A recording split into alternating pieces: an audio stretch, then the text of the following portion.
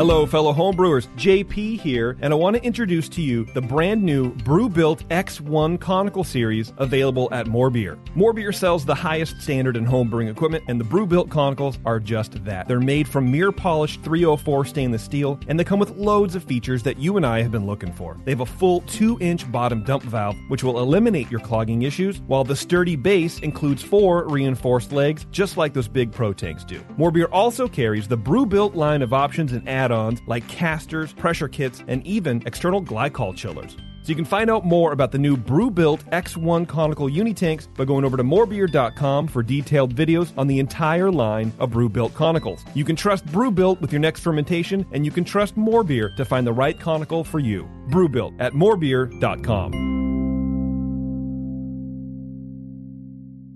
The Brewing Network Sunday Session is brought to you by More Beer. Grow your own fresh hops. It's not too late to order fresh hop rhizomes from morebeer.com. But hurry, supplies are limited. I poured it in my mouth and it just wasn't going down. My first beer was an IPA, the best IPA I've ever drank. Mostly because I brewed it. If you have a scale that is good for measuring cocaine, you're probably good for measuring hops on cocaine. You're scaring me. I think the information is awesome and the audio sucks. Make some sugary water, throw some yeast in there. And you're going to drink good beer. Yeah, it's going to be good. It's fine. God damn it, man. Oh, my God. Oh, uh-oh.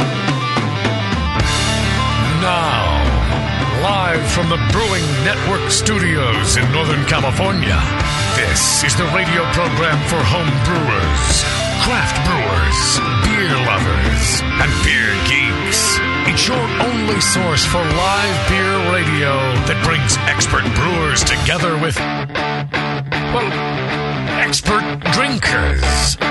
This is the radio program with a head on it. This is The Session. All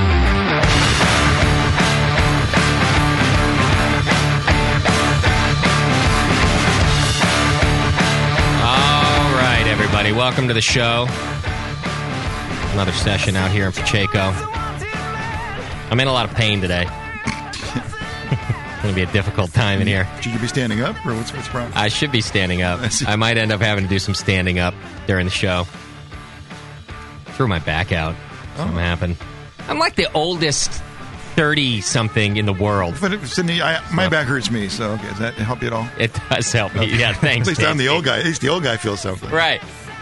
It's like an old injury. Oh. You know? Well, so is mine. Very old. Yeah, yours is like a nom wound. It is a high school football injury, but yeah. I see. Yeah, but, you know, wow, that's really old. It is old, yeah. Yeah. Oh, yeah, and I played one game, so. It hasn't gone out in a while, but I don't know what happened. Something happened yesterday, and hard sex, jerking it too hard or something. Yeah, yeah, too much pulling on a push. I thought it was going to be fine, and today I could barely walk, and sitting is the worst. So if this show lasts 45 minutes, you know who to blame. That's me. You know. Wow, that's how it's going to go. All right. Send in we need some local listeners with a lot of Vicodin to come on over, have a party, join the show. We love having guests over. There's probably some laying around here. Oh man. Just on the floor somewhere. Let me check under Doc's seat here. Yeah, look under Doc's seat for me, will you? Nothing there. Yeah. Did I ever tell that on the air that I used to change truck tires for a living? And I was like the skinniest guy ever to change it. You know, I mean like truck tires. Right. I don't mean I don't mean like the Cadillac. I mean like tractors and trucks and earth movers and that kind of. That was a shitty job. Why do you do that? Why do you volunteer to do that? You know, I was struggling, man. I was 17 years old. I just moved to the Bay Area. I had shit. I had nothing. I was bussing tables 3 days a week, and I was changing tires 4 days a week just to pay the rent. And at that time, it paid me like $8 an hour to do the truck tires. And eventually, I got a raise. Like I became a whatever it is, like a journeyman. I think that's what it's called when you become, do more tires. Right, when you know how to do it all, and they up your pay, right? So I was making $15 an hour, and at 18 years old, I mean that was as good as I could do. I had no skills. I was going to community college, you know. So I was changing tires, and like half the time it was okay. It wasn't so bad. It was kind of a cake job, but the half of the time that it wasn't cake, it was real shitty. And so, you're lugging around. I'm not complaining. It's a life experience. I'm just, whatever. So I'm changing these, 250-pound truck tires. And just eventually, I think I did it for 3 or 4 years. And one day, I can't really describe it, but it just, like something in the back just kind of went, like you could feel it slip. You could feel it kind of, I couldn't walk for a month after that. And it turns out I squished a bunch of discs and all this stuff. Anyway, it's a very manageable thing. It just happened when I was young and stupid and doing a job that I shouldn't. I was half the width I am now. And look at these arms. Look at these guns, right? I wasn't even like that. Hardly big enough for that. I didn't even have that when I was doing it. And so, but I had all the willpower in the world because I needed to pay the rent. You had to for a 250-pound tire. That's pretty good. Oh, so that's earning a paycheck. Needless to say, I never changed tires after that or did a whole lot of anything else. Physical. So normally it's pretty manageable. Basically, after a brew day, I'll feel it, right? If I do some brewing, it'll get sore. Other than that, I have a desk job. It's not a big deal. Good thing you don't brew very often. Exactly. It's one of the reasons. Anyway. Today, is that an issue? I'm like limping around the house. I got a cane in one hand. Wow, the cane. Nice. Oh, man, it's Are you really using a cane? I thought about it. There's one leaning out there, my mother's cane, and I thought, it's bad. Watch, you'll see. After sitting in this chair for the first, half hour of the show, when we get up for the break, because it's worse when I'm sitting like this. This is the worst spot to be at. To get out of that position. I need like a recliner to do the show today. You'll see. When I get up, I'll be like half hunched over. You'll see. Go to justin.tv/Brewing Network, folks at home. You can watch this all, and you can watch my agony on the webcam. When I limp out of here like a crippled retard. I'm going to start planning jokes now. Yeah, go ahead. No, it's fully joke-worthy. So I'm self-medicating with this. First, I had a nice Belgian blonde from Chad. Now I got myself a double IPA I found somewhere in the back of the stripperator. And who knows? It's either I'm going to win Drunk of the Week or it's going to be a 45-minute show. Like one of those two things are going to happen tonight, right? Stay tuned to find out. Yes, yeah. All right. But I am still happy to be here. The show must go on. I'm just probably going to bitch about it frequently. That's new and exciting. Looks like we're the only ones that know that. Now you're complaining. Right. But some cool things that will help you view and listen to all of my agony tonight and the fun that's happening. We launched our very own iPhone app this week, which is kind of exciting. Being the techie nerd that I am, I just thought it was fun to launch an iPhone app. I don't get it. I haven't gotten it yet because we have to pay, apparently. Yeah, Vivo's like, Vivo goes to buy. She gets my tweet that there's now an iPhone app, and she's excited. She's an iPhone lover. And goes searching for the app, finds out it's $1.99. It's like, passes. It's like, fuck that. A couple other listeners did that too. So I'm glad that you bring this up. That's the way it is. Sure. Well, so here's the apps. It's cool. It's basically for live streaming. You don't get any of the archives or anything on it. Give me some time on that. We might work on some other apps, but it's just so that you can listen to us conveniently live. Like you're driving down the road. It's Sunday at 5. You're not going to make it home for the show. Click open the app. We're live right now. You can hear us everywhere you go. And there's always something streaming live. We play the archives all the time, so you can check it out. So that's the deal. And it's $1.99. It cost me a hell of a lot more than that to get it made. And it also cost me a hell of a lot more than that per month to stream audio to it, just so you know. And not that anybody needs to know all the details, but when you stream audio live, you pay on a per-listener basis. That's just the way it works. And the more listeners you have, like we have quite a few listeners, obviously the more expensive it gets. So look, at everything we do can't be free. I mean, Tasty's free, Bevo's free, right. Chad's free. All of the shows that you know and love are totally free. You download them. You've been downloading for free for 5 years now. Not everything we do can be free. That's why we sell T-shirts. Can't give you those for free. And it's why we sell things like an iPhone app. It enhances your user experience, and it's $1.99. It helps take their guilt away. There you go. Right? Of all the freebies to get it free, right? would be they feel guilty, wouldn't it? After all that. And really, I'd like an example of one thing that you've bought in the last week or so that cost $1.99. That was less than $2. Something useful. I don't mean a fucking Pepsi or something like that, because that's not useful or good for you either. Something useful that you've got for less than $2. Anybody? Crickets, I guarantee. A year I supply can't or think an of indefinite anything. supply? Okay. $1.99. That's a lot. So a couple people they did right in. They're like, hey, really, we got to pay for this thing? And I'm going, yeah. What is this? What am I? Is a socialist country now? Just because we passed a health care bill doesn't mean it's communist China over here. Not everything's for free. We're capitalists. How about almost free? You got to buy that shit. It's almost free. Yeah. I couldn't drive the Cadillac down the block for $1.99. That goddamn thing uses so much gas. It'll at least be $2.50. Yeah, I don't think you could start it up for $1.99. Probably costs that to start it. Now, I'm just making a bit. Most of you guys were real cool. I know a lot of you guys don't care about paying $1.99, and I appreciate that. It's a cool app. Go check it out. You can go to the iPhone. I really did. You can go to. You didn't buy it. I really haven't bought. I will buy it, but I really didn't buy it. The thing is, I can't even give you like a code to get. I had to buy the goddamn thing because it's through like a third party. That they built it for us, and They don't know coupons. And iTunes sucks so many dicks that you can't even like do your own billing. Like they are in charge of it. They take a chunk of it. I don't even know what chunk yet. I think it's something like 35% right off the top goes to iTunes. Smart bastards. So there's all these things. So I had to pay for, when the company emailed me and they said, oh, your app is available for download. It's ready. Check it out. Congratulations. I go to check it out and I had to pay $1.99 myself. I paid them on top of that. I've actually never paid for an app, so it's really be exciting. Maybe that's what it is. app. People aren't used to paying. I see. Well, see, and you're going to be missing some shows coming up, and I'm sure you're going to be worried about what's happening. Oh, yeah, I'm going to listen to beginning to end. Right. Yeah, listen live. That's what I'm saying.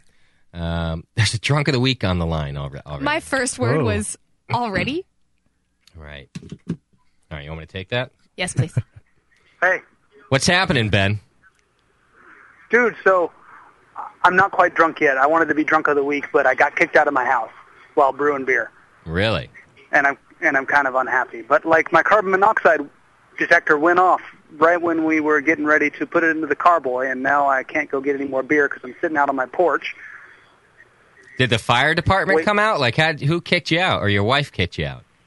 No, I kicked myself out. I mean, I don't want to sit in my house while my carbon monoxide detector is bleeping like mad, Oh, it's fine. It'll get you real high, and before you know it, you'll be feeling good. No problem, right? Yeah, it's fine. It happens around here all the time, sometimes on purpose.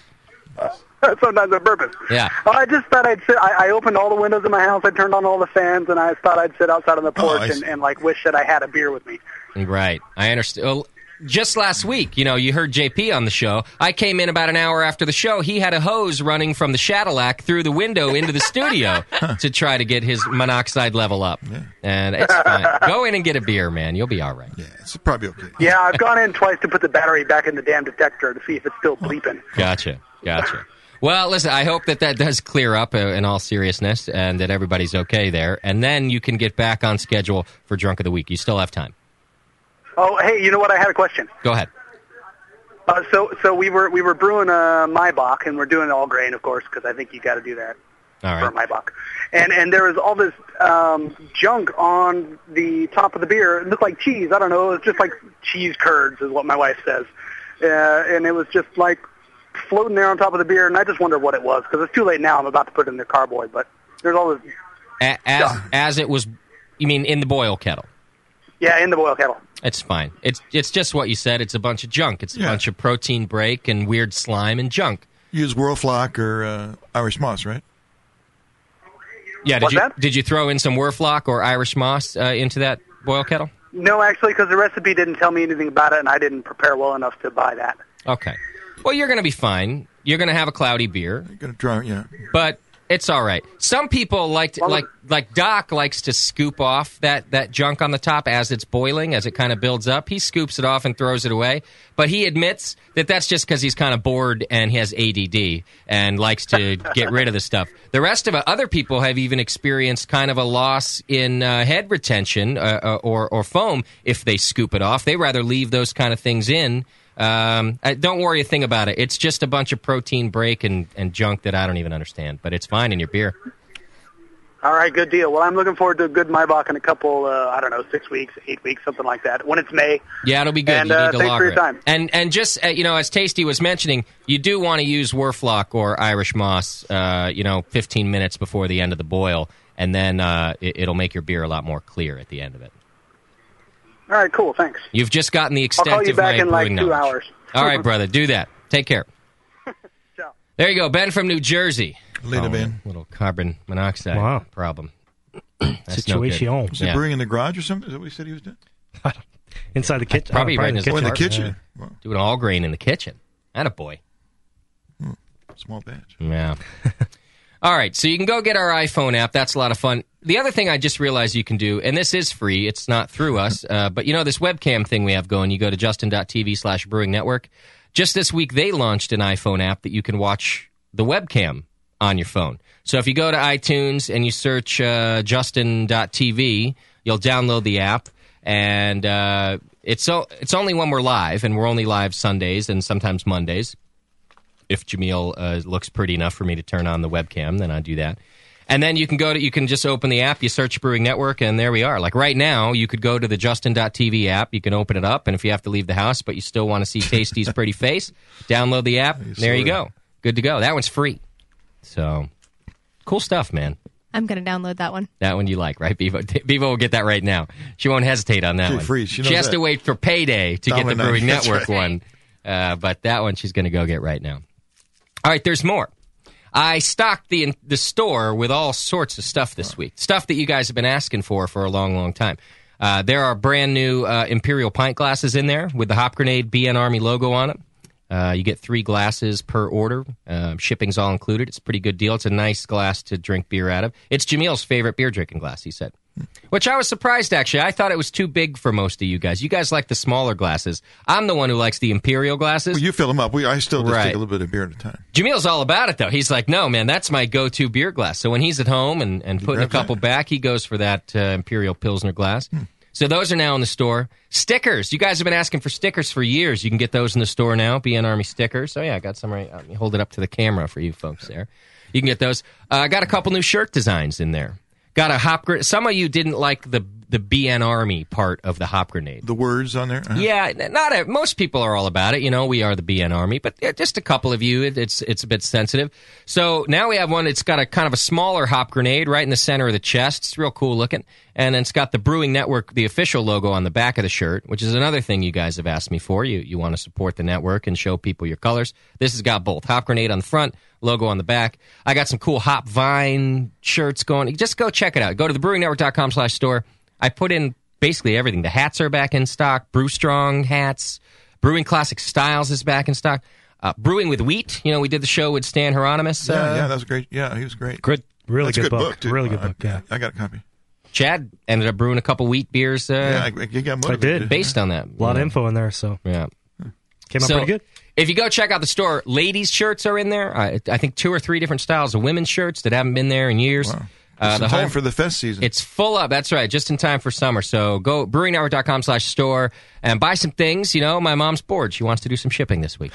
So buy some stuff. Shipping goes out pretty fast now that she's doing it, too, which is pretty good. In fact, I got some feedback today that somebody was expecting my lazy ass to take 6 months to get him his glassware. He got it in 4 days. There you go. That's like Amazon right there. 4 days is Amazon shipping That's time. like next day shipping. See? Crack that whip on my mom. Broken wrist, my ass. Did you change tires? Get your ass. I know. Yeah. I got to get her out there doing that next. Get her a real job. Right.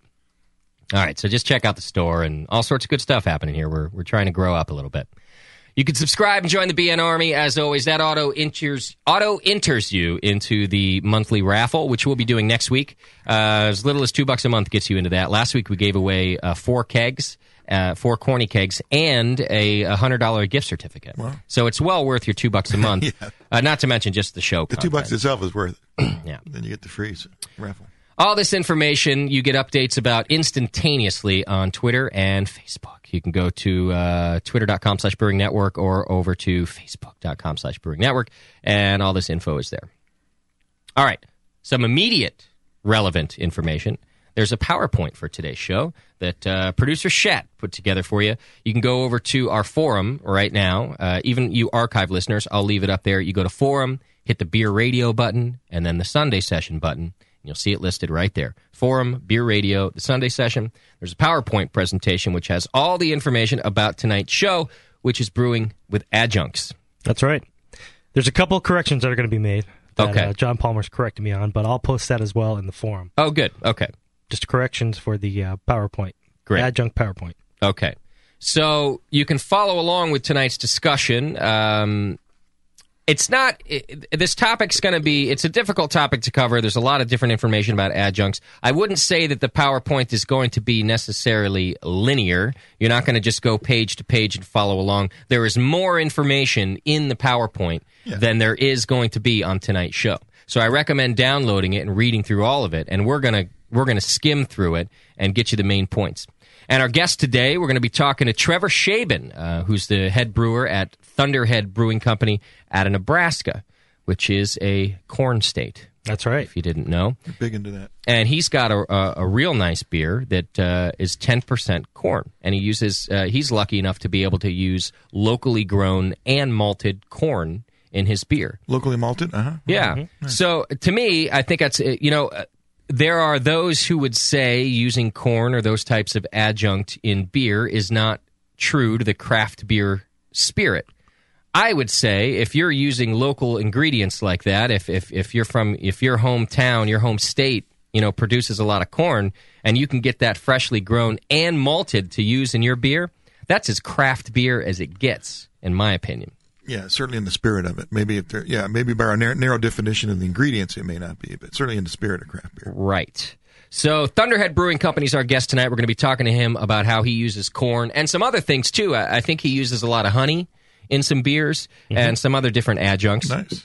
A little later in the program, the great, our friend, the most humble brewcaster on earth, I think he's been called, John Palmer, is going to join us on the program. Nice. He's kind of our go-to everything that we don't know about guy, John Palmer, and so he's going to help us out a little bit today, and we're going to get through Brewing with Adjuncts.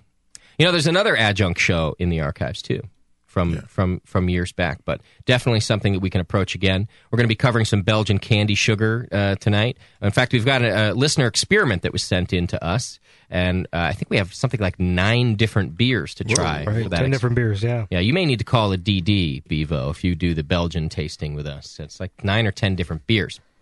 Now, you might have noticed, especially since you've only heard my voice today, that we're a small studio. JP...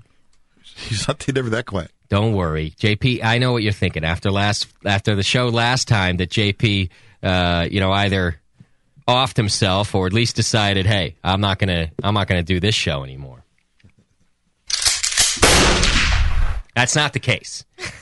He's actually working. He had to go. He's down with our good friend Push. He had to shoot a video with Push they're this working week. down there. Working on some brewing stuff, so he missed this week. Doc called in sick this morning. He was supposed to help us cover rice as an adjunct today, but I think it was coming out of both ends this morning. He said he's been he spent a lot of the morning. I hate that expression. I think it's so gross. It's pretty gross, but I prefer it over like describing what he was doing. Like I could have said, he spent the morning in the bathroom puking and shitting, right? I'd rather say it's coming out of both ends. What do you think, Bevo? Which one do you prefer? I think puking and pooping.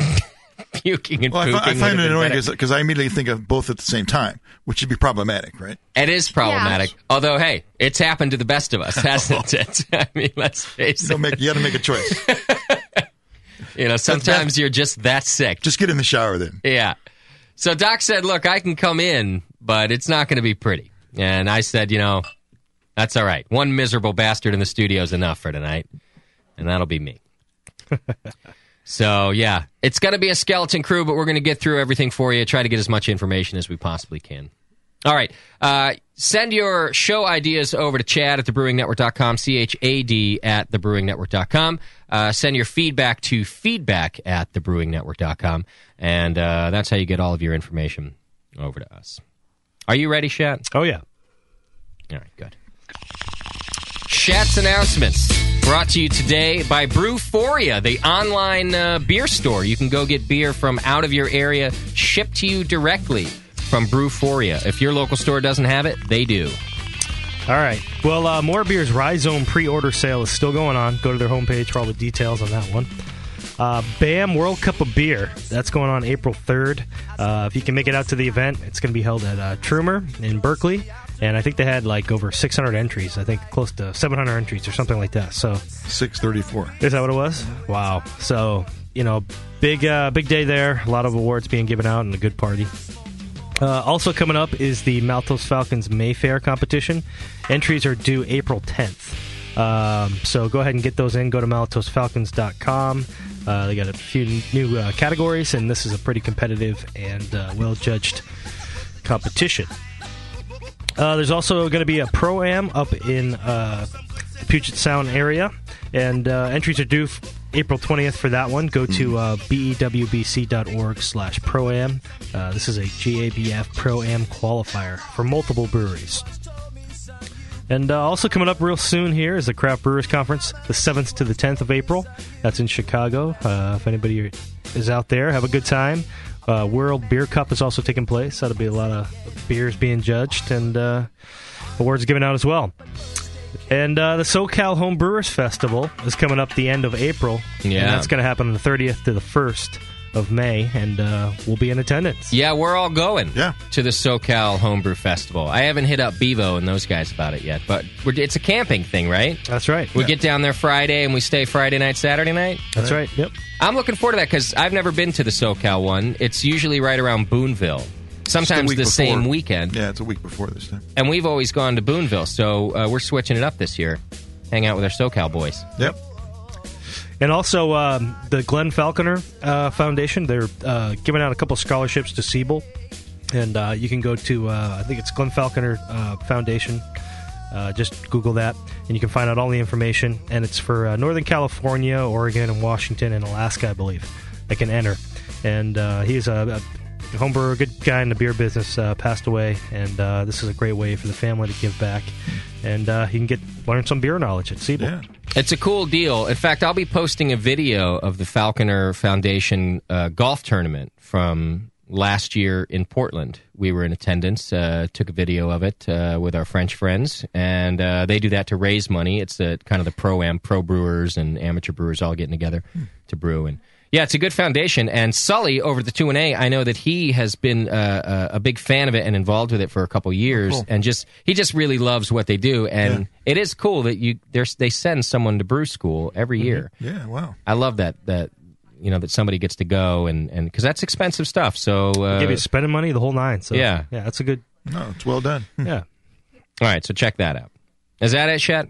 That's it. All right, don't forget, Chet's announcements are brought to you today by Brewforia. You can go to brewforia.com, and that is our online beer store. When we're looking for stuff out of the area for some of the guests, we go to brewforia.com. And I'll tell you what we're going to be doing with them is, as far ahead as we get booked in advance, we're going to let them know and try to make sure, at least as much as possible, it's not always possible, but as much as possible, to get our guest beer, in the store. Nice. One of the big complaints that we've had since the beginning is that we're in here drinking all this great beer and our listeners can't get it. And this is a way to start to bridge that gap. So good idea. Yeah.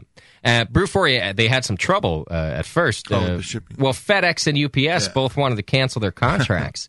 They let all wineries can ship up the wazoo, but you try to put beer in a box, and oh boy, yeah, that's crazy. It's like different. Well, he got it all worked out, and he ended up getting a contract from UPS, and he's back in action. So go to brewforia.com and check that out. Great.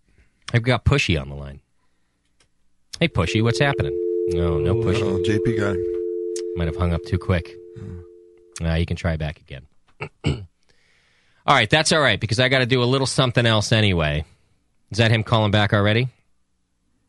I could just answer it direct. Hey, Push. Hey. What's happening, brother? You guys are coming down to the SoCal Fest? Yes, I meant to call you about it last week. How can I be an employee and not know about that? We just decided. It was just decided. They had to get me drunk and tell me how great it's going to be before I would agree to leave the studio. And break your back or something, kick you in the back to get you to go. I will be getting wheeled around. In fact, my mom's got one of those easy chairs, Oh, yeah. I might be using that. We'll get you fresh batteries every day. Wow. How cool would it be that I'm wheeling around in my mother's easy chair Get thing? the one with the Yeah. You know, we can fly like a hop grenade 8 feet off the thing with a big like PVC pole. People will see you coming. I'm into it. We can have a decorate my wheelchair contest. We'll have wheelchair races. We can do that. We can have throw sharp objects at the wheelchair contest. It's going to be fun. I'm real excited. This is great. Good news, man. So you're going to be there with us? Oh, of course we'll be there. Yeah. Now, are you going to camp or what? Yeah, absolutely. It's the only way to go, dude. And then Friday nights, you got the Dead Pallet Society. Right. And Saturday is a lot of fun. And then once the crowds clear out, Saturday night gets real nutty, and we just empty all our kegs into each other's faces. Sounds like a lot of fun to me. Yeah. We can keep our clothes on, right? You know what's interesting is, so we've gone to the NorCal Fest quite a bit. I think we have more members of the BN Army at the SoCal Fest than we do our own NorCal Fest. Yeah. Well, first of all, it's bigger. So it'll be exciting. You're going to be real surprised. I'm excited about that. It'll be cool to meet some people that we haven't met before and get to hang out. And, yeah, we're doing the whole thing. So that's great news. Actually, this is kind of really bad news for me because up until now, I've kind of been a celebrity there. And now you're going to overshadow me, so maybe I shouldn't go. Really? Yeah, no one's going to care about me if you guys are there. We don't want to steal your thunder. I would hate to steal your thunder. That's not true. Yeah, I don't care about you. Yeah, why don't you not come? Okay. All right. Can we do that? All right, you convince me. I've changed my mind. You convince me. All right, if that's the way it has to be. That's all it took. Okay. No, you guys got to come. That's real cool. Our problem is we don't have a campsite yet. I don't know. No one's offered to let us. That is the problem, dude, because they've been booked for months. Oh, oh, really? So there's none left even.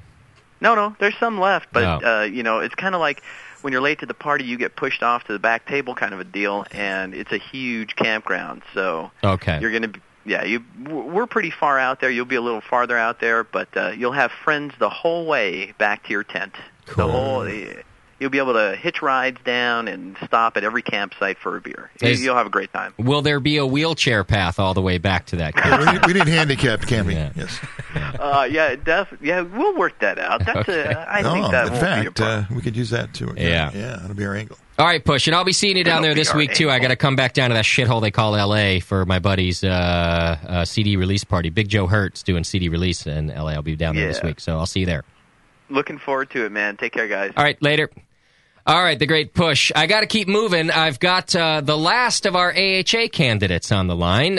Steve Marler is on the phone with us, I hope. Steve, are you there? No. Steve's not there. Hose is running. Yeah, maybe he's at the bottom of his brewery. Oh, he's got a leak. Hey, Bevo, do me a favor. Call that number on your outline there, the first one next to Steve, and see if we can get a hold of him. So the AHA elections that we've been doing, we've been talking to each of the candidates over the last month or so, and it's for the AHA Governing Committee, the American Homebrewers Association, of course. You can go to homebrewersassociation.org and vote for your members. You get to vote for 4 people. And there are 9 candidates. Steve is the 9th candidate that we're supposed to be talking to today to get him on the line here. And I'm one of the candidates as well. You can vote for me and then 3 other people, like, say, Jake or Drew or Steve today, all of these things. And the deadline is coming up, though. You do have to be an AHA member, which you can sign up for that right through the Brewing Network. You can go to the store and find the AHA memberships in there. You can you can just click the AHA logo on the homepage. You can sign up that way, but you need to sign up quick because the voting deadline is, I think it's this Wednesday, 11:59 Pacific time, March 31st. Yeah. So it's coming up quick, guys. So if you want to sign up, you got to do it now, and then you get to vote. You could make me your leader. Really, I would just end up being your governing committee lackey. You know what that sounds like? Make me your leader. Wow. I am. I'll be a real Nazi about things, too. Oh, you'll change. Yes, I will change. Power does strange things to a man. I will get on that governing committee, and before you know it, I'll be cursing on the air. You'll be governing. I'll be governing things. You guys can call me Gubna. Gubna. Yeah. Which is a lot better than what you call me now, by the way. All right. Hey, Steve, are you with us? I'm there. There he is. Hey, Steve, how you doing, man? I'm doing real good. Thanks for having me on. Glad to have you with us, and looking forward to finding out a little bit about you.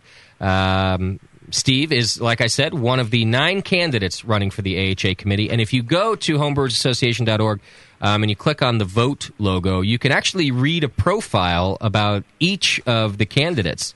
And Steve's done a real nice job writing his. He actually wrote some of the points there that he's interested in doing if he becomes a governing committee member. So, Steve, why don't you tell us a little bit about yourself?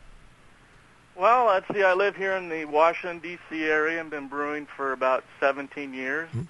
I'm a member of the Brewers United for Real Potables homebrew club out here, and BURP for short. And I've been president a couple of times, and various other officers within the club. And basically, I love home brewing, and it's a great hobby.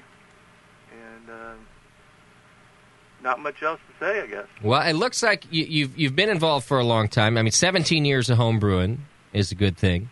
And a couple of things that you mentioned on your page over here on the Homebrewers Association website is legislation to make it easier to ship homebrew and to competitions. I think that's an interesting thing that you might bring to the table, something that you seem to be interested talking in. about Brewphoria having the trouble shipping their beer with UPS. It's the same thing with homebrewers. If you go to UPS or FedEx and tell them, I'm shipping homebrew to a competition, they can tell you no way. And of course, it's illegal to do it through the United States Postal Service. So yeah. I think it'd be a good thing for the AHA to work on now that there's only 3 states left that have legalized homebrewing. Right. Good idea. And they're doing a good job with that kind of stuff, so moving over to that side would be great, too. Yeah, because it turns us into liars right now. We all have to go to USPS and say, I'm sending yeast samples. Right, or vinegar. Right. And who wants to be a liar, right? Let's get homebrew competition entries included in that exactly. deal. Right. So that's a good one. Another thing that you've mentioned here, and now these are just ideas, and look, Stephen and I don't know exactly what we're going to be, how much they're going to listen to us when we get on the committee, but we sure as hell can try. And one of his other ideas that I really like you have here is kind of a quarterly reports, even if it's via email, to members of the AHA so that we know about what's happening, staff activities, what's been going on, just a way to be informed. I like that idea of yours, Steve. Yeah, I mean, some of the other guys have talked about this, too, about you have to engage the membership that they've been focusing on new members lately, but, are they providing value to the home brewer? And I've talked to a previous committee member before, and he said, well, you just don't realize that the small budget they're operating with. And, my comment to that is, well, show everyone what they're working with and what they're doing with what they have. Right. No, it's a great way to do it. And so I think, a lot of Stephen's kind of main points seem to be keep the AHA relevant to us homebrewers and let us know why it's relevant. And I think that's an excellent point that you make, Steve. I mean, we need to know why are we paying our dues and what's going on. And I think that a governing committee that really focuses on that can't be a bad thing. Yeah, when I was thinking about running, we have a listserv out here called DC Beer, and pretty much people on the East Coast, a lot of people are on it. We just talk about beer and what's coming up around in beer in the area. And, I asked people, what do you think about me running and what do you think about the AHA? And I got comments like, it's no value to me. The pub discount program isn't where I am at the time. I go to a lot of places. Zymergy's slightly interesting, but not worth my annual membership. And another guy just saying, I think they really need to re-examine its reason for existence. And it's great that they've been building up the new members, but there are people dropping off that have been members because you can get all kinds of information on the web. I met a guy at a party last night, a young guy that said he's gotten all his information from the Brewing Network that's made him a good brewer now. Wow. So did you try his beer, though? You got Brew Your Own magazine, and Zymergy's a great magazine, but I don't think people are saying, well, I'm not going to pay the annual membership just to get Zymergy. Sure. Well, and these are all excellent points. Every good organization needs to remain relevant, and I think some new blood on the governing committee is a step in that direction.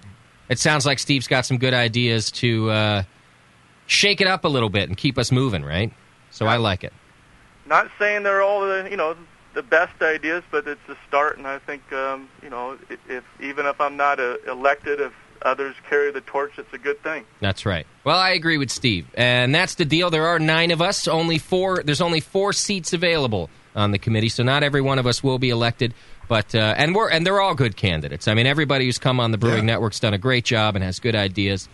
We just wanted to make sure you got to hear from each one of them personally. So, hey, I'm sorry, JP isn't there. I talked to Tom Cannon, the exam coordinator, about his BJCP exam. And, you did? Yeah, and Tom said that because Tom's in our club, and he said, well, I haven't gotten his exam from that group yet, and so I guess JP better get a hold of Tom Schmidlin again and get on his Great. Hey, Steve, that's what we need you to do is get JP riled up again. Yeah. Yeah, so that he can curse another organization. It'd be great. Well, that was the one thing I thought I might have going for me. The guys sitting next to you every weekend aren't even pulling for you, so I thought, maybe I'll have a chance. Yeah, I know. You might. It's a good telltale sign about my personality. Except that your Facebook page has a lot more fans than mine. I haven't looked at it in a while. Last I looked, it was in the hundreds. Yeah, I'm only at 30-something. Oh, hey, that's not bad. Listen, I'll tell you, just to be honest with you, I've heard that in the past, voting is not been wonderful for these elections. Right, it's very low percentage that actually vote, and I think a lot of that's because I talked to some various clubs I went to. They don't know about it. Right. There's nothing that goes out that is voting unless you're on Tech Talk or one of the other forums. So. Right.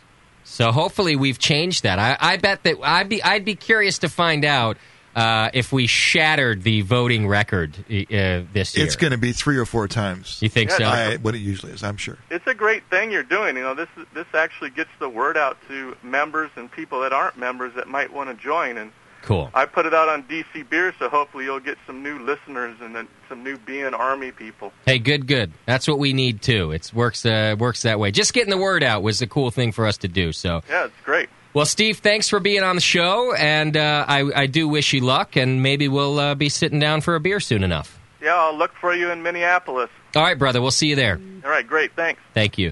Bye-bye.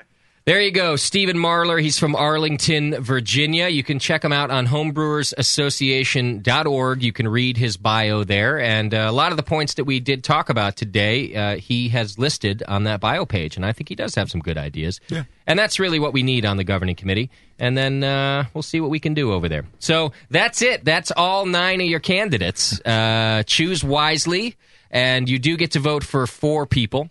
And voting ends on the 31st, so that's this Wednesday at 11:59 Pacific time. You do have to be an AHA member, and you can do that through the Brewing Network, too. So I encourage you to vote. I mean, why not, right? You can't go wrong. No.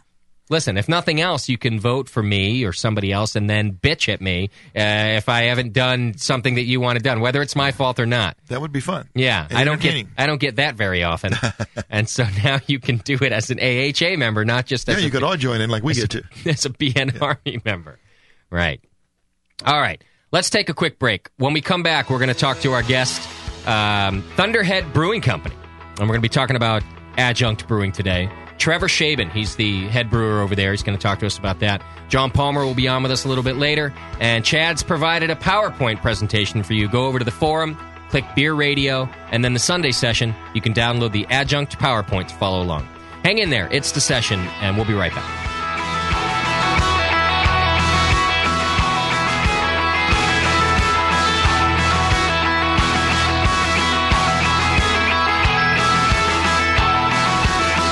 You're listening to the Brewcasters. On the Brewing Network.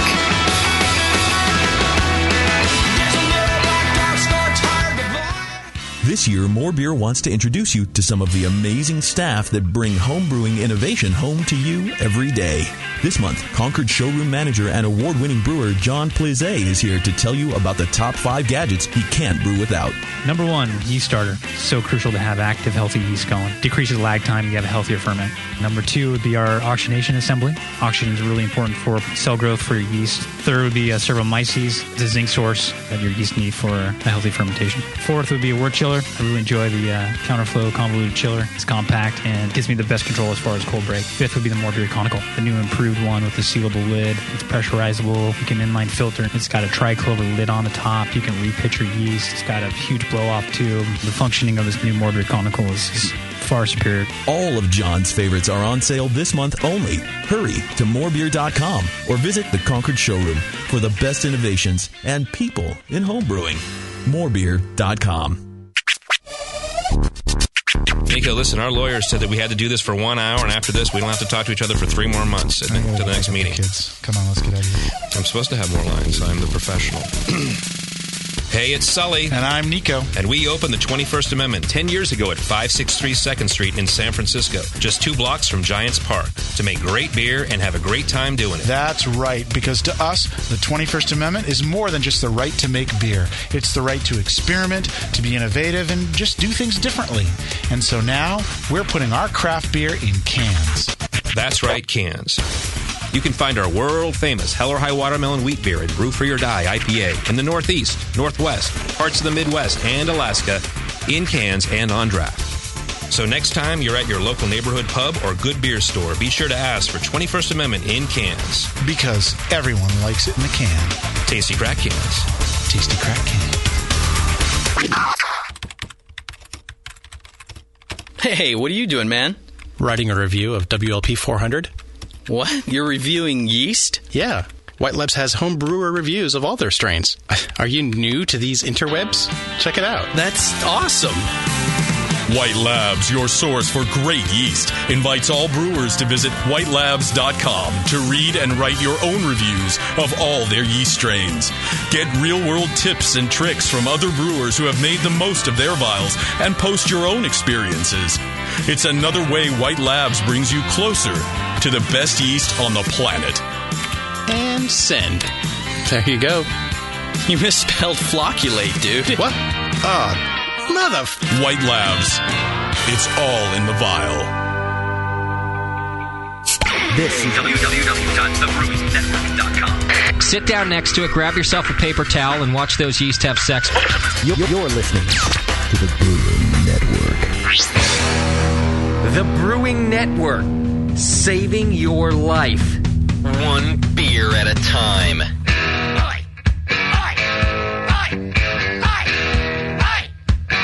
All right, welcome back to the program, everybody. If you were listening to the beginning of the show, you knew to tune in to justin.tv/Brewing Network and watch me in agony throughout the break. Tasty's doing his best to medicate me. So that these aren't strong beers. That sitting here is not a beer. I'm drinking Tasty's Dortmunder. It's actually a nice beer. I'm looking to brew this next. So I brewed. So in 2011, I brewed a Mirror Pond rebrew. For Can You Brew It? Yeah. Yeah, about a week ago, which went surprisingly well. Tasty. Didn't get burnt or? I did not get burnt. I'm no rookie. By my standard, that's a good day. Yeah, if you don't end up injured. Yeah, if you're not at the hospital. Yeah, things went well. It seemed to have gone well. Original gravity, a couple points high, but a couple points. Who's counting? Did you adjust the hops to match? Or? It's fine. No? Okay. And then it finished right about where I wanted, and it's going to be good. Yeah. He did hop up the beer a little more. I did hop it up a little bit. Just a handful. Well, we'll talk about it on the Can You Brew It show, but, Chad had pointed out some specific things that the brewer said in the interview, which I went back to and listened to. Good. And I was glad he did that because he was right about a couple of things. So we'll be talking about that on an upcoming Rebrew It show on Can You Brew It, my Mirror Pond clone, which will be ready by the time I get home next week, Tasty. So maybe we'll be trying it then. I think we'll be doing that a week from Monday, that show. Okay. Or 2 weeks from Monday. 2 weeks from Monday. Clone, baby. I'm going for it. All right, I've got Trevor on the line from Thunderhead Brewing. I hope, at least. The way this show's been going so far, he might not be there at all. Trevor, are you there? Yes, sir. I'm here. Oh, look at that. And he's loud and clear, Sounds too. Great, too. Yeah, Trevor. great. All right. How are you, brother? I'm good. How you doing? We're doing just fine. Welcome to the program, and thanks for being with us. Thanks for having me. So you are the brewmaster at Thunderhead Brewing Company. You guys are out of Kearney, Nebraska. Do I have that right? That's correct. We kind of call it Kearney, but oh, you do? We'll call it that as well. Kearneys. Do you have a lot of Kearneys in Kearney? Surprisingly few. About once a year. Okay. I love carnies. There was a documentary about carnies once, just the people, the carnies, that travel. Oh, fantastic group of people right there. Just guys That'd you want to be an hang out with. interesting show. Yeah, it was very, very interesting. All right. So how long you been in Nebraska? Are you a native? Yeah, I grew up in a small town about 70 miles southwest of Kearney. Okay. Holbrook. Got it. And how'd you get into brewing? Actually, I was in the Air Force, and I was underage. But I found out you could buy brewing ingredients at the Whole Foods store. Genius. At any age. So I thought, I'm going to start brewing beer. Right. That's a no-brainer. Wow. Yeah. So that's what I did. That was about, must have been about 91. All right. So how old were you then? 19. 19? All right. Yeah. Okay, so you got into home brewing. Necessity. I get it. Yeah. Now, where were you stationed? Because were you home brewing on the go? How'd you do that? No, I was at Ellsworth in South Dakota. Okay. I used to work in the missile field, so pretty stationary, pretty regular schedule. I'm kind of thinking surprises. You really needed a beer if you're working in the missile field. That sounds intense to me.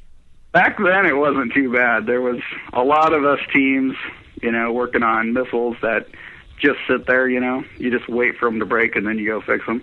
Yeah. So there was not a lot of work to do. See, that alone sounds... Oh, go fix this broken missile for us, will you, Trevor? Bring the hammer. Yep, exactly. Wow. So the little one. Are you saying you were brewing at work? Is that it? Or... No. Oh, okay.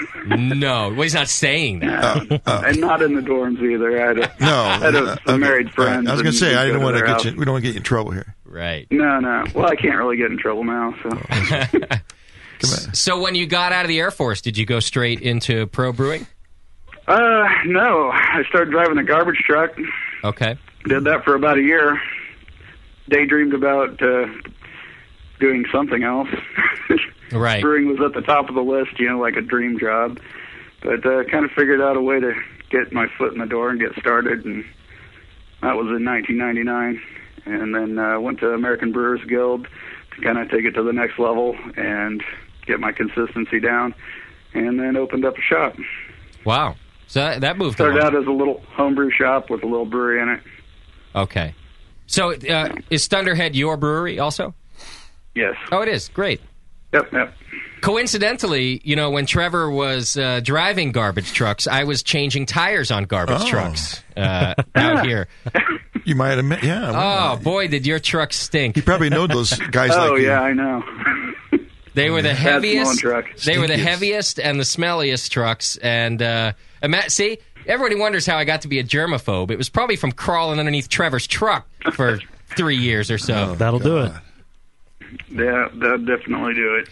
But I can I relate. used to have to crawl back in the inside of the back and scoop it out every day. Oh. After the garbage got pushed out, the residual. Yeah, that's pretty bad.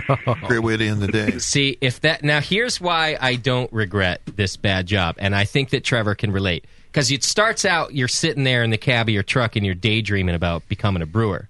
And then, at the end of the every day, you go climb into that stinky container in the back and shovel out a bunch of somebody's garbage.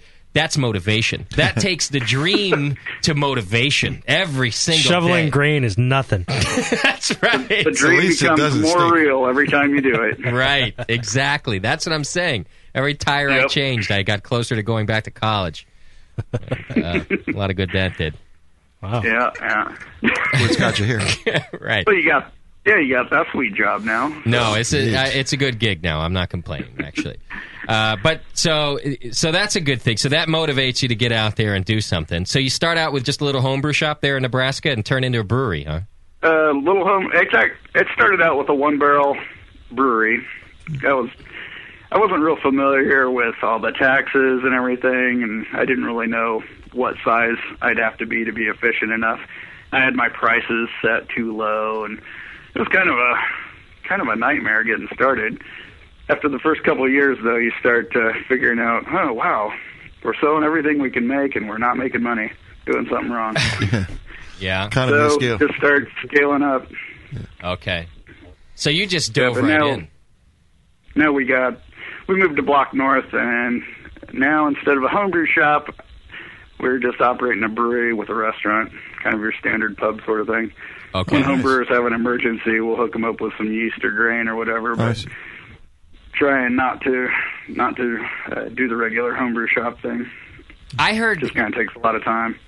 You know, there was another brewery out here, I think, that was starting. They were going to do some homebrew supply too to help out the homebrewers. The brewery, and I think. Yeah, well, I wasn't going to. Maybe it was the brewery. I don't know. Somebody, I don't know. I heard that they ended up not wanting to do it because homebrewers are a big pain in the ass. Well, down there at the Point. Well, you know, I didn't really want to say it like that. Well, and we are too, right? Like, because we go in there and we just start bitching. Well, why don't you carry this? Why don't you carry that? And we're kind of anal. Actually, my problem is we had this little one barrel system. We were brewing on it 9 times a week. Me and my dad were going back and forth, doing a 24-hour brew day for the first 3 days, and then doing the transfers and cleaning fermenters and whatnot the last couple days of the week. And every time somebody comes in wanting to buy homebrew stuff, of course, you want to talk about beer. Right. They want to talk about beer. You want to talk about beer. And pretty soon you just, you waste an hour when you got a lot of things that need to be done. Sure. That makes sense. So it was kind of, yeah. It wasn't really a pain in the ass. It was fun, but it wasn't productive. Right. In the end, it was still hard to pay the bills. It can be hard to be productive in the beer world, I will say. It can be. Because it can be so much fun, and not all the fun equates to productivity. So. Right, yep. How many barrels are you guys brewing now? Let's see. Last year we did about 730 barrels. On what size system? So, got a 7-barrel JV Northwest with 14-barrel fermenters. Perfect. I like that. That's like the most versatile. You can brew tons of different beers. Yeah, it's a nice little system. And at the time I got it, there were a lot of brew systems available, and a bank owned it, and they were trying to dump it, so I got it for a steal. Really? And I didn't really need it at the time, but I, just couldn't let it go. Yeah. And we've grown into it. And now I'm actually looking for a 30-barrel. We'd like to move to another building. Ready to expand? Yep, we're ready. That's a big expansion. Great. So was your locale ready for craft beer when you started, or did you have to really kind of train and educate and get them into craft beer? I would say if you put all the craft beer and imports together, like into one container, you'd have about 30 gallons of total sales in the previous year. Really? I mean, there was no market. There was a little bit of Guinness being sold in town, and, that was about it, 1999. So it was an American light lager town. Oh, big time. Yeah. Coors Light owned the town up until fairly recently there, and then Bud Light kind of got a little bit ahead of them, but yeah, definitely light beer. Okay. So it was so bad, in fact, when we were trying to get licensed to put a pub in downtown, nobody understood what we were trying to do. They kept trying to stick us in the heavy industrial district, and it turned into a big 6-month kind of legal nightmare that didn't really break until the Omaha paper kind of caught wind of it and started making fun of the local powers that be, and then they just, they stopped looking at me, they stopped talking to me, and everything passed.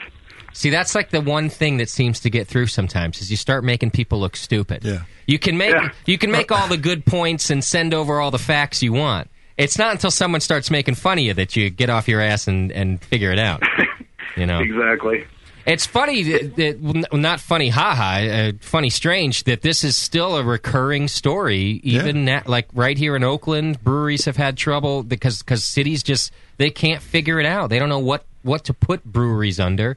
And what's weird about it is that, there was a time that every city had a brewery. I mean, there were breweries everywhere. And we forgot about all that. All the laws changed. And now, a guy like Trevor comes in to open a brewery and nobody knows what to do with him. Yep. And those days are coming again. 50 years from now, it'll be like that, I think. Right. Okay. I mean, if a town this size was a 26,000 person town, and we've got 2 breweries right now. Yeah. Which is more than our share, I think. But right. That is a lot now for that many people. It's a small town, and we're growing. People seem to like it. I don't know. So I think every small town will have a brewery soon. So once you got started, how did it go in terms of the consumers? Now, I know you said you had a one-barrel system. You couldn't make enough beer, and then you upgraded. Right. But what was their reaction? I'm just curious, your interaction with people when they're trying this craft beer of yours for the first time. Oh, most people, when they try it the first time, they're kind of shocked. And I kind of developed a system for introducing people to craft beer. It's like in my pub, it's a regular pub, but we don't carry any Anheuser-Busch products, which is the most popular beer sold around here now. Okay. So when somebody comes in and asks for, like, a Bud Light or something, and we explain to them that we're a brewery, and then they say, oh, can we try some of your beer? First thing I put in front of them is IPA. You do. You go right for it. That-a-boy. They're not going to like whatever I put in front of them. They want an Anheuser-Busch product. Right. So they're going to taste that. It kind of blows their head off. Then I'll give them some honeyweed or, something nice, kind of light tasting. Right. And they go, oh, wow. They're just shocked that they can drink something that I made. Right. Like, well, that's pretty good. I'll have that. I see. Now 4 I like pints this. later, I see. You get them kind of startled with that they won't be able to have any beer they Sure. like. And then you give them, because he's right. If you give them something subtle at first and they're expecting or they want an Anheuser-Busch, then there's nowhere to go from there. If they didn't like the honey wheat right off the bat, there's nowhere else to go. That's right. Hang them off the cliff a while. Yeah. And then bring them back. Kick them in the nuts and then give them a little massage with the honey wheat afterward. you can't give them an Imperial Stout because too dark. They won't even really taste it. I mean, they'll just look at it and hate it.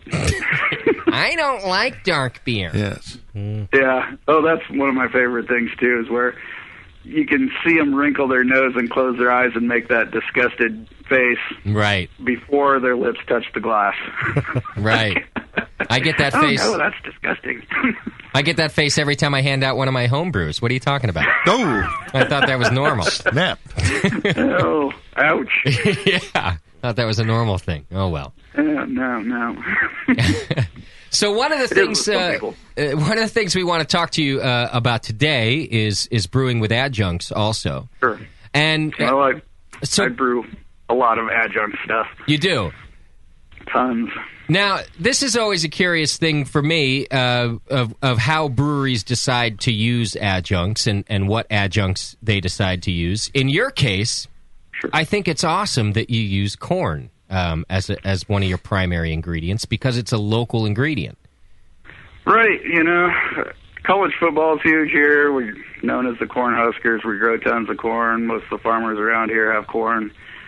So it's kind of a no-brainer to incorporate corn into the local beer somehow. Right. And I'm not a big American light lager fan, but you can do other things with grain other than make light lager with corn. So sure. That's kind of what we've done.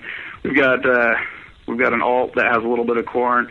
I do a dark wheat with some corn in it, and then we incorporate corn into part of the marketing with the dark wheat's called corn stalker dark wheat, and it's got a guy on there holding an ear of corn like a dagger or something. Nice. Well, you got to appeal to the locals in this case too, and I think that's a good idea. So now, did I have it right that this corn is not only locally grown, but is it malted locally as well? Yeah, I've got a friend here in town that malts corn for me. That's awesome. He malts 100 pounds out of whack, and I use about 200 pounds of it a month, probably. Not a lot, but a friend. Yeah. Is he not a maltster, or is he just a guy who figured out how to do it for you? He's just a guy. He's been homebrewing since before it was legal. Okay. And just one of those kind of guys that whenever he reads or sees something that he wants to try out, he just tries it, and he keeps doing it over and over until it starts working for him. Wow. And he malts some great corn. See, now I don't know how the rest of this interview is going to go, but that right there makes me want to try this beer. That is just an awesome, right? There's some guy around the corner who figured out how to malt some corn. He does a great job at it, and now you're brewing professionally with it. That makes me thirsty for your beer. Artisan beer, yeah. It really does. I like that. So that's the problem with the telephone. I'm drinking some. It's pretty good. Right. It is the problem with this I would damn share it with phone. people. Yeah, we'll have to invite you out here next time. We'll send the BN jet for you next time. Yeah, Oh, that'd be. Well, I might be taking it to Vegas. Oh, okay. You don't know that. All right. Hey, Trevor, the Cornstalker beer. How much? What percentage of that is corn in the grist? That's about. It's about 8%. About 8%. Okay, that's a good amount. Seems like so.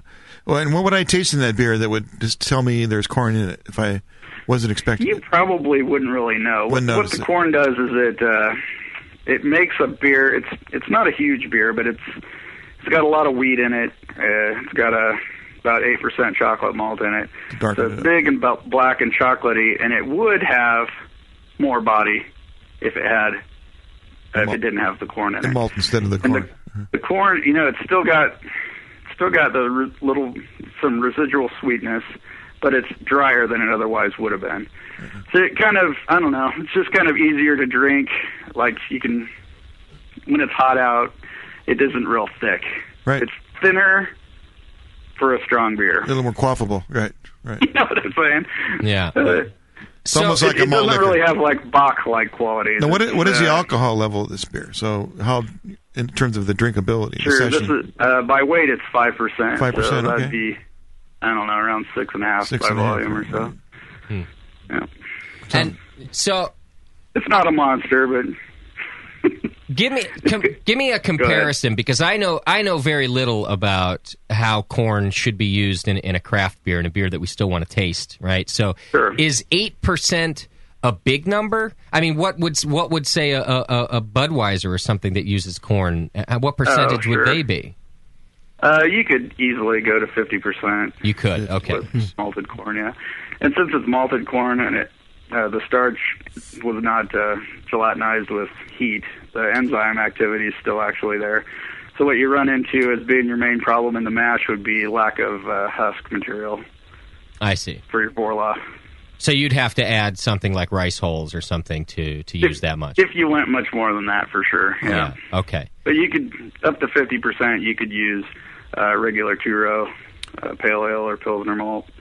And on the grist for the two-row grist, do you make that coarse intentionally or anything to adjust for that, or you just do the normal milling? No, I just mill it like normal. Okay.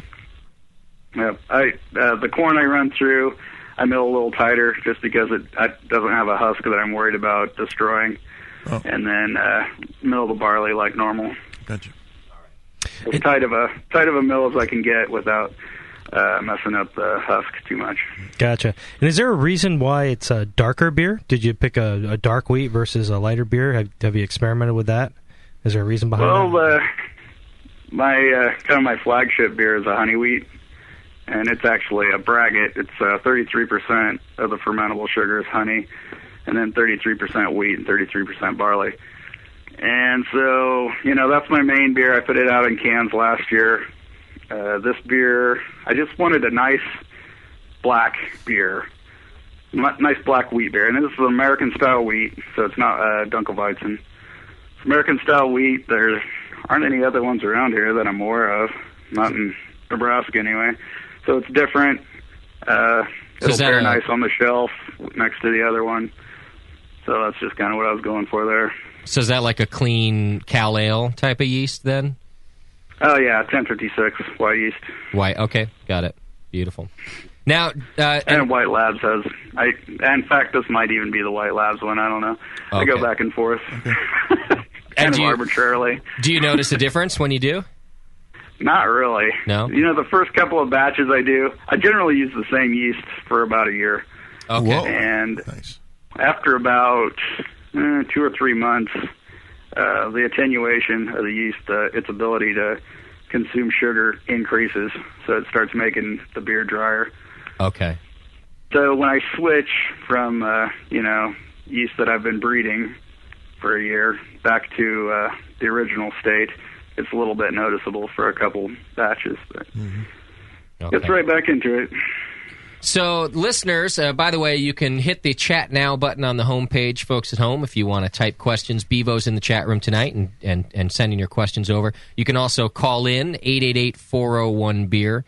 And I'm seeing that in the chat room, Trevor, they are asking about if you experimented or used or considered using higher percentage of corn in your beer? I haven't done it with malted corn just because the guy who's malting it, is doing small amounts. Okay, So, yeah. I have used, in the past, I've used quite a bit of corn flakes, and I've used rice flakes, and I've used that up to 40% in a pre-prohibition style lager I did a few years ago, and I didn't have any trouble with that. So it's a lot like using wheat, really. In fact, I'd say it's a little bit easier to use than wheat. Talking about the rice or the your mash goes? The rice or the corn? The corn or the flaked corn. Either So one. what's the difference between malted corn and flaked corn then? Sure. Flaked corn is run through a steamroller where the heat gelatinizes the starch or makes it available to the enzymes in your mash, where when it's malted, it's kind of accomplishes the same thing, but it doesn't flake it. It's still in a whole kernel, so it's kind of protected from staling, and it still has some enzyme activity. Okay. All right. And listen, as we're starting to get into these technical things, folks at home, you can go and download Chad's PowerPoint. He does have some descriptions of things like flaked wheat, flaked corn, malted wheat, malted corn, all these different things. They're all in the PowerPoint. You can go to thebrewingnetwork.com, hit the forum button, go to Beer Radio and the Sunday Session, and you'll find his adjunct PowerPoint. You can kind of follow along. There's a lot of info in there that we're going to try to get through tonight with Trevor, and also John Palmer is going to join us later. But you can read about a lot of these descriptions right on there. So another, and we can come back to corn as questions come in from the chat also. But you just mentioned also that another adjunct you like to use often is honey. Mm-hmm. Oh, yeah. Actually started out homebrewing honey wines. And that's all I made for probably the first 2 years. Okay. And then I transitioned over to beer. And I always liked making honey wine, but beer would get done faster, and I was having trouble understanding how yeast worked, so I switched to beer.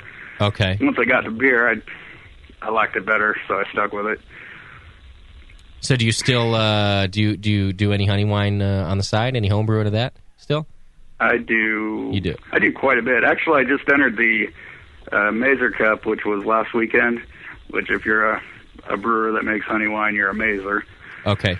And, I got first and second in the categories I entered. Nice. It was pretty cool. Yeah. Both, huh? Yeah. That is pretty cool. Now, go ahead. The honey wheat, and I have a Christmas version of the honey wheat, are considered braggots, which is basically fermented honey beverage with grain. So that's how I'm able to enter those competitions. Okay. Braggots are like half beer, half mead, right? I mean, essentially. Mm-hmm. Yeah. Okay. That's correct. All right. So and the Christmas version of it's about 12%. So it kind of fits in with the wine people a little easier too. Right. It always beats honey wheat in competitions. Can you make just license wise for your brewery? Can you make mead or braggot and sell it under the same license that you have? It'll vary from state to state, but yes, in Nebraska you can. You can. In Nebraska, like up until recently, they never the people writing the laws didn't really give too much thought of anything outside of grapes and beer. And so they didn't really define either one of them very well. So it's pretty wide open. Got it. Okay. As long as it's got some hops in it, it's beer. And it's got some grain. I like that. See, make it easy. Yes. Right? Don't have to be a bunch of guidelines. There's hops in it. It's beer. Don't overcomplicate it. I like that. All right. I got to take a quick break and pay some sponsors. If you can hang in there with us for a second, Trevor. And when we come back, we'll talk more about brewing with honey and different adjuncts. 888-401-BEER. That's the number. Just call in if you have questions or hit the Chat Now button on the homepage. We're talking to Thunderhead Brewing Company out of Nebraska. Hang in there. We'll be right back.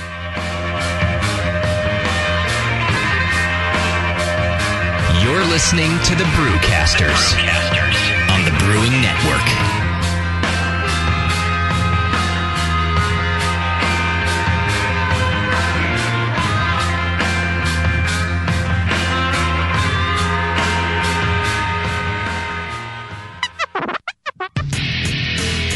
Hi, this is Push from the Brewing Network, and I want to tell you about the Brewmaster's Warehouse and how you can get 10% off your next order. I'm a pretty techie guy, but I've never seen an online store like this. It's awesome. Go to brewmasterswarehouse.com and click on Brew Builder. You can whip up a custom recipe so easily even Sven could do it. Seriously, it's slick. You can share your recipe with your own logo and notes to the Brewmasters database if you want. And the best part, it keeps a running tally of the beer you're building while you're doing it. Then, bam, click Buy Recipe, and your cart is filled and ready to go with helpful suggestions in case you forgot something. This thing is amazing. Brewmasters Warehouse is run the way a home brewer would do it, with great service, fast turnaround, and $6.99 flat rate shipping. Brewmasters Warehouse and the Brew Builder blew me away. Check it out today at brewmasterswarehouse.com. I'm serious. And don't forget to put BNARMY in the discount code box for 10% off your order. Check out brewmasterswarehouse.com. Cheers. BN Army members, are you looking for a discount on hops? Keep listening. Nico's Homebrew Supply at nicobrew.com has hops by the ounce and by the pound. Choose from varieties like Amarillo, Centennial, East Kent Goldings, Hallertauer, Simcoe, Summit, Tomahawk, Warrior, Willamette, and more. And adding new varieties all the time, many for less than $20 a pound. Whether a couple ounces at a time or an 11-pound bag, all hops are shipped vacuum sealed and frozen straight to you. Nico's Homebrew Supply offers store-wide $5 flat rate shipping and won't waste your money on unnecessary overhead or advertising. They're going bare bones and passing the savings on to you. The staff at Nico's Homebrew Supply loves to brew and is committed to keeping homebrewing affordable and accessible to anyone who wants to join in this great hobby. And for a limited time, use coupon code BNARMY at checkout for a Brewing Network discount. Visit nicobrew.com. That's Niko brew.com for your hops and more. nicobrew.com, your bare bones buddy in the brewing business. Do you support the Brewing Network? Do you brew your own? Are you looking for an economical, fun, and legal way to do both? Subscribe to Brew Your Own magazine and do just that. All year long, Brew Your Own will surprise you, entertain you, and educate you with articles on beer and brewing from authors like the Brewing Network's very own Jamel Zalashev and John Palmer. Each issue is a full pint of brewing techniques, homebrew stories, tips and photos, projects to make yourself, and recipes for the avid home brewer. Get your tough questions answered by Mr. Wizard and polish your style accuracy with Jamel. A portion of every subscription goes to the Brewing Network, so subscribe today at byo.com/Brewing Network, or just click the BYO logo on the Brewing Network homepage and support a fantastic hobby and your favorite broadcaster. Brew Your Own, the how-to homebrew beer magazine. Hi. My roommate's gone for the weekend, and I'm wearing something flimsy. Listen, baby, I told her not to call me after 8. I gotta go. Who is that? Your girlfriend? Shut up, Doug. Did you guys get the cauldron set up on the altar of my art? If you weren't so busy getting booty calls, you know that. All right, I'm using the scroll of Mosher to boil the first decoction. You took too long. The color is now darkened past the point where you can still call it a Pilsner. This sucks. I hate it when Greg's the brewmaster. What's this? Poindexter Urkel? Dude, can't you see we're in the middle of a brew session? Is that an actual beer? Yeah, I crafted it. I don't really use the dice anymore. I'm a 10th level beer nerd.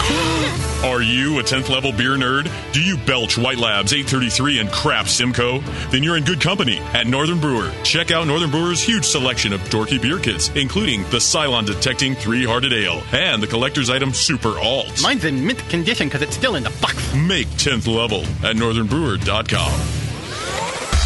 Hilo, what's it feel like? Take awesome and multiply it by 2. Yeah! Spraying live beer radio all over your face. Can't get any better than this, baby. It's the Brewing Network.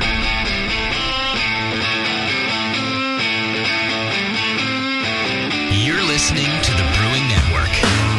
Because like beer, radio shouldn't suck.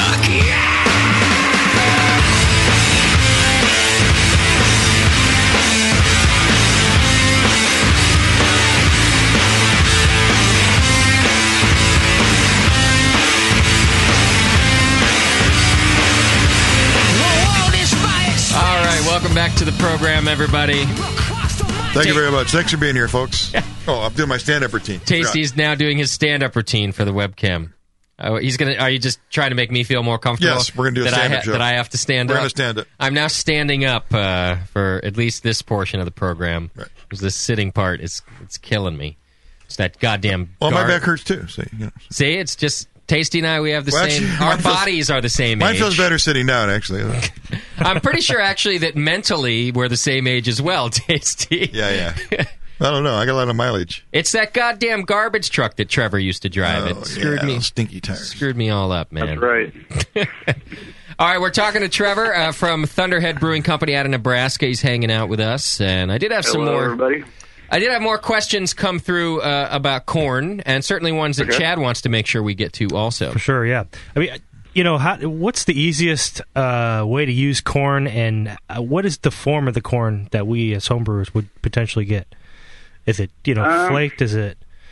Yeah, homebrewers usually use flaked corn just because the starch is already accessible to the enzymes, so it's easy to mash in, it's easy to use. If you wanted to use white corn or sweet corn, just dry it and mill it. You'd have to boil it first, but then you can use that in the mash, just like you would flaked corn. So it goes in same, sack rest temp as your regular, grains, and you just toss it in there, same time with everything? Oh, yeah, basically just stir it in, get your mash to the right temperature, whatever you're doing with your mash, and just use it with your, I'd use it with 2-row. If you're going to go crazy with it and try to get up around 50%, then you probably would want to use some 6-row, but just to get a little more diastatic power, a little more enzyme activity to break those starch down. But other than that, it's pretty easy to use. There's not much to it. Now, do you extend the mash because of these starches in there, or no, you don't? Or mash a little higher when you add corn, or anything? Well, no, you're going to have your whatever you want to convert it at. Upward end will be 156 Fahrenheit. Down, you can go down as low as 138, and as long as you stir it every now and again, an hour should work fine. If you have to go 2 or 3 hours, that's not a big deal. It's not going to hurt anything. And do you put corn, right through your mill? Just like normal? Oh, yeah. Okay. Oh, yeah. Nothing special you have to do, or change the settings? No, the kernel's bigger, so your mill's got to be pretty tough to handle it. When I dump it in, it sounds like I dumped in a bag of teeth or something. Just like rocks. Yeah. So what's the diameter on your rollers in your mill? They're 6-inch. Okay, diameter. that sounds about what you'd have to have. Yeah, you probably would if you're gonna. Malted corn it is super hard. It's like little rocks. You'd about have to crush it with like a hammer or something. Wow. On a homebrew size. Yeah, so yeah. Really the easiest way to go is get flaked corn. Flaked. Have you ever used like corn starch? Is there? I haven't. No. I don't see any reason why you couldn't. Yeah. It's gonna, potentially turn into a gelatinous mess if you're not careful. But sure. I would think it would convert fine. Okay. We're not going to miss out on any particular sugars or anything. That maybe, cornstarch is just like one particular source of sugar. I don't think so. I really don't. don't know anything about cornstarch. Okay, yeah. I'd like to help you, but I just don't know. Didn't I used to use cornstarch as my bottling primer when I first started homebrewing? Was that not corn sugar? Corn sugar. Corn sugar will probably work better. No. Yeah. No, I forget. Cornstarch isn't going to ferment until it goes through that mash. It does have to be mashed. Definitely don't bottle with it. Maybe I did use cornstarch, and that's exactly what was going wrong. Low carbonation and very cloudy. Yeah, those were the symptoms of my beer. Yeah. And as far as any kind of special mash out, will the corn kind of do anything weird as far as raise that gravity? Will it just kind of keep going away? Do you do any special mash out, or do you just kind of sparge? Well, no. My system is simple infusion. I don't have a way to heat my mash done. Sure. So I hit my mash temperature when I do my strike, and that's it. Okay. So until I start sparging, there's not really a way to change the temperature in there. Gotcha. So, but if you have the option of doing some kind of a profile, like 120, 135, 168 or something, definitely do it. You get better efficiency. I think you get a better taste in beer that way too with certain styles, especially any German styles where you might be more apt to use some corn, maybe a pre-prohibition style lager. Definitely do a step mash if you're comfortable doing it. Our friend Dan Gordon would be proud of you for saying that. Even as you can't do it in your own brewery, you would if you could. Yeah, that's right. My next mash tun will be heated. Very nice. I make wonderful British styles. Good. Most European ales. I can make some Pilsner, but it'd be drier if I had my druthers. Okay. Interesting. Tom from Raleigh is in the chat room, and he says he's got a question for you. He says Sure. Most of the corn grown in Nebraska is field corn, which he said isn't edible. So he wants to know, are you using sweet corn or field corn?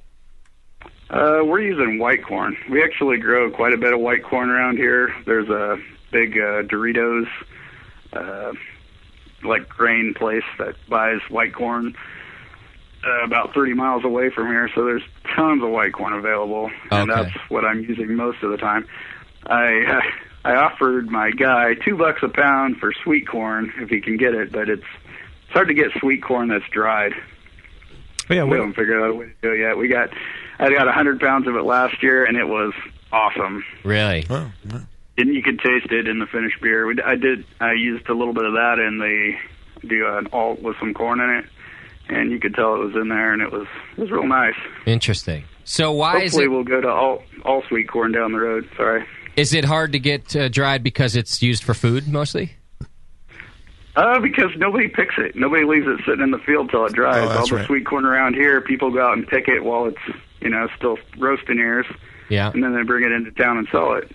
Okay. Well, Trevor, you don't seem to be using that much corn that you just couldn't have your own field of whatever corn you wanted. No. No? You don't want to get into all that? Pretty small time. I see. So, what is field corn? I don't know. Is this like the stuff that we're making fuel out of and things like that? What's field corn? Yeah. Okay. And field corn is it is edible, but the way they deal with it, they don't really. A lot of places don't deal with it like it is food, so then it becomes inedible. Well, it's in the field, it's still fine, but it's bigger. It's still corn, Okay. But they make a lot of ethanol out of it around here. All right. And NH Brewer in the chat room, he wants to know if any of us have thought about using cornmeal, like cornmeal from the grocery store. Can you just go get that? I would think that would work just fine. Isn't cornmeal just dried corn ground up into what? Cornmeal? You'd have to boil it before you used it, or you wouldn't have to boil, but you'd have to get it up over. I'd get it up to 180 anyway. Okay. Make like a before corn you put it in porridge. your mash. Yeah, to gelatinize the starch. Okay. And so that's the big deal with this. Seems to be a recurring theme with the corn is gelatinizing the starches. Yeah, that's the trick. It's either got to be malted or gelatinized. Okay, got it. So if as home brewers we find malted corn, we're in good shape. We can throw it in the mash and just use whatever percentage that we want. Right. If we find it unmalted, then it has to have been gelatinized. Yep, which just is a fancy way of saying get it hot enough that the starch swells. It swells, and then the endosperm burst, and what we need out of the corn is then made available. Got it. Yep. Okay. Now, do you notice any like a lighter haze in your wheat? I mean, I assume your wheat beer is unfiltered. Is there anything? Actually, my honey wheat, we don't filter anything, but my beers are pretty clear. Once I get them in a keg, it takes about 2 weeks, and the beer's crystal clear. So there's not really any haze or anything. Okay, because I just I've read that it lowers the protein, reducing potential for haze essentially in the beer. So the use of corn. I use Irish moss in the last 15 minutes of all the beers that I want to drop clear, and that works pretty good. Mm-hmm. And is that your only clarifier? Is that what? Is that the only clarifying agent that you use? Is Irish moss? It is. It is. Okay. And I I'm an old school guy, so I don't use the newer stuff that's come on the market. I'm sure it works great, but I'm just used to using that old seaweed, so and it works that's what fine. I throw in there. Stinks, but it works fine. It stinks and it works fine. Now, I thought that I read, Chad, also that using corn. Some brewers believe that using a bit of corn actually helps the stability of their beer too. So, like you're talking about with clarity as one part of stability, but head retention and other things as well. Have you noticed that, Trevor? I have not noticed anything along those lines. Right. Most of the beers I make are stronger than the dark wheat. Like the honey wheat is about 7.5% alcohol, so it's got pretty good stability just from the alcohol. Sure. And then hops is obviously a big stabilizing factor in most craft beer. I would think corn would be, if it helps at all, it's not really noticeable. Okay. All right. At least at the percentages that you're probably talking about it. Right. Yeah. Maybe a higher percentage, maybe more things would start happening. Who knows? Sure. Maybe. I don't know. All right. All right, so how about now back to honey? We started talking about that before the break. Is this something that you're sourcing locally also? Yeah, there's a guy out in the Sandhills. Nebraska is a great place for honey just because there's all the clover fields and alfalfa. Okay. So there's just tons of clover honey around here. And there's a guy out in the Sandhills, is the guy that I buy all my honey from, and he delivers it to me, and he's about 5,000 pounds a year of that. Is he real creepy? Is he like a creepy beer keeper guy? He is, isn't he? He's probably not listening, so yeah, he's totally creepy. Yeah. Doesn't wear a mask or anything, does he? Yeah, he says like 4 words to you in the last year that you've worked with him. He only talks to his bees. He's all right. Come on, you guys have seen these these beekeepers. You know what I'm talking about. Well, he lives about 80 miles away from here, so I really do only see him about 4 times a year. Got it. And when he comes to town, we have some honey wheats and cool. Have a good time. Very nice, very nice. So tell me what. So you get it's a clover honey that you get from him. Yeah. And is it always one varietal? Do you try to change it up in different beers, or are you always getting the same? No, actually, I get a little bit of trouble. Like if his bees get into something else, you can really taste it. Really? And I don't like it, so I don't use it. Interesting. So sometimes he has to take some back, but as far as honey goes, for me, clover honey is the best for what I do just because it transfers so little other weird flavors. I want a nice, clean beer with an obvious fermented honey taste. I see. Nothing goofy. I don't want wildflower. I don't want anything odd going on. And you can taste that right away in the honey. You don't mean that you don't wait till the beer's done. You, just right when you're tasting that honey, you can see it's in there. You can smell it. You can taste it. There's lots of different varieties of honey out there, and they're really cool. Okay. But if you're packaging something and putting it on the shelf, you really want to make sure that they taste similar to each other from batch to batch. So yeah, of course. I'm trying to get just the straight clover honey. Okay. So, if you could run me through using honey in a beer. Kind of from how much, where you use it, how to use it, what's happening. Okay, so first of all, how much doesn't really matter. If you use 100% honey, it's going to turn into a fermented beverage, and it'll be good. All the way up to nothing. You can make a great beer with no honey, sure. So there's no limit on how much you can use. You don't want to boil it.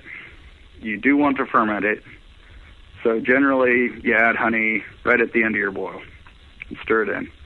It's actually antiseptic, so you don't need to heat it up. But I'm kind of a germaphobe, like you are, and if it burns my finger, it makes me feel like it's killing anything that might be there. Yes, I agree. So I dump it in the end of the boil. I didn't know that it was a kind of an antiseptic. Yeah. It is an antiseptic. Put it on wood. Supposedly, throat. Yeah. I'm sure there's something that can live in it, but supposedly you can just add water to it and yeast, and it'll ferment. Wow. Okay. Clean. So when you say end of boil, you're essentially just flame out, just to hot wort as long as it's diluting into the wort. Okay. Yeah, you don't want to boil it because you'll volatilize off a lot of nice honey characteristics. I see. Okay. And there's no, water content in the honey, typically? There is, and it varies. Okay. As honey sits, it'll lose some water sometimes. You basically, you can't really tell how much sugar you're adding until you take a gravity reading. Okay. So from variety to variety, you're going to get a range. If you used a pound of honey in a gallon, I believe your starting gravity would range from 1.030 to like 1.038. And will you do this at like a pound at a time? Will you test that in the brewery before you throw it in, or? Would do what? Will you test that? Will you, actually look at the gravity and take a gravity per batch of honey? Yeah, you don't really know until you add it. Okay. So you're not doing anything on the side and kind of figuring out, okay, a gallon. All right. So when you a pound. All right. Before you add the honey, it has a gravity, so you could measure the gravity after you've added some amount of honey and see where it's at, right? Well, if you know how much honey you have, you can weigh it, and if it's heavier, then it's got more sugar per in volume. I mean, it's not going to give you exactly. But some, yeah. Okay. Well, it could give you exactly the amount if you wanted to look into it. But right. I've never really delved into it that much. I use whole buckets, just because partials would be a pain in the butt. So what do? You then set, say, a lower target gravity for your wort than you would a beer without honey, and then you attempt by adding buckets of honey to raise the gravity to your desired original gravity.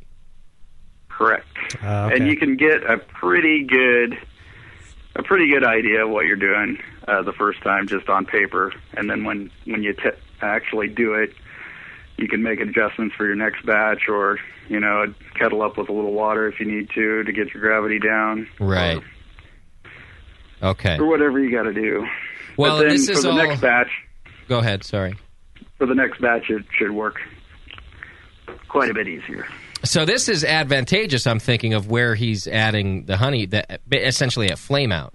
Right. Because he can he can then hang out with it, right? Do some gravity, decide if he's got to add more honey or add more water until you get your target gravity, because you're no longer boiling the hops and all. You're still sitting at temperature, but I think it's okay. Right. You buy yourself some time. Yeah.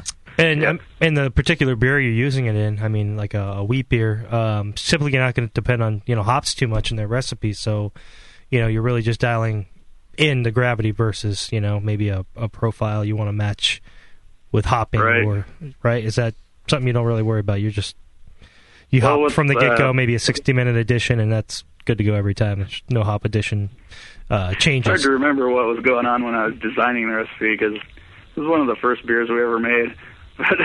And we've just kind of stuck with it the last 10 years. Gotcha. Now I don't really look at the recipe for that, or it's just kind of automatic. I make it every week, but okay. Yeah, it doesn't have flavor aroma hops, so I don't know. But so nothing to worry about, really. Boiling, yep. Nothing to worry about. Gotcha. I always add the same amount of pounds of honey. You do. Yeah, if I was doing something. If I was making up a recipe, I would just have a certain amount of honey I plan to use. I would have a certain gravity that I planned to hit, and I would make it. And then I would check the gravity and see how far I missed it by. And hopefully not very much. But, since you're making up the recipe anyway, no sense in getting too anal about it. Right. So guess what, everybody? If you're trying to make the same thing again, then there you go. You want to hit it. Yeah. Trevor brews like me. He's like, fuck it. I don't know. Here's my gravity. Let's get as close as we can, right, guys? It'll be fine. Well, you don't want to get too carried away. I mean, you're going to make a great beer as long as you didn't get the gravity so high it won't ferment, right? Or so low that it's not worth opening. Sure. Well, but it's a pretty wide range. As much as I like this style to kind of go for it, here's the problem I would have. So maybe you could help me with this. I wouldn't know what gravity to start my wort at, right? So I guess in other words, how many gravity points are you looking for out of your honey? Do you want that OG to be way down so that you can get a lot out of the honey, or are you pretty close and you're just getting a little? Well, it depends on what you're trying to do. With with the honey wheat I'm making, I'm trying to get a lot from the honey. In the finished beer, I want a lot of honey character. So, like I said, I'm going for 33% fermentable honey. I start with basically an American wheat at 1.050 and add honey to it. Okay. So kick it up to about 1.074. No kidding. Wow. Yep. Now see this. Now that I wouldn't have expected. Yeah, that's big. I thought you might have said, all right, so my worts, it's way down there, like 1035, and then I add honey so that it gets up to 1052 or something. But you're kind of the opposite. You're starting at the 1052 and going up from there. Yeah. Okay. Well, with a honey beer, I don't know, if you want the honey to stand out, you gotta ferment quite a bit of it before you can really taste the fermented honey character or the meaty sort of character. I see. Okay. So it's got to be a pretty good sized beer. So substantial. Have you ever done it more than 33% honey? Well, I guess you've done a lot of honey wine in the past. But... Or in the fermenter? Yeah. And the tiny tin that we do at Christmas is 50% honey. Okay. And it's about well, it's actually different from year to year. I've made it at 9.5% up to 12%. Wow. Okay. And that's a braggot, essentially. I usually spice it different ways each year, just make it kind of something special. Okay. All right. Hey, and just going back, you might have said this, but is this like raw honey, or has it been strained or filtered or anything pasteurized? Is this just raw honey? No, it is raw. Okay. It is raw honey. Okay. Yep. Just pure open the bucket, and any residual parts in there you don't want dumping in your kettle, you pick them out. Gotcha. Oh, a dead bee. Hey, get out of there. The creepy honey guy's glove. Yeah, exactly. His left finger. His fingernail. Like he lost a Band-Aid. It's not that raw, but it's pretty raw. I mean, you'll every once in a while, about once every 10 buckets, you'll see a dead bee in there. So right. Pull that sucker out. Giant pair of panties. Some wax. Yeah, that's great. Wow. Okay. No, just so. And then Chad had kind of asked too. You said you like to put it into the kettle because you're like me. You'd rather have it at some temperature before it goes to fermenter. But you could just put it straight to the fermenter, right? Yeah, it should work just fine. I've never done it. I never will do it. Yeah. But I've talked to a lot of mead makers that don't use heat at all. And they do make great mead. So okay. Yeah, I just wonder that character you were talking about, if it'd be there a little more. That you say when you ferment it out, you lose a lot of it. So I'm wondering if you pitch it in the fermenter, you might get a little more residual flavor out of it. Just won't. No, ferment you don't all really the way. lose it. You don't lose it out of the fermenter. Okay. But I thought you mentioned something about it, being fermented out mostly after adding it to the kettle. It's just more. Oh yeah, if you boil it, you'll lose quite a bit. Boil, okay. Right. Yeah. Gotcha. So like the last 5 minutes or something in the boil. No. At the end. Flame Don't boil out. it. Flame out. Okay. Flame out. Yeah. All right. You No might scorch it boiling with the flame on. Okay. Even, so you'd want to. See, and in this case, now this came up when I was brewing my Mirror Pond. All right. So when Chad adds his flame out hops, he likes to leave it uncovered, leave the kettle uncovered, and let any of those kind of precursors to DMS, the volatiles, go away and steam off. Me, I like to throw in those final hops, seal that sucker up, and try to leave all of that hop stuff in there. And in this case, I think I would do the same with honey. I would, if I'm throwing all this stuff in at flame out because I want it to stick around, I don't want to lose stuff. Right. I'm sealing that thing up as soon as possible. What do you think about that, Trevor? Should I be letting the DMS stuff go away, or? I agree 100%. I say seal it up. I mean, when you dry hop your hops after fermentation or anywhere in there, you're not worried about the DMS precursors there. So I wouldn't worry about them for the end addition of your kettle either. Yeah. Yeah, the place to get rid of the DMS precursors are in the boil. The boil itself, the rest of it. Boil longer. If it's just 10 minutes with the lid on, boil 10 minutes longer. and you're done with it. See, Chad's logic isn't flawed, though. There are some schools of thought out there that say that even at the end there, you should be anything that's coming off is stuff you don't want anyway. But then there's this other school of thought, like we're talking about, that says, well, the stuff coming off is my hop aroma. In this case, it would be my honey aroma. All stuff I want to try to cap down in there. So we ended up having an interesting discussion about it in the thing, and I gave him the finger, and I put the cap on my I guess kettle. it depends on if you have a whirlpool and all that other things as well. I mean, It depends what you're trying to make, really. You know? Right. If you're trying to make a European-style Pilsner, you want to catch a little DMS. And, in fact, the brew kettles are set up to where the steam that goes up the pipe condensates and drips back down into the kettle. Oh, yeah. Yeah, they don't want to lose that DMS. Sure. It's what makes the European Pils taste like it tastes. Keep it right back in But there. then, any sort of British beer, no DMS. Right. So those, when the DMS or the condensation's dripping back down the steam pipe, British-style systems are set up to catch that and funnel it off the side and dump it on the floor. See, and the beer I was brewing was English style. It was the Mirror Pond from Deschutes. Right, British. And so could have let that stuff maybe come off. But anyway, it sounds like with honey, it's a good way. You want to capture as much of that as possible. So. Well, yeah, you're not worried about DMS. I mean, right. You're not going to get DMS from honey. Right. And how much of an aroma are you getting out of that beer? Like when it's fresh, and how much do you lose? Say, it's not a ton. I mean, it's a subtle. The fermented honey is pretty subtle. Yeah. So, it's not a bitter beer. It's definitely not hopped. I want people to notice the honey, so everything's got to be subdued. Right. And in a beer that strong, it's hard to keep the flavors down.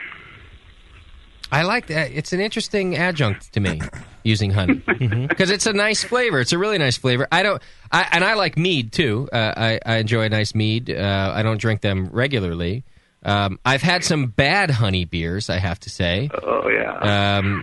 But I've had bad everything beers, right? So, but to me, it's a really flavorful adjunct honey. Like so many different things. There's a lot of character. Yeah. And why is all these honey beers are always honey wheats? What is the pair up with wheat? What? Yeah. I mean, why does everyone?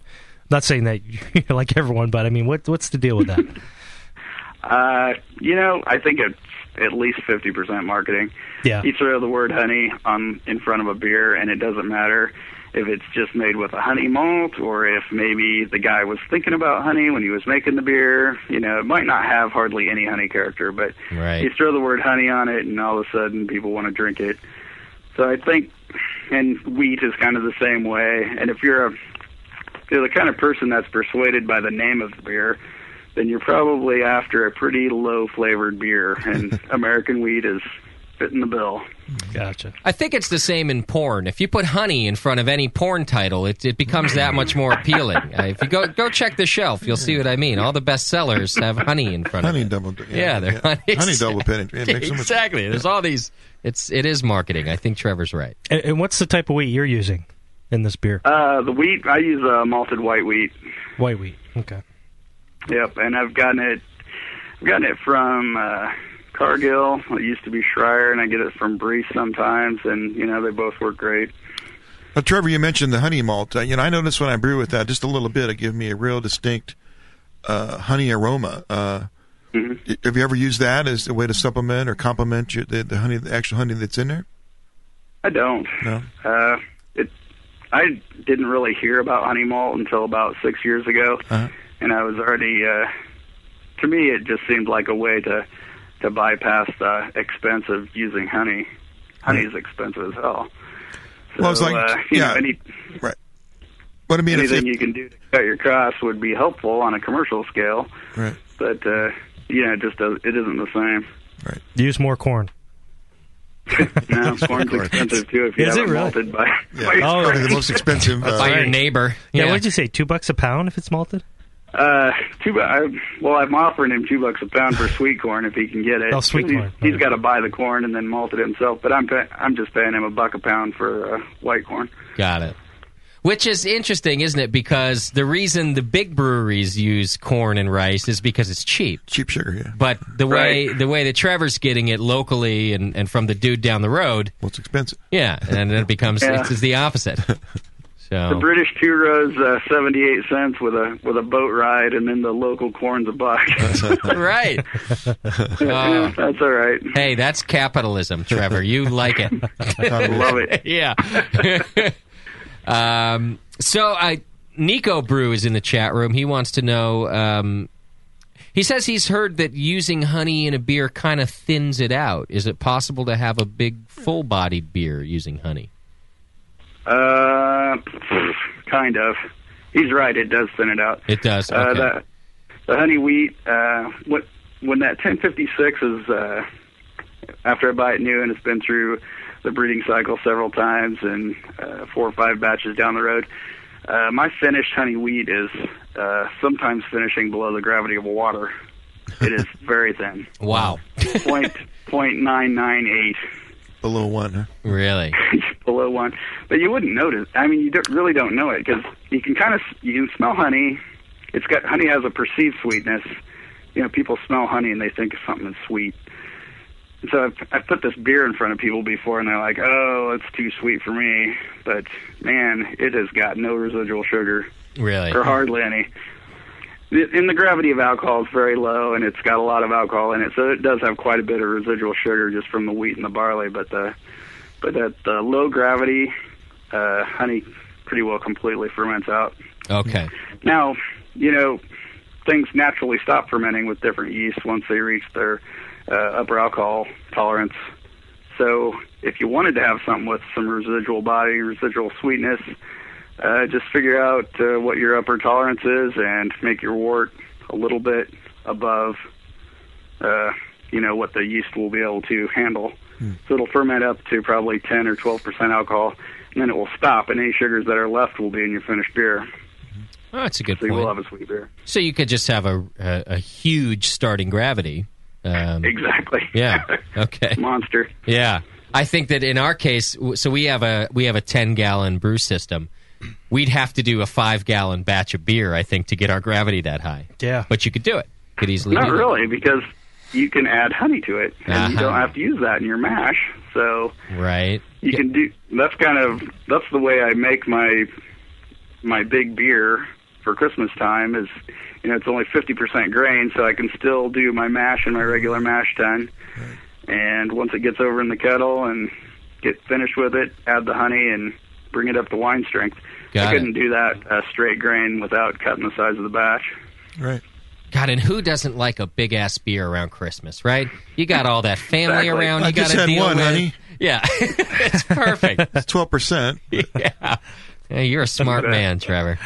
I like this. Throw some coriander and orange peel on that, boy, and it's a holiday. You got something. See, now that sounds good, too. I bet you those two flavors go great with honey. You can see that all going together well. Yeah. Yeah. Coriander and orange peel just go together in about anything. What's that beer called, your Christmas beer? That's Tiny Tim. The Tiny Tim, okay. All right, look for that, Nebraskans. How far can we get your beer outside of Nebraska anyway? Are you just right there? None outside of Nebraska. None, okay. We distribute out to Omaha, going east, and then west. I think the farthest we are is Gothenburg, so we're not even out into the Panhandle yet. Okay. All right, But we're just getting started, so. Good. Yeah, keep it moving. Well, we do have listeners out there, so we'll get those boys out there to try your beer if they haven't already. Now, what you did mention at the beginning that you use several adjuncts. Anything else worth noting? You name it. I've used chocolate. Just about every spice you can think of. Mugwort, orange hips, or not orange hips, rose hips. Any vegetables? Vegetables. I've used pumpkins. Okay. Yeah. I guess that's about it for vegetables. Okay. Any fruit? Do you make any fruit beers? I have used some fruit. I don't really like making fruit beer. Mm-hmm. That sounds normal. I don't know. It's just kind of a personal aversion. If I was wanting to make something out of fruit, I'd make wine, I think. But I keep peach wheat on tap all the time with extract at the end. For the ladies. It's Nebraska, and what I say is the path to IPA starts with peach wheat. Really? You know what? That's a good T-shirt. I hope you have that on a shirt there in your brewery, because I think you might be right. I just made it up last weekend. You did? At a Good. beer fest. So is that like an extract or a puree or? It's just a natural extract. If you ferment fruit, it tastes a lot different than when you use an extract at the end of fermentation. And people who are ordering peach wheat are looking to find a flavor they recognize, and so that's why I use an extract at the end of peach wheat. Easier to dial in and keep it consistent. And it's all the above. and when they lift it to their nose, it smells like fuzzy peaches, and they taste it and they can identify peach. Got it. Yeah. Did you play around? Then you got a little flavor hook. Yeah. Have you played around with any other flavors, or is that just kind of peach? Was it? I did a raspberry stout back, probably 5-6 years ago. It was real good. But generally, the people who want fruit in beer don't want stout. Yeah. Right. So it's just like me and 5 other guys drinking it. And generally, the people that want fruit in beer don't live in Nebraska. They're out here with us in San Francisco. So no, there's plenty. It starts out Bud Light, then it goes peach wheat, and then their friend next to them makes fun of them. They order a Scottish ale, and then you got them. Right, and then they're hooked. And they've manned up. Yeah. See, that kind of... They're just 2 months away from drinking IPA. The road to IPA is peach wheat. Slippery slope. Yeah. You've sold me, man.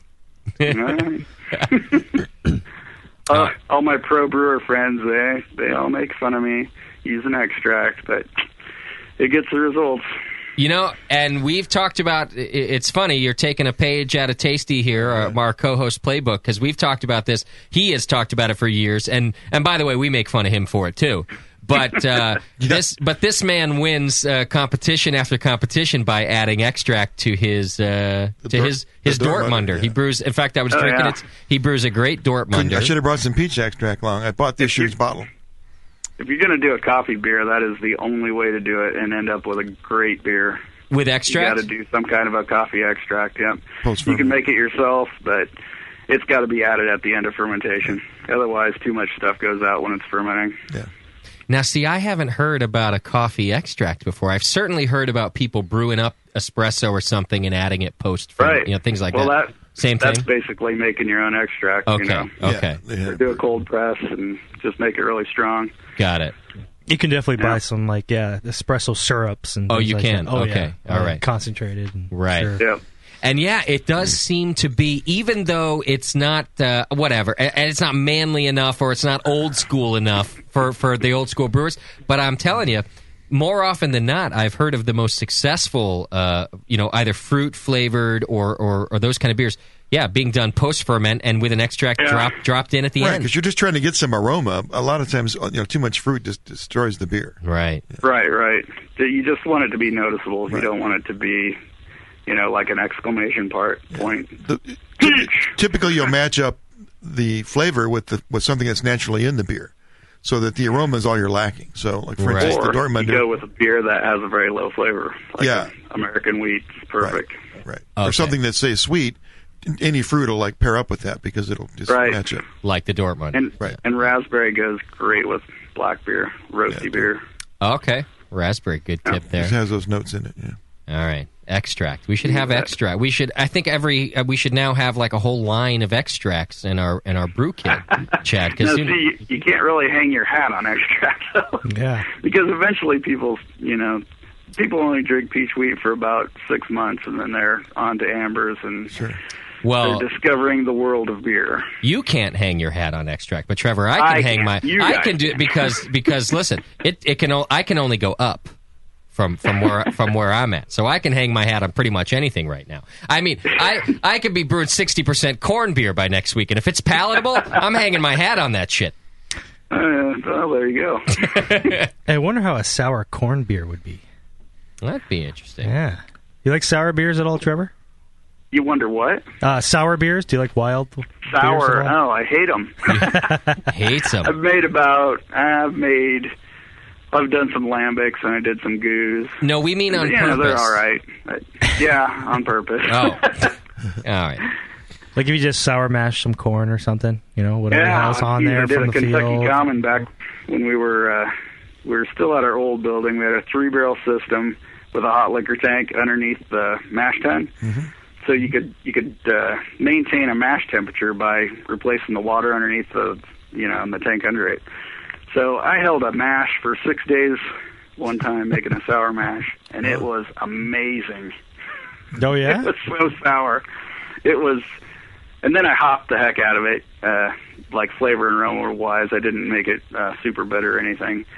And then put it out, and it was like drinking lemonade with tea in it. That's kind of what it tasted like. That sounds bad. It was pretty interesting. That was good. Oh, it was. Very clean. It kept getting more and more disgusting. Okay. It smelled like a dumpster somebody puked in at about day 4. Oh. Had mold growing across the top of it. Oh, man. This is a stupid mistake. It's like And this then, show by 8 o'clock. Then day 5, it went from dumpster to lemony. It just was like, pow. Interesting. And so then I sparged it and went on. And just moved on. Clean the hell out of that mash tun. Yeah, Wow. that's right. Man. That would be interesting to try, though. Corn beer. Yeah. Sour corn beer. Corn beer. Sour corn beer. All right, I have another question I'm not- come through from the chat for you. Sure. It is back to honey, and it's an interesting question. Baumgartner in the chat wants to know how it's back to how honey will thin out a beer. So they're curious about mash temps when you're going to use honey. Now we know we're not mashing the honey, but do we sort of adjust our mash temps to make up for how the honey is going to thin out the beer later on? Well, you sure could, and definitely adding things like oats, anything with a lot of beta gluten, that's going to carry through to your beer and give it some mouthfeel. As far as mash temp goes, your higher mash temp is going to yield you more unfermentable sugars, and a thinner mash will also yield you more unfermentable sugars. So if you mashed it if you're going for maximum unfermentable sugars, you want to do 156 with a liquid to grist ratio of 1 to 3.5. 1 pound of grain to 3.5 pounds of water. Okay. And that should work just great. All right. Good tips. So you said you used oats in the past then? Sounds like? Or you do? Did what? Oats. Have you used oats? That you do. Oh, yeah. You use them, yeah. Yep. And I don't use them too often. I make an oatmeal stout about every 2 years. That's about the extent of it. Okay. That's just flaked oats, typically? Yeah. That's really the only flake grain that I've really had really good results for, as far as getting what I expected out of being a really great beer. I wasn't as happy with my flaked corn beers. But. How about rye?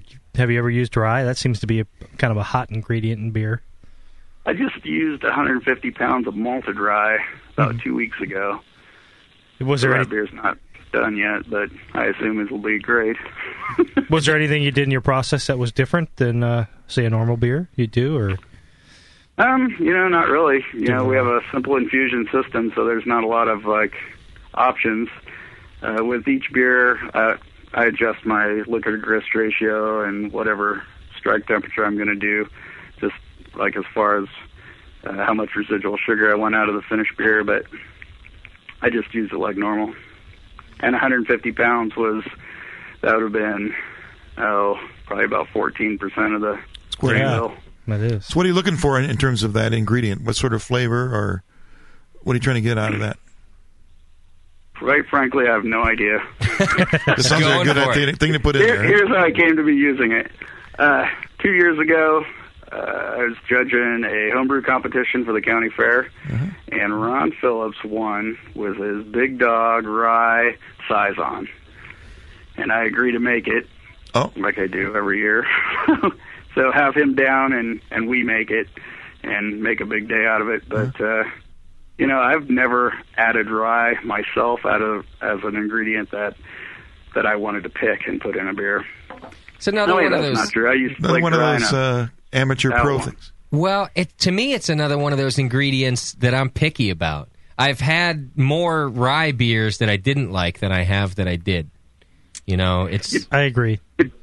The flavor that I expected to get from the rye back when I was experimenting isn't the flavor I got. I expected a flavor that from my grandpa's rye bread, which turns out to be a spice I can't think of right now. But so I had unrealistic expectations at the time, and so Yeah. when it came out not as good as I liked, I stopped using it. Right. I'm trying to think if I don't think I ever brewed with it either, but I've had it a few times, and there's that point where the spiciness of the rye can just kind of ruins the whole experience for me. But that being said, there's other ones that have been great. I've had Terrapin rye. That's a great rye beer. That rye pale ale, that's beautiful. So that rye and that Saison was really good. Okay, yeah. Interesting. Which is that's just. And that was at 14% the grist, huh? Yeah, about 14%. Wow. Now, do you guys in the room here, Chad and Tasty, do you adjust your water to grist ratio based on the beer style also? Sometimes. You do? Yeah. Because I've only ever adjusted mash temp, of course, but I kind of I've always tried to be just consistent with my water to grist ratio. I think mostly because it just made it easy for me to calculate how much water and stuff I needed, but... if you do the same thing all the time, it's easier to hit your strike temperature. Right. Then the recipe will drive the equation, too.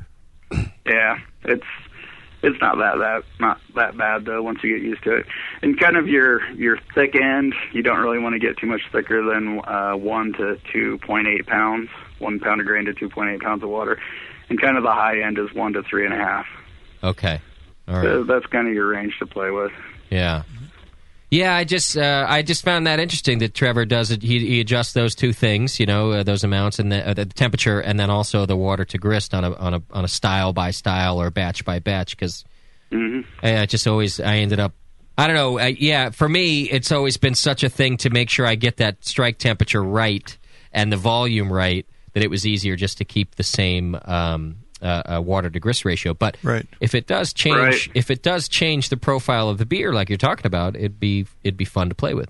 Well, if you're doing a single infusion and you don't have a lot of temperature control, you can always control the grist, the grain ratio, the ratios. So. Yeah.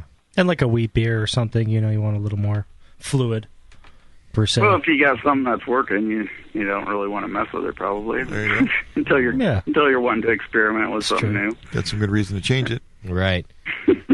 What if it's been broken the whole time? Then I can go ahead and switch it, right? Well, as long as you didn't know, it should be fine. Yeah, that's true. That's a good point. Great. All right, well, listen, Trevor, I want to thank you a lot for hanging out with us and talking about Adjunct Brewing, man.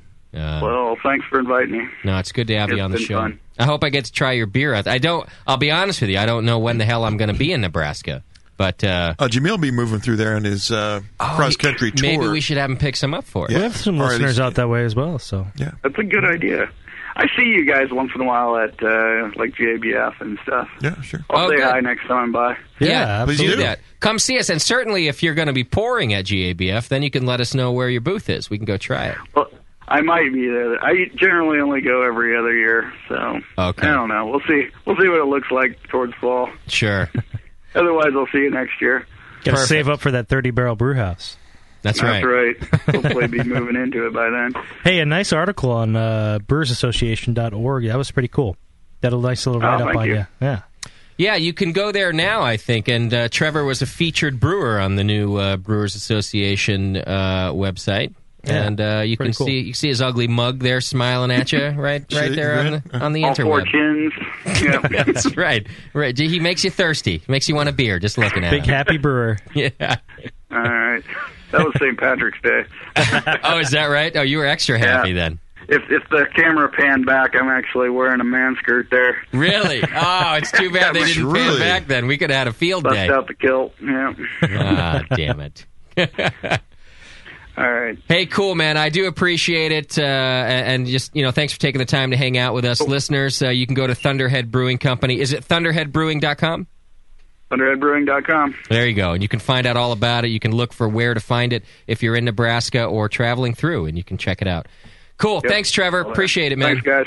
See ya. Later. All right. There you go. Trevor Shaban from Thunderhead Brewing Company. And he's a lot of fun. I wish that his beer was available outside of Nebraska, too, because it's fun. It'd be interesting to try, yeah. Yeah. I like I said, I think that there's this school of thought that says, oh, you don't use corn in craft beer. And I'm the opposite when it comes to a guy like this who's getting it malted by the dude down the road and using 10% of it in his beer. That's awesome. We could probably get a shitload of corn around here, no? I think so. Yeah. Actually, there is a farm right near us. Yeah. It's weird that Pacheco has a farm, but there is one, and it does grow corn. Probably sweet corn. Right there, probably sweet corn. But that's the good stuff. That's right. We just got to get a good price. I tell you what, when he said, yes, Bevo, there is a farm in Pacheco. That can't be healthy. Come on, it's fine. Plenty of nitrogen. It's like there being a farm next to Rodeo. Like it's where the nuclear dump site was. Listen, your corn is going to be purple. You should see the size of those corn husks. It's the biggest corn unnatural. you've ever. Yeah, it's weird. Neon green. I'll tell you what I really would like to try. He kept mentioning his alt beer with corn in it. Oh, yeah. And I'm a big alt beer fan. I love a good alt beer. And he said he used sweet corn in it too.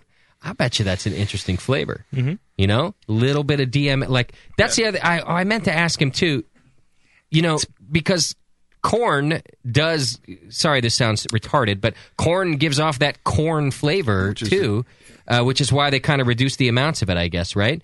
But that corn flavor is also DMS-like, right? So I hear it's pretty neutral. Is it? Yeah, well, if you get full conversion, you're not going to get much corn flavor. Then you won't get it at all, huh? Yeah. Okay. So maybe like a corn starch or something of that nature, or a corn There might syrup. be a way to get some if you're looking for that. Well, in some cases you are. That's what I'm saying. There are certain beers that you like, even like a Pilsner. Like a good Pilsner, give me a little corn flavor in that, and I like it. Well, maybe you did the cornmeal or grits sort of thing where you did a cooker, you might get more corn flavor. Right. Okay. All right. Trevor Shaban, you can go to thunderheadbrewing.com, check it out. You can find out where his beers are. We're going to take a quick break so I can hobble out to the bathroom and take a leak. Complaining again. So one of the listeners wrote in, Blowmax, he's in the chat room.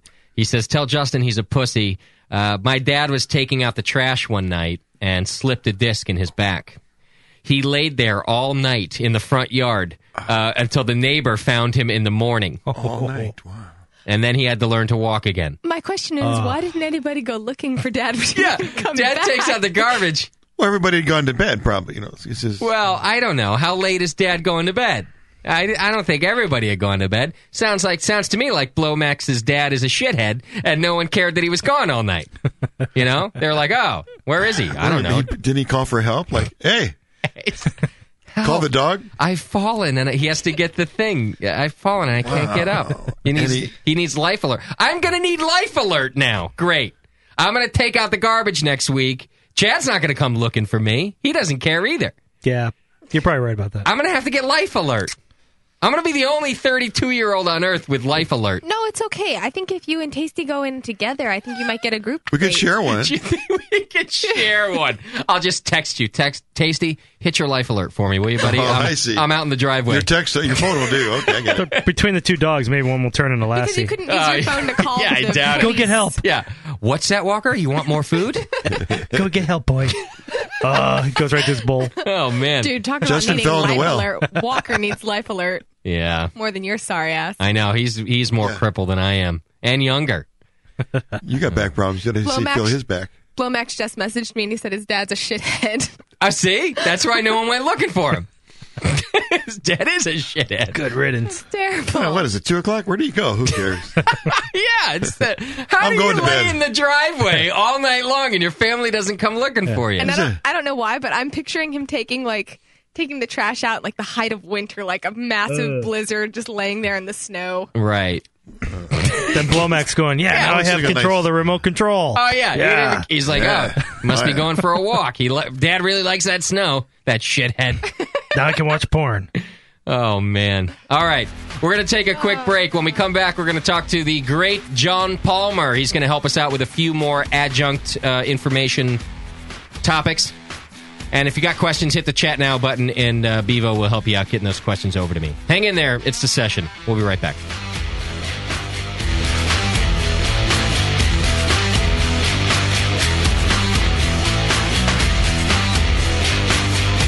You're listening to the Brewcasters. On the Brewing Network.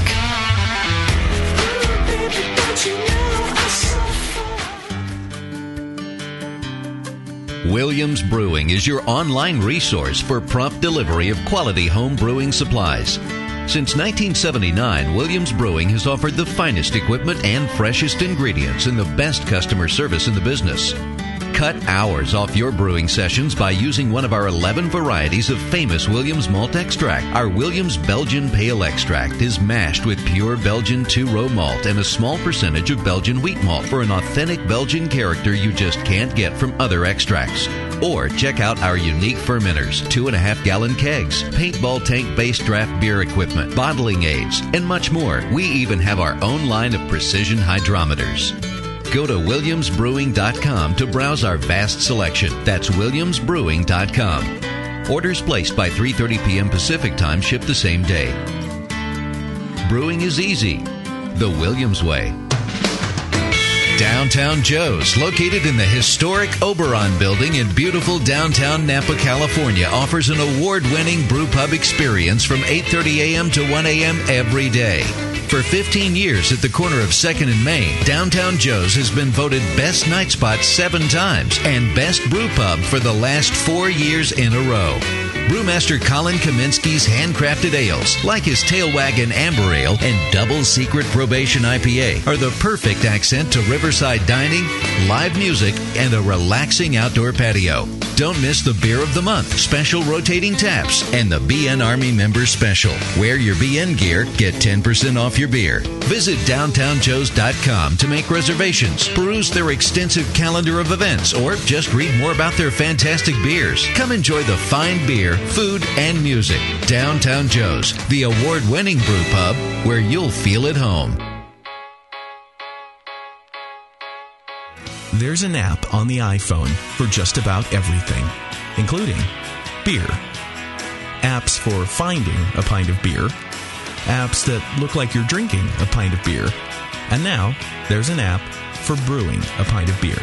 Introducing BrewPal, the most all-inclusive beer brewing app for professionals and hobbyists that fits in your pocket and goes wherever you do. Recipe formulation that can be imported and exported with a customizable database. Mash and sparge calculations, yeast pitching rates, carbonation tables, and more. Available right now for less coin than a pound of grain.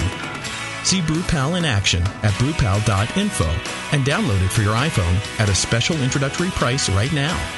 BrewPal, all the brewing software you need, right in your pocket. When Blickman Engineering set out to design a great brewing stand, they knew it had to be strong, adaptable, and last for a lifetime. The top-tier brewing stand is now proudly available at BlickmanEngineering.com. It grows with your brewing skills and equipment. Start with 5-gallon coolers on its heavy-gauge stainless steel shelves.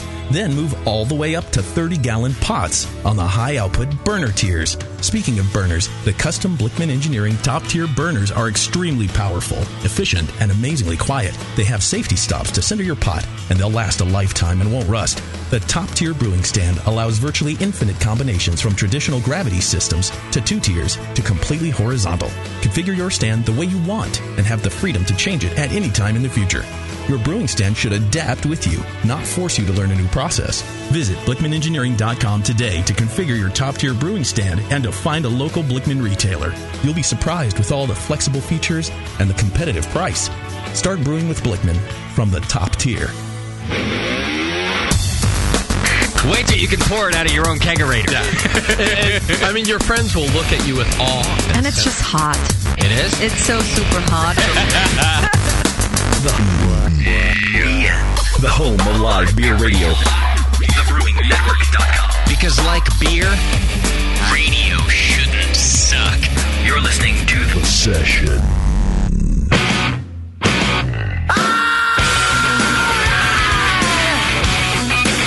Keeping the ass out of Brewcast. This is the Brewing Network.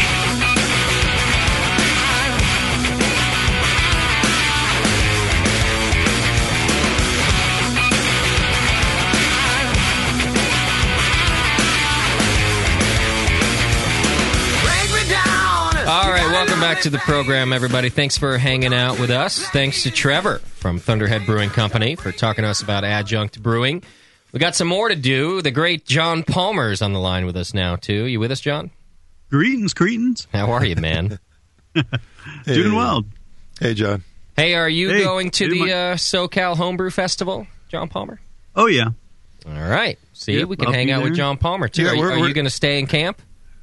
Yeah, Saturday night.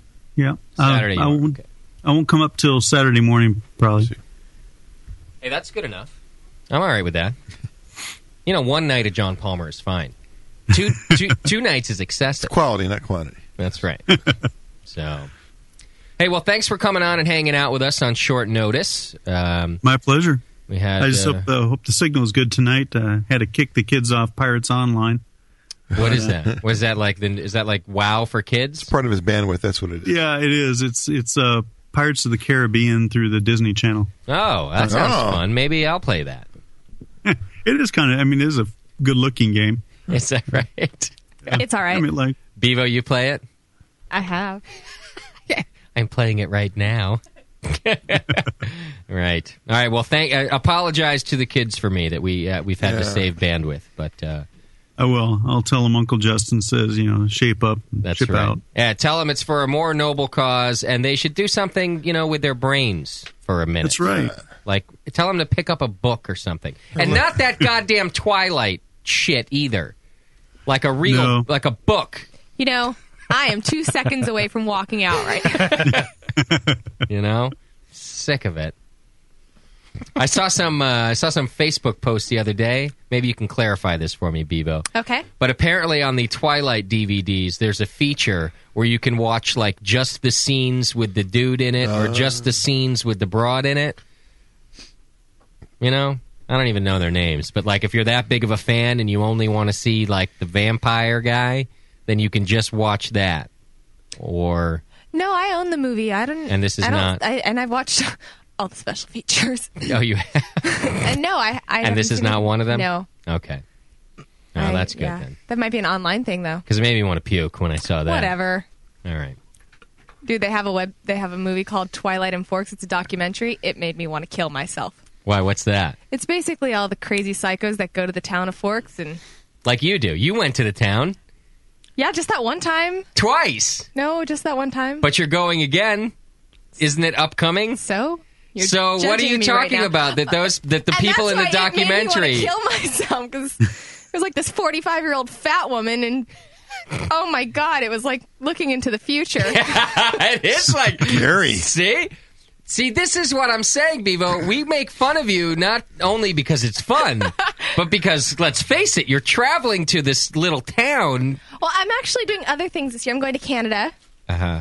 So, gonna not just go to Forks. I'm doing like Why? What movie was made in Canada that you want to go nothing. see? Harry Potter was there or something? That's in England. Okay. Duh. Same thing. No, it's just a girls' trip. It's not I see. just to be, gay. I'm surprised you're going to Canada. Our Canadian listeners will be surprised. You don't really like Canada very much. I actually really like Canada. It's really pretty. Take them some beer. It's just fun to make fun of. I see. A lot like me. Right. All right. Okay, that's it. All right, John Palmer. So John's on here. He's going to help us out with a few things. And one of the things we were talking about with Palmer before the program was cereals and cereal mashing. So maybe you could start me out, Palmer, by explaining, what are the cereals? Is barley not a cereal? Oh, yeah. Barley's a cereal. It is. Yeah. All your grass-based grains are, cereals. Wheat, barley, oats, triticale, and those kind of things. I can't think of the other one. Corn is a cereal, rice, all those. So everything's a cereal, except for oats, wheat, barley, rice, corn, right? You said all those? Yeah. Yeah, all those things. Except, I guess Rice Krispies are cereal, and Corn Flakes. Those are all cereals, too. Yummy. Fruit Loops? And you get a prize in Fruit Loops is a cereal, right? Fruit Loops, that's right. That's not. That's fake. It's entirely made out of styrofoam and sugar. I think I'm not joking right now. I think that I was at an NHC, and it might have been Florida, that somebody made a beer with Fruit Loops in their mash. Yeah. You're right. I think that was Florida. They did, right? And some crazy home brewer, God love him, was like, you know what? Why not? I'm putting cereal in there. I'm putting Fruit Loops in there. And I tried the beer. I tried it. You know? You know what I'm saying? Did you ask for the recipe? Moving on. Yeah, no, I did not. Okay. It was interesting. Well. So... But all those things all those types of grains are cereals, and each grain, each cereal has its own starch gelatinization temperature. You know, the temperature at which the starches become soluble in water, and the enzymes are able to work on them and to convert them into sugars. Okay, sugars. Yeah. Hey, you know what we were talking about with cornstarch? Uh-huh. What is that exactly, and how would we use that? Would we want to use that? What would it do? It would, yeah. Basically it's the next closest thing to refined corn sugar. They take corn, degerm it, grind it up, and all you have left is the starch, and they've powdered it. So it's one enzyme away from being converted into corn sugar. Not, no flavor really to it, just like corn sugar, highly refined glucose sort of thing. And if you want corn flavor, you need to go to flaked corn or corn grits. Oh, that's what I was thinking. Okay. And we don't really want all that much starch in there, do we? I mean, that's just more proteins and things and bad stuff. Well, corn and rice have very little protein in them. Rice less so than to corn.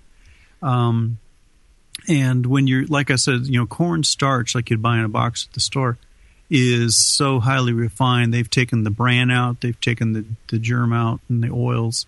It's just literally the endosperm that's been powdered up. So it's very easy to convert.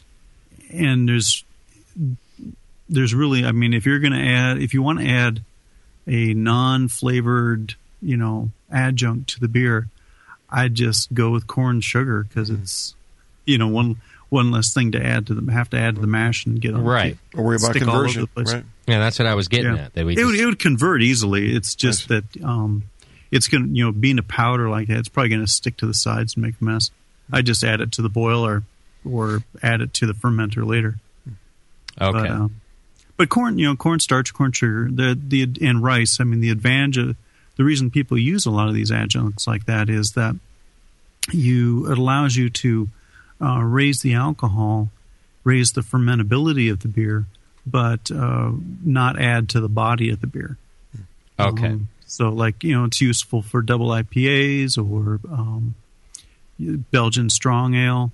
Though Belgian strong ale usually wouldn't use corn sugar, you'd probably use sucrose instead, or table sugar.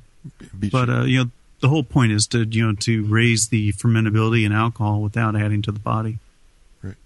Now, this is a good point, and also a good segue point too, in talking about these different sugars in beer, and certainly in Belgian beers. So, Belgian Candy Sugar, Dark Candy Inc., company who supported the BN for a long time. Great company. Obviously makes the different Belgian candy syrups that we use. Right.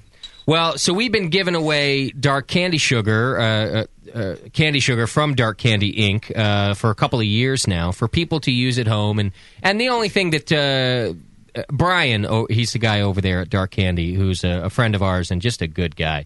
The one thing he asks is he just kind of wants feedback on the beer. And one of the things he pointed out to us, we're going to do a tasting here where a few of our listeners did 9 different types of beers? 9 different beers. One is no sugar. So and one's no sugar. All the same recipe. It's pretty much 26 pounds of Great Western 2-row, and then 5 ounces of Hallertauer at 4.1%, 60 minutes, and these are all 17.5 gallons to kettle.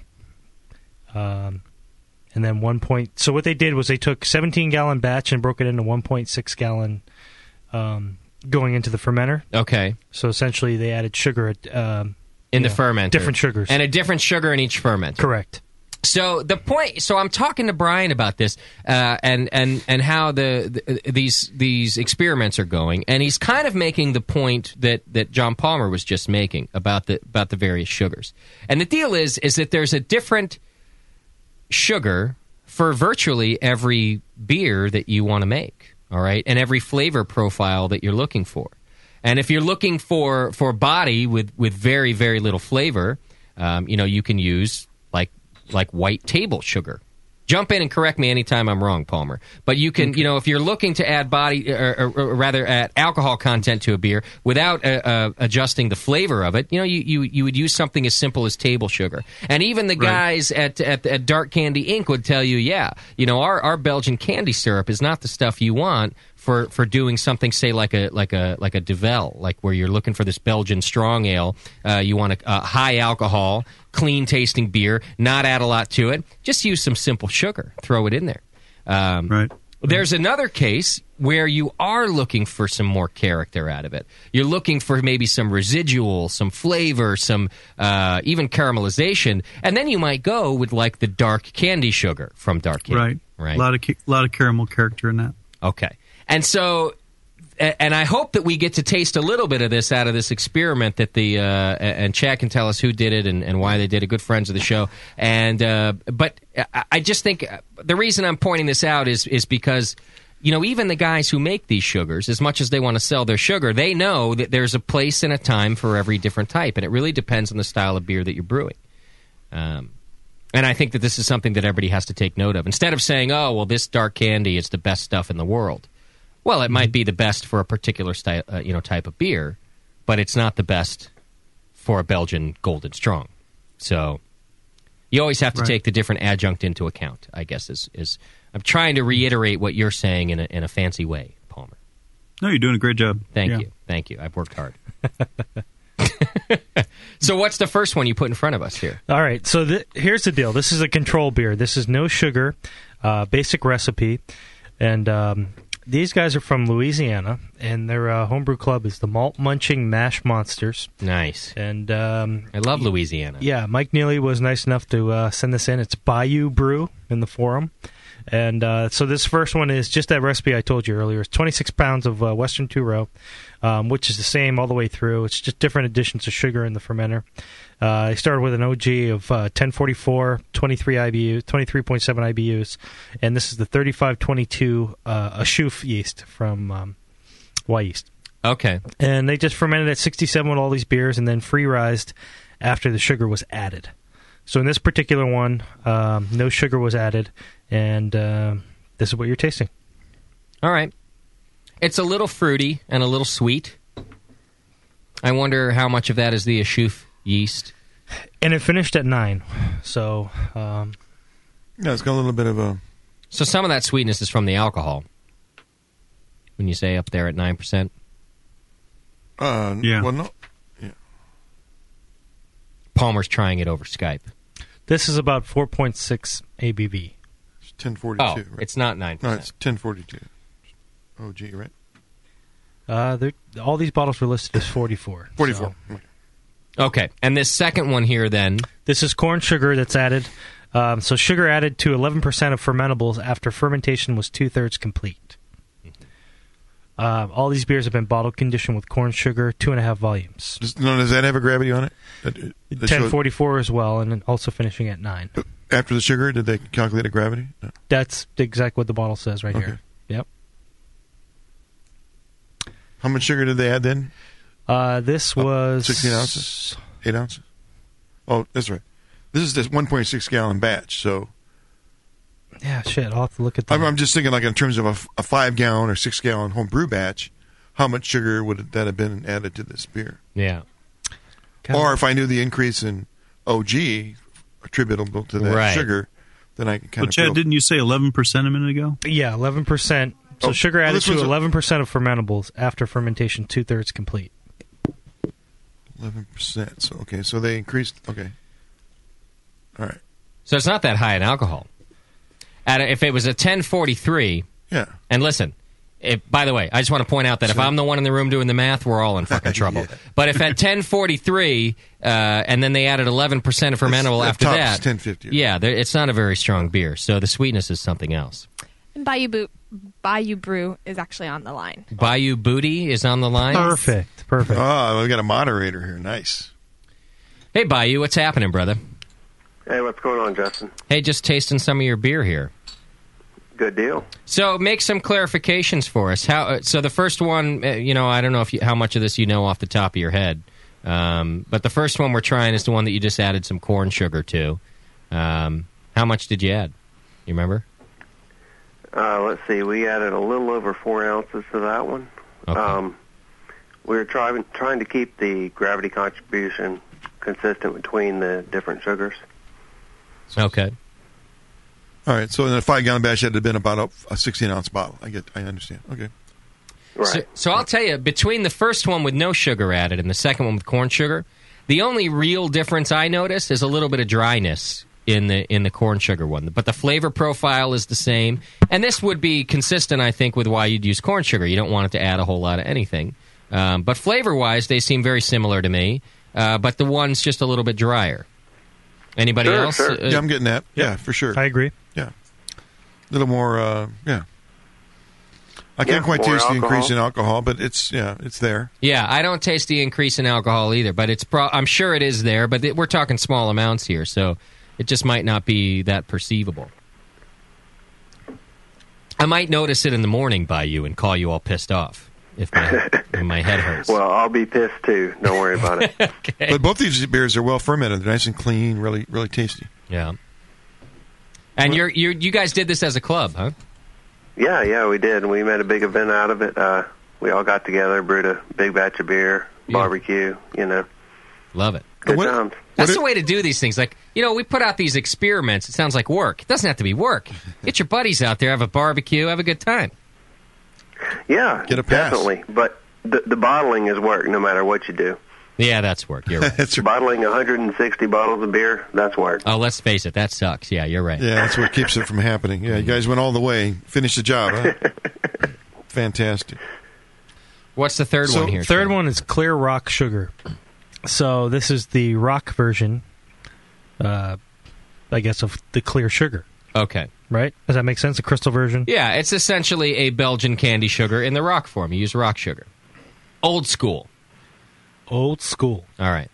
Did you have a question about the previous one while I taste this? Well, just about the process here. What did you use for fermenters for these 1.6 gallon batches? We used 2-gallon plastic fermenters. 2-gallon fermenters. Okay. Yeah. So every 1.6 gallons went in one of those 2-gallon fermenters. So right. Where'd you get 2-gallon? 2-gallon buckets. 2-gallon buckets. Okay. From a bakery. Okay. Good ferments. I mean, they're clean. I like the concept. I'd like to get into doing more of that kind of thing, where you're splitting it up, just to make a bunch of wort and then do a bunch of different things with that wort. I haven't read the feedback section of today's show yet. We had to skip over it in the beginning. Oh. Chad, make sure I do it by the end. Okay. But a bunch of people really enjoyed about the competition show last week, where batches. Nathan brought up splitting batches. Yeah. Just trying to split them up as much as possible. People really, really enjoyed that because a lot of guys don't get to brew that often. Right. So they just found it just a cool way to have different beer when they can only brew every couple of months. Well, thanks to the Malt Munchers, we're doing it 9 ways here tonight. That's pretty cool. So this one, now I can taste the difference where you've got the rock candy sugar in there. And rock candy, don't be afraid to chime in on that. Since you're the original rock candy. Yeah, and this is just pure sucrose. Is that what it is? Okay. It really is not any different from a bag of C&H white table sugar. Okay. Well, that's cane sugar. How about beet sugar? Yeah. It's more. I was going to say, it's a cleaner, sugary taste. It's not like, I don't know. I guess I'm jumping ahead, but like the darker, fruity kind of candy sugars that we'll get into. Yeah. But it's a cleaner sugar, if that makes agree. sense. But it's sweeter. It's a sweet, it adds more sweetness than the previous one with the corn sugar. Yeah. Right. I can actually taste it's the only flavor profile that's different to me in this one. Whereas the previous one was dry compared to the first one with nothing. This one is real sweet. Not that it isn't dry at the same time, but it just has and that's sweet... a clear rock sugar, yeah. This is also 11% of the fermentables? Yep. Okay, Yep. all right. I hate tasting shows. I'm sorry, listeners. At Yeah, home, if I'm this sorry, is yeah. going awful. But I wanted to try and get through the different flavors of different sugars. Well, let's just keep ripping through them. We'll do it Let's quick. just keep going. Yeah. We'll do this over. All right, what's this next one? This is It's really the dark interesting, rock but you can't taste sugar. them. It's too bad. So we had the clear, now this is the dark rock sugar. But still the rock. So same recipe. Same Palmer, everything. what's the difference between the clear rock and the dark rock? Is it still just sucrose?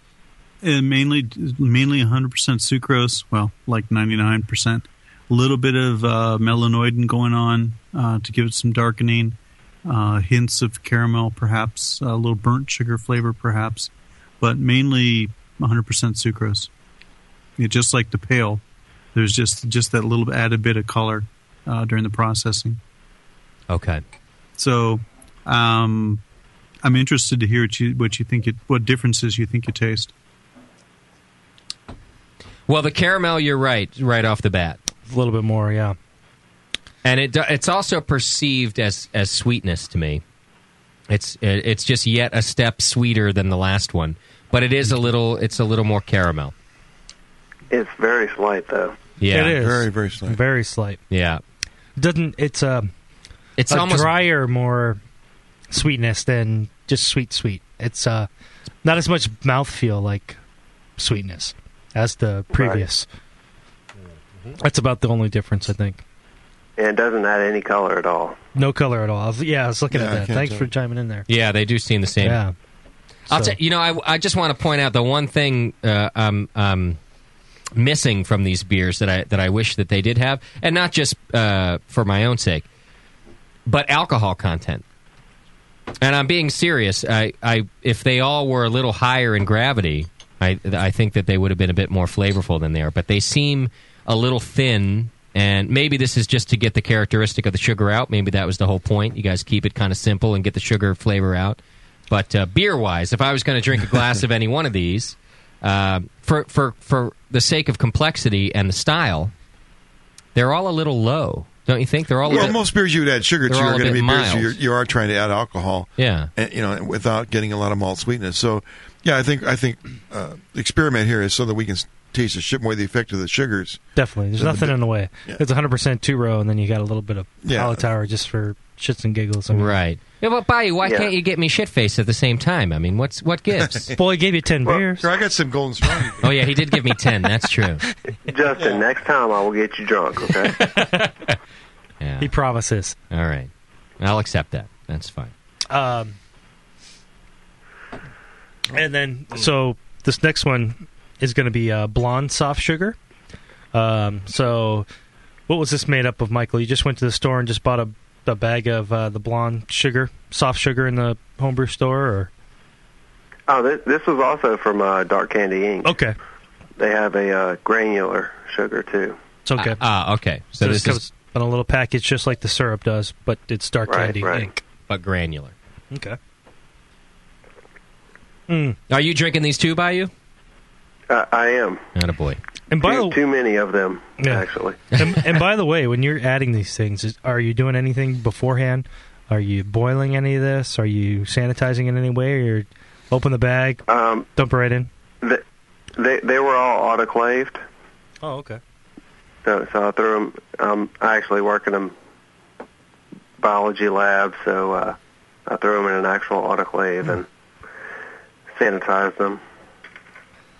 So that's not very homebrew of you, and I don't get to do that by you. I got to throw in dirty sugar. Well, yeah, but it's homebrew to use your job to That's make true. beer, right? Yeah, you make a good point. Use what you have. Yeah, whatever. If it's there, man, use it. They got rubber bands, use those. I don't taste a difference in this one. See, I get a nice, just more rounded sugar taste to it. It's just not a flat or a dry. It's more rounded. I see what you mean. You know what I mean? Mm-hmm. It's really nice. A little more complex, I guess. Maybe, John can speak to... I mean, is there anything different in the soft sugar versus rock or maybe the candy? Well, I was just looking at Dark Candy's website and to see how they describe the sugars. This is a brown sugar, probably similar similar in color to brown sugar you get from the store, except that, as I understand, Dark Candy's process, they obtain the actual semi-refined sugars from a sugar refinery to make their products, and that's where you get a lot more flavor. The typical brown sugar that here in the United States that we buy in the grocery store is simply white table sugar that's had a little bit of molasses blended in with it. So it's kind of a caramel coloring and a little bit of flavoring added back, as opposed to the Dark Candy products, which are an actual semi-refined sugar, kind of a more raw kind of product. Okay, I like that. You just get that fullness. It's a little more complex. Like I said, it's a richer sugar. It's just a little creamy. Yeah, it's nice. It's really nice. Yeah. Yeah, I guess you're right. I'm not.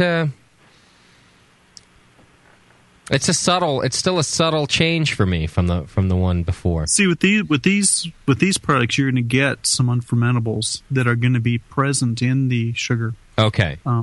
And this is a desirable trait in beer, in certain beer. Yeah, because that's where you're getting your flavor from.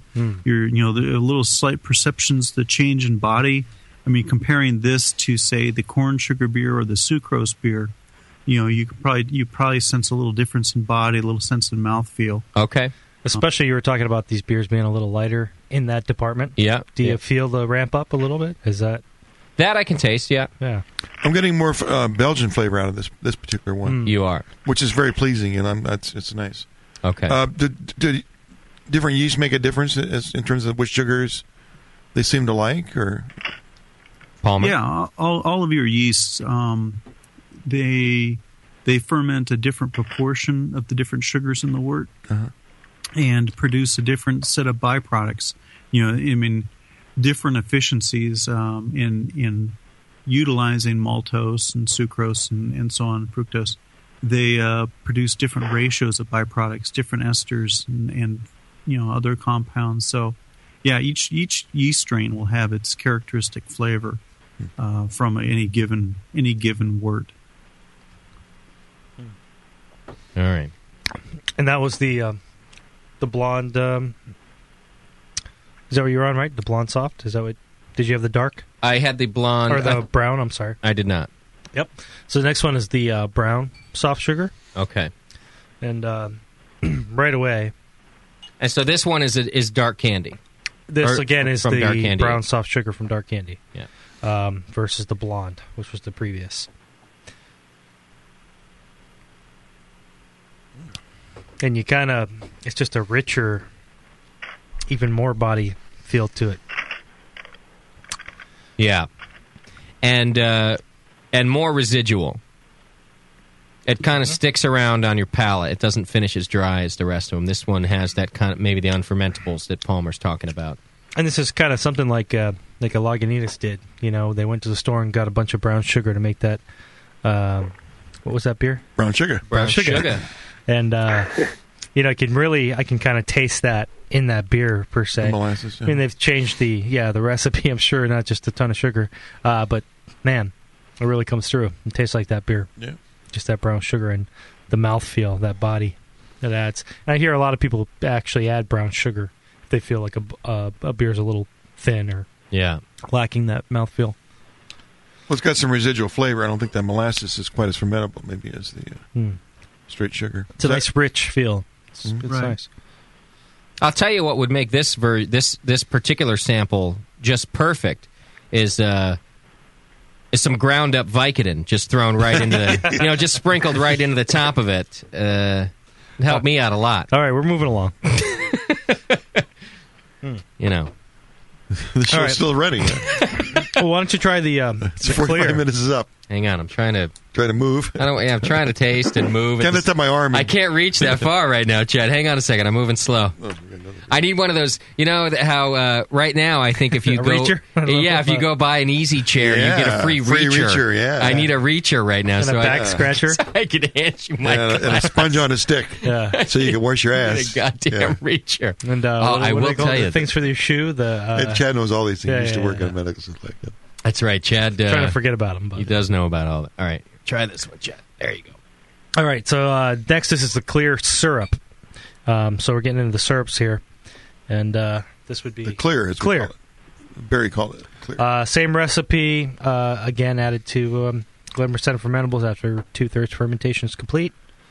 This actually finished a little higher at 10-11 versus everything's been right around 10-9 or 10-07, 10-08. And that's what's interesting. Just to go back, the blonde soft sugar did start to drop a little lower, all the way up through the dark rock sugars, or the rock sugars. They were all about 1009. Yeah. And then they started dropping. The blonde went to 1008. The brown soft is 1007. And, wow. So the syrup, the clear syrup, is up at 1011. Really? All starting at 1044. That's the one we're tasting now, is the one you said. Right. What's interesting about that is that the thing I was going to say about this beer is that it's back to tasting dry to me. And a higher residual or finishing gravity. Even though the gravity's higher, it's back to tasting. This one tastes drier to me. And more of that fruit flavor again. Yeah. Than that. Yeah, I'd say it's definitely more complex. Yep. Yeah. That's how the yeast stop slapping into that microphone. It's a treat for my grandfather. I know. This is one of the reasons I hate tasting shows. It's not your fault. It's how you taste things, but God damn it makes me want to punch Tasty in the face. My grandfather doesn't have any tasting shows. I don't like them either. Even that Can You Brew It thing's a pain in the ass. Yeah. We don't need That's why we did the tasting at the break. We taste off the air. Yeah. Especially sour beers. You come back and talk about it. Oh, yeah. Chewing on it. Oh, yeah. Sour beers. They're terrible. so good. Turn my microphone off. It's like we all had a peanut butter sandwich in here right now. Good Lord. All right, let's move on. All right. Yeah. So that was the clear. So just keep in mind what that was. 10-11. Bayou, what do you think about this beer? This 10-11 one that I'm saying it tastes drier, but it actually finished higher. Yeah, I mean, I agree with you. It still tastes dry. It's more complex. I think it would make a great blonde or something like that. You know, I mean, yeah, you're adding some more alcohol to your beer and a little bit of sweetness, but it still is perceived as dry. So this was the amber sugar, though, right? No, clear. Amber's next. That was the clear. Okay, that was the clear. Yeah, I mean, you still get those kind of fruit flavors that punch through, I'm sure, from the yeast. But just the sugar, it's that beet, kind of just sweet. I think it's maybe complex. the character that's sort of overriding the sweetness kind of thing. Like it gets your attention ahead of the sweetness or something. Yeah. Because it's obviously a higher finishing gravity. You think, well, that's going to be sweeter. You know, it complements maybe the yeast, the fruit characteristic. Yeah. Nice. So it's pretty interesting that the color on all of these is pretty similar, even though the sugar is, you think of amber sugar or dark candy sugar, you think, oh, well, I'm going to have a Doppelbock. It's going to have to be a dark beer, but it's not necessarily the case. Now, this one, the amber, is certainly darker than the blonde. It's a couple SRM, but it's not drastic. I don't know how much you can see in the webcam. I'm trying to hold it for you guys. Our taste. But yeah, I find that interesting. It's the color difference is pretty slight. It's a couple SRM. It's there. Yeah, it's about 3 SRM. Oh, that's good. That's tasty. That definitely has more flavor. Yeah, it's also like it has an accent malt, like a crystal 10 in it or something. It has a little more character to it, while being clean at the same time. Yeah, it kind of. It's not the fruit flavor of the earlier ones. It's just more kind of complex and, yeah. What was the final gravity on this beer? Let's see. I got it in front of me here. This one's 10-13. So even a little higher. Okay. So even a little higher, yeah. Yeah, looking at the specs on their website, this is only about 40% fermentable. That's the amber? Yeah. Yep. It's interesting. A little more 16% fructose, 30% sucrose, 18% glucose, and the rest are carbohydrates. So, a lot lower fermentability, but that's where you get the flavor from. Is you get these higher chain sugars that don't ferment, and that's I think the flavor differences you're getting. And those would include like caramelized sugars in the process of making this amber. Right. Okay. Right. Yeah, this almost has an American amber taste to it. Like I get that. Yeah, I can see that. I can see like this that in an caramel. American amber. I do. Yeah. I mean, it's so weird. I mean, it tastes like a beer. Yeah. That particular sugar. Yeah, that part it's of the very beery and very American amber-esque. Really weird. See that?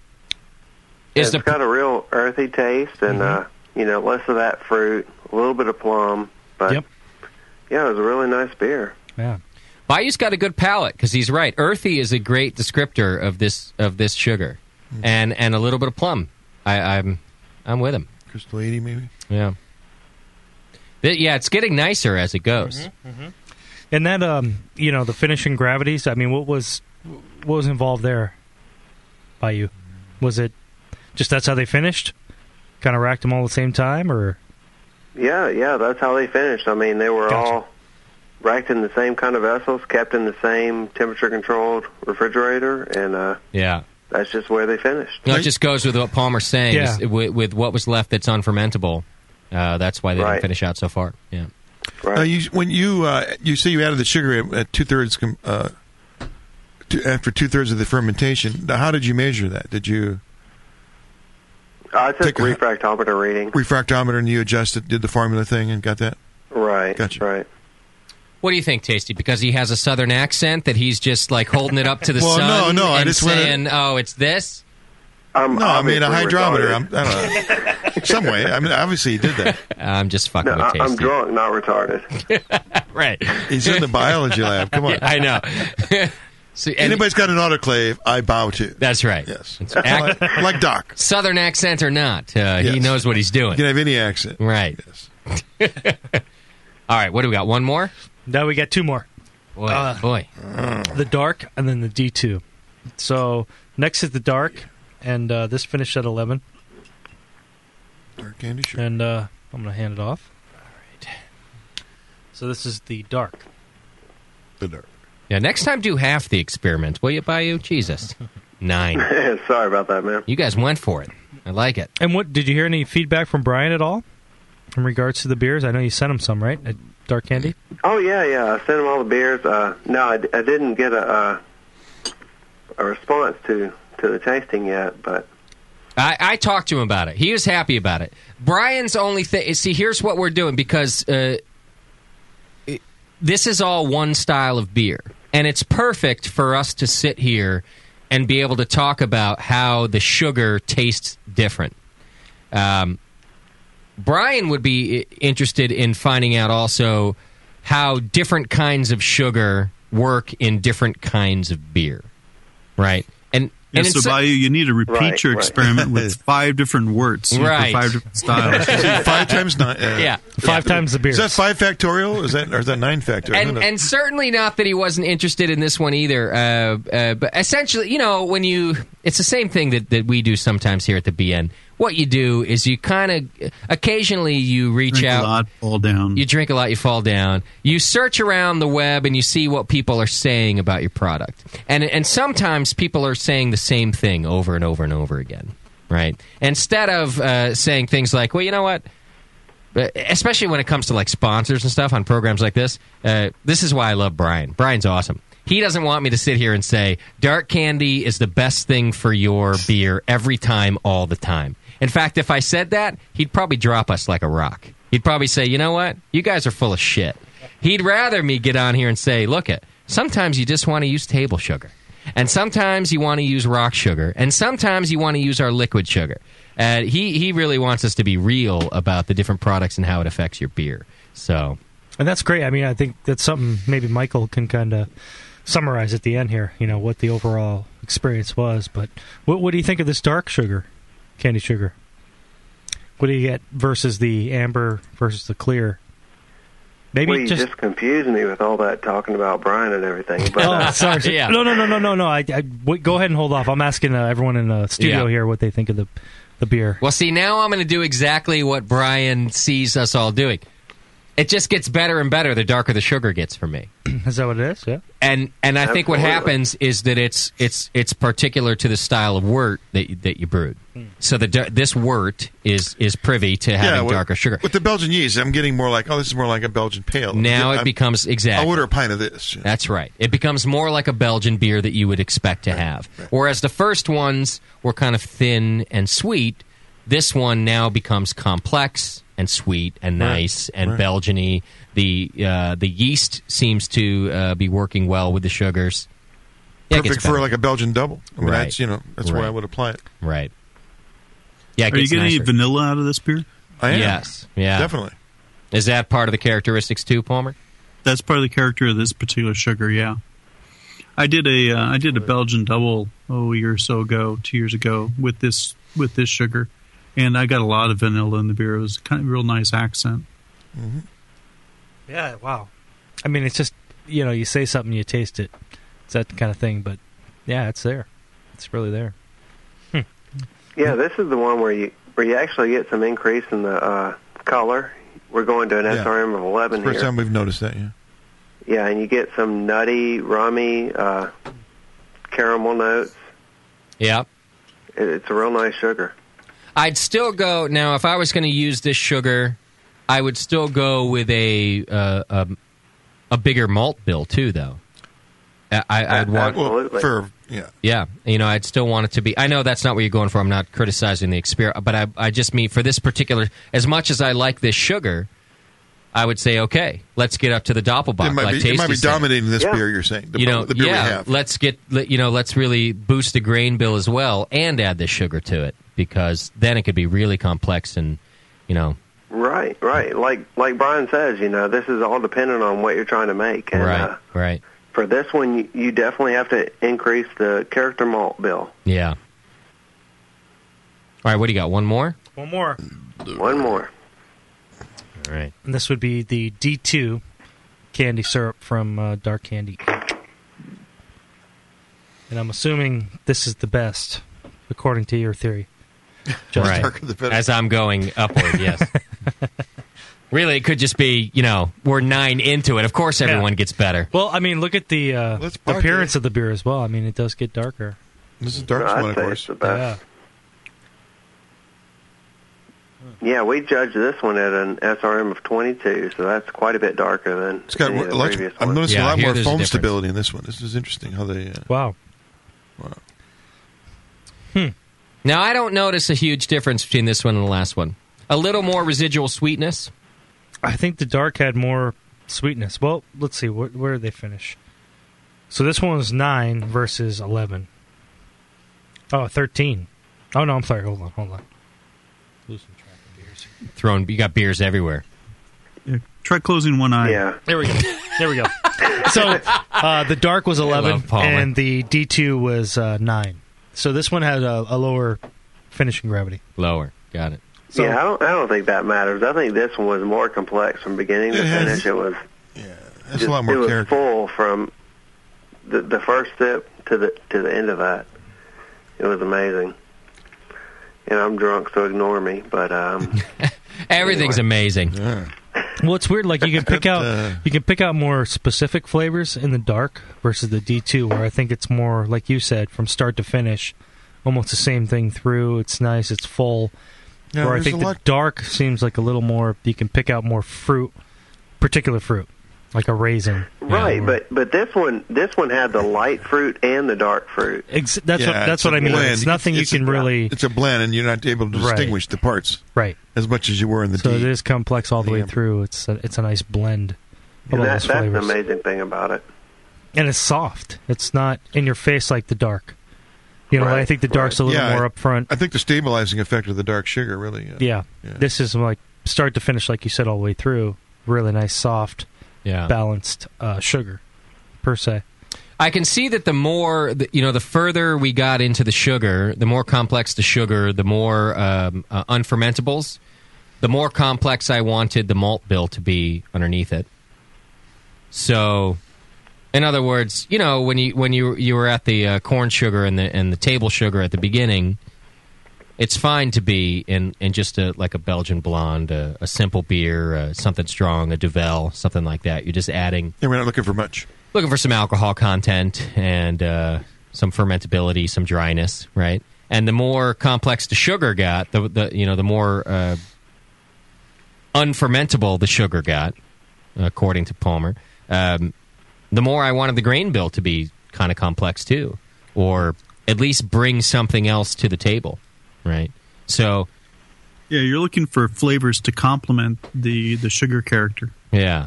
Because you can't just have a bunch of unfermentables with nothing to back that up, right? I mean, then you just end up with a kind of a cloying beer.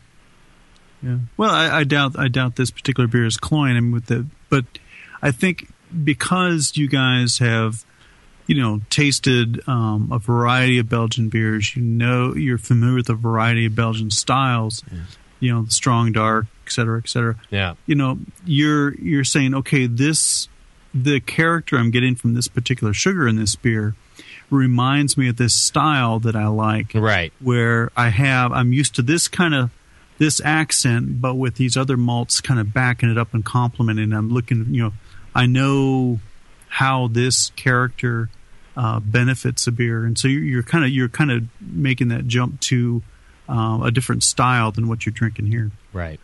Yeah. Well, the monsters kept it intentionally simple so that we could detect the differences in these sugars. So. I got to say, overall, what an awesome experiment. It was good. Yeah, because I learned a lot. Now that I'm looking back at all these 9 that I just got to taste, I really do see the difference in the sugars and at least where they're used and how they affect a beer. And Bayou, I think it's really cool. I could definitely say now, at least with some degree of comfort, hey, sometimes you just want to use some sugar, man. Grab some table sugar and use it in a beer. Can we compare notes and kind of what were your takes on all these different beers? What's your kind of summary by you? Oh, well, first of all, I agree with what you said. I think people just need to taste the difference between these different sugars in their beers. I know it's pretty boring to listen to our tastings of this, but if you do something similar in your own brewing, it'll really show you a lot about your ingredients. But yeah, our tasting notes are pretty similar to what you guys said. I tried to interject when there was something that we saw that was different. Of course they're similar. We're all professionals. Come on. Right. Good answer. That's just a rumor about us being a bunch of hacks. Right. Total professionals. Just like the malt-munching mash monsters. Say that 5 times fast right now, Chad. It sounds professional, doesn't it? It does. Yeah. What do you guys call yourself for short? Like 4M? When you're monsters? Oh, yeah. He's at the top. See, that's much better. Yeah, you have 9 samples of Belgian beer, and you just go, They pack in a shirt, too? Cool. Yeah, he's got the little Mardi Gras Yeah, we hat threw on in some shirts. Nice. And if you guys don't mind, I'd like to thank Brian Mercer because he donated the sugars that we used in this experiment. And Nico at NicoBrew.com, he donated the hops that we used. Nice. Cool. 2 wonderful sponsors of the BN. Look at these guys. Big thank pulling you. it together for Big us. thank you. Come on, how about that? We don't even donate shit to our listeners. That's cool. Yeah. Hey, and thanks to you guys. Yeah, we took advantage of the guys that sponsor you, Justin. Hey, I love that. And you know what? I tell you what, they like to be taken advantage of in that way. They love it. They come back to me and go, you know what? I just sent out a bunch of stuff to these guys, and we loved it. So that's cool. Yeah, they're awesome. I'm sure Nico's listening, so that's cool. We had a lot of fun. I mean, you're not going to learn more than if you do something like this. Right. You're not going to learn more about your ingredients unless you do it yourself and your process and everything. Yeah, sure. Right. Great process. The beers taste great. The beers, everyone cleans listening together. to our tasting notes, it's nothing. You're not going to learn anything from it. Do it yourself. Yeah. That's right.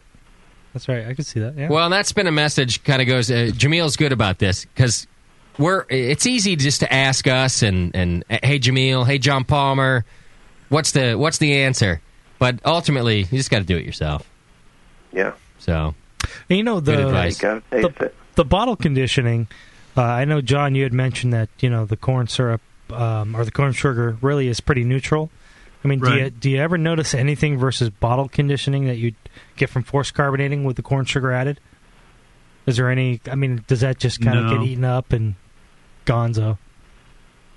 Right. Okay. The only time you'll see a difference is due to poor fermentation. There's the old wheeze about if you add corn sugar or table sugar to a beer, you end up getting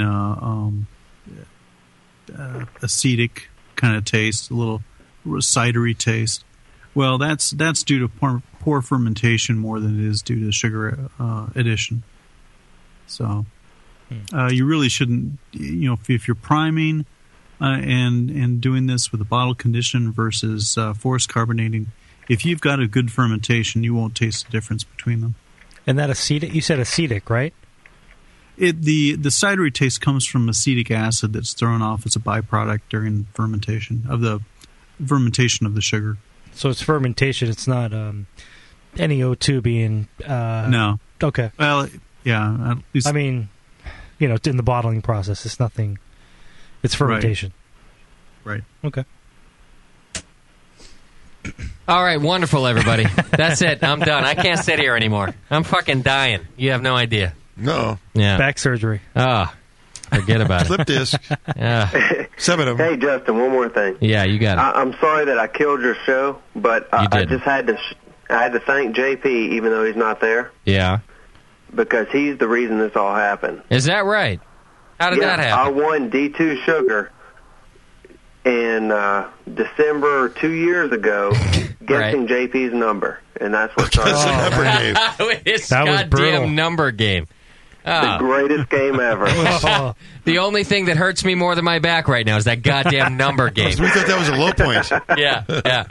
No, that's awesome. Good. I'm glad. Well, great. And Bayou, listen, don't take my bad attitude as any indication. You guys did a great job, and I can't thank you enough for doing this experiment and letting us talk about it. As much as I'm complaining about tasting shows, I'm actually getting notes from the chat room saying, hey, don't worry about it. These are the kind of things we want to hear. So, and I know Bayou, he doesn't get to listen live, so this is awesome that he could call in. I know he never gets a chance. He really wanted to be a part of it. So cool. Thanks, man. I'm glad you did. I'm going to be in work in 3 hours, but I'm going to shoot myself now. Oh, shit. I'll tell you what. Send me an email and tell me how much of a dick I am in 3 hours when you have to go to work. All right, man. Thanks brother. a lot. Appreciate it. All right. Bye. Bayou. Good job. And the malt munching mash monsters. That's a big effort. Louisiana, right? Shreveport. Guys. No, that's very cool. I liked it. It was really a great tasting. And what a tutorial. I mean, that was... Boy, it took you all the way through, and that's big differences. I mean... Right. Rest assured, I'm going to finish all the samples so that I can rest easy tonight. All right? We're going to sit right here. I'm going to edit the archive, drinking the rest of these samples. So no Vicodin with codeine. I don't have any of that shit. Doc didn't come to the show today. What am I going to do? I'll call my guy. Please. How about a cookie? Somebody. Have a cook. Right. I'm going to have to retreat to the back patio like you fellas. Yeah, I don't think that's going to help. No, it doesn't. Last time I did that, it was years ago, but I was having some back pain or something, and that's what it did. I laid there. I felt like I was dying, like someone was stabbing me in the back. Because then you just focus on everything. You're paranoid and in pain. I'm paranoid and in pain. Yeah, the cousin doesn't help me out any. I would. No, it's bad. I feel like I'm going to die. You gotta stop bending over to blow dudes. I guess. Better technique. If I have to. Sorry, don't mean to cut you short, Palmer. Nope. How the hell are you? You sound great, Palmer. How are you? How's that? Thank you. Hey, how's that brew system coming? Great. Yeah, I haven't used it in a while, but it looks great. You're busy down there too. Wait, you send you a recipe? What's going on? You need some more time, probably, right? Yeah, just I've been trying to get back on the water book with Colin. Oh yeah. Grabbed a few hours here and so on. It's finding time is difficult. I understand it. But I went to a writing seminar last weekend where it was kind of like how to get published, and it was kind of cool to find out comparatively I'm fairly successful when it comes to nonfiction. But right. I'd like to write a fiction novel too. Really? That'd be kind of fun. I'm afraid of that. Because Palmer creeps me out sometimes. He's got a crazy mind. That's perfect. His fiction's going to be all fucked up. You know? You're not going to be able to sleep at night after reading John Palmer's book. Creepy, huh? That's probably a good book. That's kind of what you want. Yeah, the ones that get your attention. Yeah. I'd like to write steampunk or something like that. Really? Yeah. Interesting. Steampunk. I don't even know what steampunk is. Sounds edgy. Steampunk is where the recent Sherlock Holmes movie. Yeah, I just watched it. Yeah, kind of like that sort of setting, that kind of feel. I see. Where it's Victorian science fiction sort of thing. See, told you. Lots of gadgets. Palmer's a goth. He didn't even know it. I like it. See, yeah, Bevo's ready. That's our genre. Yeah. I did have a couple questions come through for you, Palmer. Oh, okay. A couple random things, too. So, let's see. Cosmosis is in the chat room.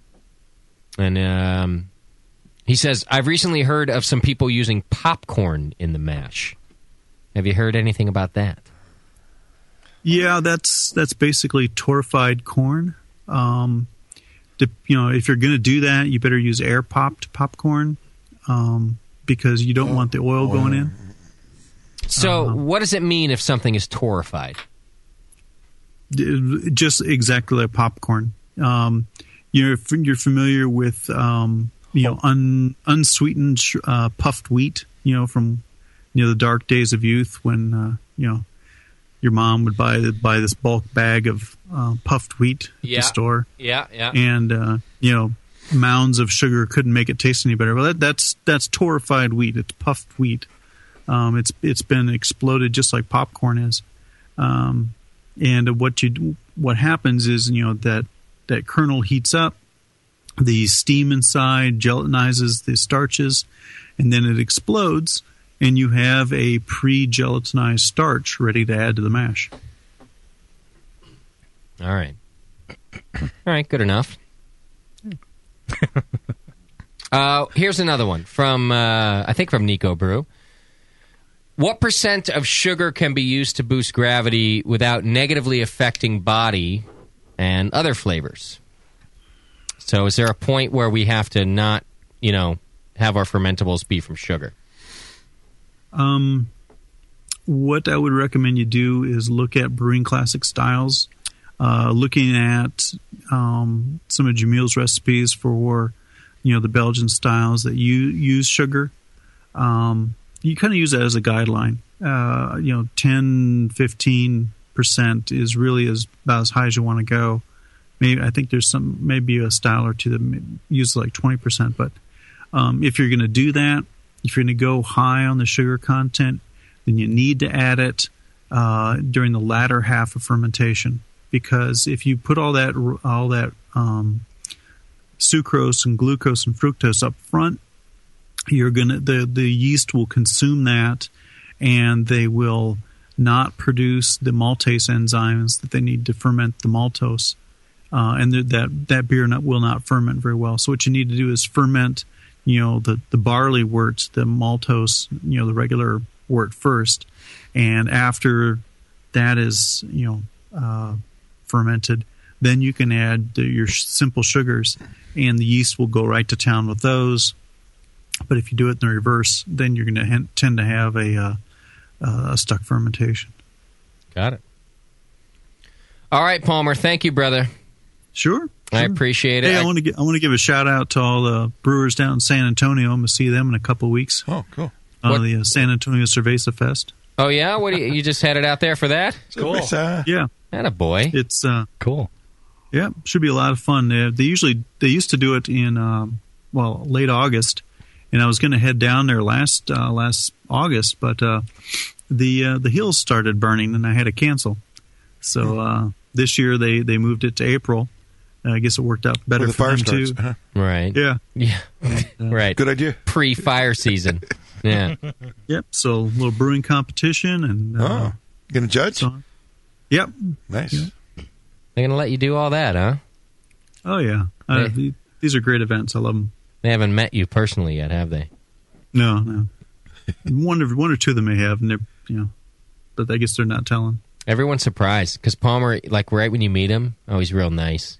But then you take him out one night, he's a party animal. Rages. You don't even know. You don't even know what Palmer is. Yeah. You can't keep up with John Palmer. Start dishing on Justin and yeah, that's what happens.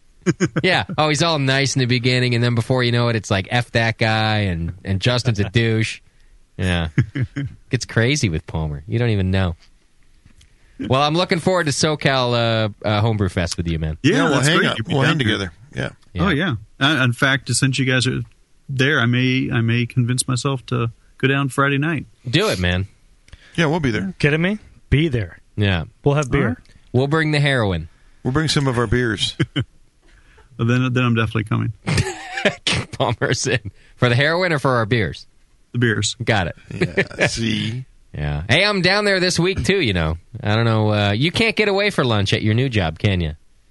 No, I work about 30 miles from home, and from 6 a.m. to 5 p.m. I'm just on the job. It's amazing. No more beers at lunch. No, that's because I'm No. going to meet with Push for beers at lunch, and I thought, oh, Palmer will be there. And then I remembered, no, the new job, you can't. Yeah. Oh, well. That's a good reason to be sick, though. Right. Well, yeah. We'll see. We'll see. I'll tell you what. I'll send you an email. I'll give you my schedule. Okay. All right, man. Thanks, Palmer. I appreciate it, brother. My pleasure. Thanks, Palmer. Catch you later. Take it easy, guys. All right. Bye. All right. We're going to go to a break here. Let me do this phone call real quick. If it's still on there. Is it BC Maui on the phone, Beef? That's Bill. Yeah. BC. What's happening, brother? I stay here. How are you, man? I'm after the Stephen King of brewing. You are? Which is Palmer. Was that Stephen King Palmer? It was, yes. the creepy the fiction author? writer of brewing. I think you're right. An author, yes. Yeah. And he creeps you out? Well, but he's a good guy to hang out with. Oh, he's a great guy to hang out with. And he's a great guy in general. But I'm telling you, that brain of his, it's not just good for writing beer books. He's gonna creep everybody out if he starts writing fiction. I almost got to hang out with Tasty and Chet. Where at? I was up. Our plane flight got canceled, and we got delayed. Yeah. And my wife crashed, and so I got on the internet to the brewing thing, and then Tasty called me back or emailed me back, but then I found out it was Valentine's Day the next day, and I had a bag on Tasty and Chet. Too bad. We had a good time. Right. We were over at Anchor Steam. You had a great time there. Oh, that's right. On that was the end of beer week. I went to the Tornado. No, we were at Celebrator. Next day. Oh, it was the next day. We were at Anchor Steam for the Mashers party. Got it. So, BC, are you calling in all hammered for Drunk of the Week? Well, I can call in back if I don't want to be the first call. You are. You're the first call. I want to be at the end and make all the points. Listen to me. There's going to be like 2 calls because we're about done. I got to take a break. We're going to do a call. That's it. So you're in good shape, Need some man. feedback in there. Yeah, I got to do that. But you want to, what I'm drinking? Yeah, I do. I'm drinking I'm doing the Mirror to Shoots. Oh, good. Mirror Pond? It's a Bard. Same it's a Barton. When you're drunk, you see double. It's Mirror. Read it twice. It It's says Mirror It's Pond a Pond. barley wine. It's a barley wine. Oh, Mirror's a barley wine. Barley wine. But I want to meet Chat and Tasty. Well, let's just go. I got Wait nothing a but second. love for you, Didn't you brother. meet Come these on guys out. at NHC, BC? I met Bill before. Yeah. No, I'm not going to Minnesota, but you guys coming out to the Maui Brew, or the second annual Maui, the kind? Not this There's no year. interstate between here and Not there. this year. What? We, I loved it. All right. We cut out travel Well, this year. there's 3 extra bedrooms in my house, so anytime a PNer broadcaster needs to crash a Maui, that's up to us. Justin, Tasty, or Shed, you guys got a place to crash. Press record tonight? And if That's you gotta 3 bring rooms right there. If you got to bring Doc, we'll put up with him too. I'll sleep with Doc. And JP. He can sleep in the garage. I'll take the big spoon. All right, you'll take the He's big such a little spoon. Yeah, there's no way you could go the opposite. No. Be no spooning at all. No, you would just be sitting on your ass. Falling off. What is this Right. Right. All right, what else besides Mirror? I was Pale drinking the Sierra Nevada. I was doing the Ken Grossman thing. Yeah. And I had like 6 of those. And I have my Scotch ale. I made it 7 months ago, and it's really getting tasty now. Okay. And I spent the last 2 days soldering out by my brew shed. I'm getting water out to my brew shed so I can not have to walk into the house to get the water and clean off. Nice. And I'm going to make some really tasty beer. Kind of like I got water out there. How is your water That there? does help. How is the water there on your island? Is it The pretty... water's really, really light. It's from the sky, and then we catch it. Before it goes through the soil? Before it goes through the ground? Yeah. No, it doesn't go through the ground. It's in these reservoirs. I see. Shallow, I see. And it's really light. That there's not a lot of solids in it. Gotcha. Listen, Maui's resume doesn't sound so great, but he sounds great. Hey, I mean, right, Beef? He sounds Oh, good. he sounds amazing. Hey, I have another question. What is kava? Kava is, I think that's like out in Tonga and Samoa. That's the like Hawaii, right? Different islands. If you, that's like the Polynesians. They didn't have the wheel, and they couldn't make beer, so they had to walk a lot, and they drank kava. But once you figure out how to make a wheel and brew beer, then you don't need kava no more. So it's like a pepper. I bring this up. What is it? It's a fermented root. It's another fermentation. It's a way to make alcohol out of the taro plant. But it's kind of like eating mushrooms. You know, you got to puke and then you get a buzz. Oh, now we understand. Well, I really I bring this up because it's a good example, by the way. Our friend we're down in. Drew Beecham actually said we should warn folks about the kava-like nature of American cereal matches. So I didn't know what kava was. That's why I asked. Oh. But be warned. They'll get you high, like shrooms? Be warned. Cook them up. Last time I did shrooms probably was when last time Tasty went to a Grateful Dead concert. I go every year. A couple of years ago. Well, not the Grateful Dead, but Right. you know, It was like I mean, Jerry was still there. You know, I'm one that of was Jerry's the way- kids. Oh, I see. All right, Maui, I got to go. You're in the running, my brother. I'm trying. All right, you're in. Thank you. I'm doing my mirror on the pond. You're in. Later, man. All right, BC Maui from Great guy. Hawaii. Wow. From the country of I'm Hawaii. sorry we missed him when he was here. Quick break. Come back. Feedback. Drunk of the week. Then we're out of here. Usual shit. I got to give away some drunk of the dark candy sugar. Oh. Too. I'll be back.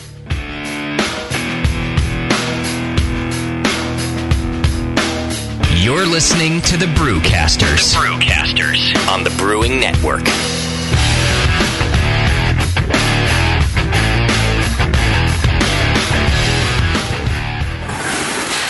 Hey, Push, the new brewery's looking good. Thanks, Finn.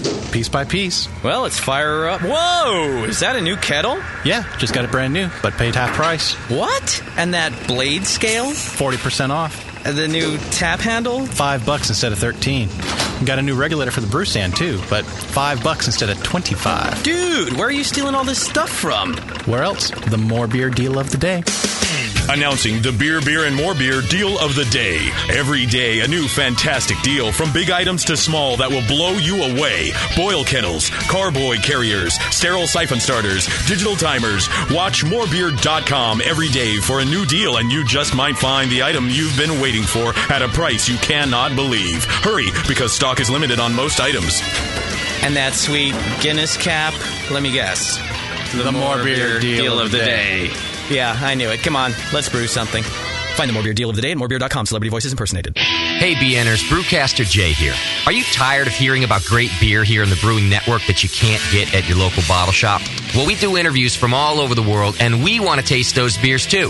Finally, there's a place to turn for great beers from the other coast and beyond. Brewforia.com. Brewforia has an incredible selection of amazing beer, and they're adding more all the time. From breweries big and small, craft beer, imported beer, organic, and even gluten-free. You're going to love all the choices. When the Brewcasters can't find an upcoming guest beer, we turn to Brewforia, and you should too. Just check the Brewing Network for the upcoming guest schedule and head to Brewforia.com for their beer. The great guys at Brewforia will even include free beer for you with qualifying orders. Free beer, BN Army. You know we like that. Visit our favorite online bottle shop today at BREWFORIA.com. That's brewforia.com. Brewforia. When you can't get it, they can. What's up, dude? Why the long face? Valentine's Day was awful. The World of Warcraft subscription was a strikeout. Ooh, yeah, I hear ya. A couple of years ago, the new Hoover I got my wife was a bomb, too. But last year, I found PlayfulEvenings.com. Why? What's that? You know, Mrs. Badrock's store. It's awesome. Totally tasteful passion toys. Are you serious? Yeah. What's a passion toy? You know, it's central aid in the bedroom. Ooh. All kinds of stuff. Massage oils, couples games, lingerie, and books. Books? Yeah. Where do you think Ticklish Pickle came from? Yeah, boy. Seriously. Fun stuff, and Mrs. Badrock takes care of the BN Army with 10% off. Go to PlayfulEvenings.com and click on Shop Online now. Put BN Army in the coupon code. PlayfulEvenings.com. Thanks, Mrs. Badrock. You're a lifesaver. BN Army, it's Valentine's Day all year long at PlayfulEvenings.com. What's funny is Bruce will say, yeah, I don't brew to stop. I'm brewing my own beer. And it's like a German Pilsner, but it's black. Yeah, it's a sports beer. You know? The home of live beer radio. TheBrewingNetwork.com. Because like beer, radio shouldn't suck. You're listening to The Session. You're listening to the Brewing Network. Because like beer, radio shouldn't suck.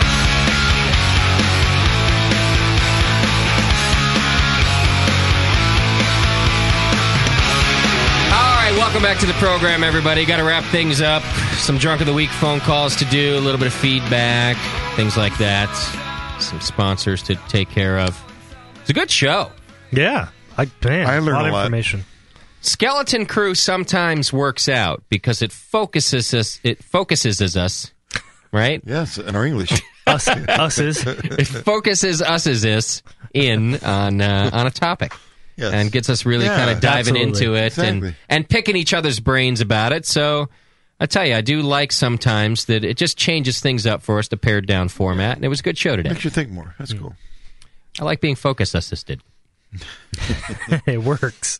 All right, I answered a call. Bevo was away from the line. I think I got a Drunk of the Week on the line. Caller, who are we talking to? You're probably talking to Bayou. Hey, Bayou. You calling in for Drunk of the Week, too? Yeah, I'm still here. You got to drink the whole 12 ounces. Still hanging in there. He's not going to work. You got to split it.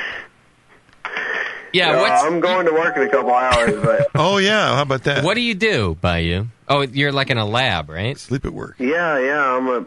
I'm working on a PhD in microbiology. Great. What are you going to discover awesome, today, Bayou? In 3 hours, what are you going to discover? Place to nap at school. Yeah. I'm probably going to cure cancer in about 3 hours. Oh, it'd be fantastic.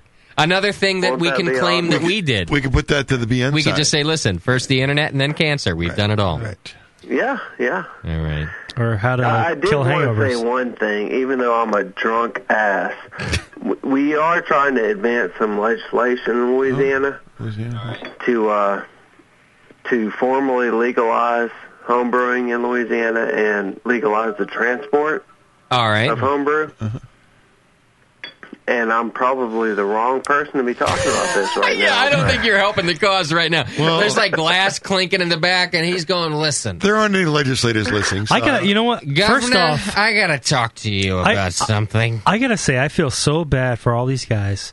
They're talking about homebrew and all these things. California in November is going to vote on transporting weed, making that legal. You guys These can't guys even don't worry brew. about homebrew. Yeah. I'm sorry, man. I'm sorry. I feel for we're you. worrying about the wrong stuff, right? Well, no. It's just Chad makes a point. We're like smoking doobies on the corner with the police, and other states can't even do homebrew. I feel bad for you guys. It sucks. Word tasty. See? He's with us. Clearly. Well, listen. Now I will say this about the AHA, and I've said it since the beginning of the BN. They do a great job fighting that legal fight right for there. You guys, and it's a good reason to support that organization. The BN, we maybe have a voice out there, But I'll tell you what, we're not having meetings with the Senate, and we are not having contact with representatives like the AHA is. These are the guys who are getting in there, getting dirty about these different bills. So yeah, you're right. Support them. And the AHA has been with us with all this, and unfortunately, we haven't been a unified voice. But the AHA's been with us every step of the way, and I appreciate that. Wait till Justin's in office. Oh. Legalize everything. Exactly. Everything is going to be legal. We're going to be, listen, we're not just going to be passing around homebrew and those governing committee meetings when I get there. We're going to be passing around heroin. We're going to be cutting lines on those. I just picture that big conference table we have to sit at. Oh, I'm going to put out a rail from one end of it to the other. And black tar. What am I talking about? What the hell am I talking? I don't even know what a rail is. You just got 1,000 votes. What are you talking about? I don't either, Justin, but I'm with you. You're right. You're with me, right? I say the more partying we do, the more things we get done. I'm changing my vote. I am voting for you. Now you will vote for me, right? I'm just a drunk asshole. I don't even want drunk of the week. It took me 2 goddamn months to get Tasty's votes. All my campaigning, and now you're ready. This is a plank I didn't even know you had. God damn it. All right. Bayou, I got to clear the line. You're in the running. You are a contestant. Hey, thanks for all the beer. Later. Out. Okay. I got to read all this feedback, huh? Please. Shit. Either that or get mad at me about not reminding you. Hey, that's easier. I can yell at you for that for days. Oh, my God! You've got mail. Kick ass.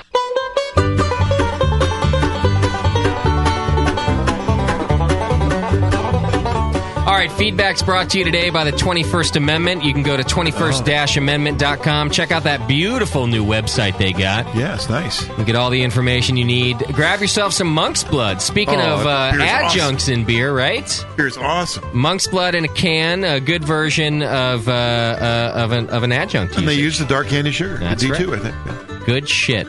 All right, Jay and crew, just another letter from a listener to say thanks for all the entertainment and knowledge I've learned from the shows. Just entered my first competition, the Cascade Brewers Cup, and I took first place in the light hybrid category for my blonde and first place for the American Pale Ale category. Yeah, that's a tough category. With Tasty's APA recipe. Wow. Tasty scored. Yeah, and a few tweaks, We he had said. some here tonight. A few tweaks. Okay, well, they're Yeah. probably better than mine. But, yeah, there you go. Cool. APA, that's never an easy category. No, I it's don't a care tough what category. the competition, Very right? tough, very tough. So let's see. I'd like to thank the entire crew, especially Jameel, Doc, and Tasty, who I feel brought my brewing to the next level. Keep up the good work and ass hattery. Prost. That's Scott from Meridian, Ohio. Good job, man. That's awesome. Good work. Wow. 2 firsts. Nice. That's great. Dear Brewcasters, been brewing for almost a year now, and I've turned out 17 batches. Recently entered my first competition, the Drunk Monk Challenge in Aurora, Illinois, sponsored by the Urban Knaves. Thank you. Urban Knaves of Grain. Yes. Tasty, thank you. Those are good guys. Well, I'm looking at that K and I'm going, all right, that's silent, right? It's, like Joe Foreman. Yeah, I and love Rodney. those. Love the Urban Canaves. Canaves, yes. Yeah. Wow, they're like a... Urban Knaves of Grain. Thank you, Tasty. Yes. Reading my mind. It's a pretty big comp with 617 entries That this is year. big, yeah. I entered 4 beers in 6 categories, and I took 2 medals. Not as many as I hoped, but when you're entering IPAs and American ales, there's bound to be stiff competition. My Black Double IPA took 2nd in specialty beer, and my Belgian Dark Strong, based on Jameel's recipe with Brett added, took 3rd in Menace of the Monastery category. Hey, wait a minute. I don't know that category. That's cool. I like that. Open to styles with monastic heritage. I see. I listed the BN as my club to spread the word. That's Good cool. job, Great. man. That's That's awesome. Ryan in Plainfield, Illinois. He says, I learned everything I know about brewing from you guys, especially Tasty. Keep up the good work. Suck it, JP. Wow, look at that, Tasty. I can relate. Hello, merry band of asshats. I ordered a set of new BN Army glassware and expected it to take a few weeks for it to get to me, as Justin is, well, to put it nicely, lazy. However, they made it to me in Ohio in only 4 days. That's right, Pacheco to Ohio in 4 days. Really? I was afraid to open the box, though, as I thought I would find the glasses wrapped in hooker ads or tissues with JP's beard or other bodily hair stuck to it. But again, to my surprise, They were packed nicely. That would have been the shipping error then. Yeah. Thanks again. These glasses rock. P.S. Suck it, JP. That's from Chris in Cleveland. See, Mom Crosley's doing a good job. She does do good work. Yeah. Working her hard. Justin and all the BN crew recently started brewing December of 2009, and one of the things I did was search out good resources for information about the hobby that I'm learning to love. I've listened to a lot of brewing podcasts, and yours at the BN is by far the most informative and entertaining. I really enjoy everything you guys put out. I'm working my way through the archives. I have one all-grain batch under my belt and working on number 2 this weekend. I have one question about brewing beer for competitions. How long should I age my beers before I send them off to competition? I'm planning on entering a couple, an American Brown and a Blonde Ale, and a few somewhat local competitions in the coming months, and I want to make sure beers are perfect. Thanks for all you've done. That's from John. Well, listen to last week's show, John, the competition brewing show. Maybe you're still catching up, but we do talk about how each style is different. You kind of have to... Aging your beer is tricky. You have to do each accordingly. Maybe, since Tasty is an American Brown specialist, how long should his beers be aged before he sends off his American Brown? Well, it depends on how big the American Brown is. So okay. Like competitions, the best beer you can make is a beer you know. So you've made the beer before, you know how that at 1056 starting gravity, it's at its prime in 4 weeks, or at 1062. It's at its prime in 8 weeks. I mean, it depends on what you're making. You, at some point, are your good friends who are really have good palates are going to be the ones who are going to tell you when your beer's the best. That's right. Taste your beer. Yeah, you got to have your taste friends. it. Put it in front of your friends. There's no math. There's That's no right. formula. Your process, your temperature, your cold conditioning is all different. Get it in front of beer judges. That's why homebrew clubs and entering it into competitions is a slower way. Homebrew club, you can find the guy there who's the beer judge. You could, have a conversation with him about your beer 5 months in a row. And each time you give him a different version of your beer, he's going to really help you out. So, Right. Yeah. Great advice. Right. There you go. All right, great show on competition brewing and splitting batches, guys. I upgraded to 10 gallons last summer when I got home from deployment, and I split every single batch to try different ideas post-boil. Go. So far, I've split a batch of triple between WLP 530 and 510, then followed the 510 batch with 2 bottles of Orval dregs. I split a batch of Tasty's APA between 001 and 007, and just recently split a batch of American Stout by dry hopping half with 2 ounces of Centennial. I'd love to see a show dedicated to this concept of splitting batches post boil. Like I said, a lot of people were fired up about the splitting batches, and I think we could get some guys in here to talk about all the different things you could do post boil with one.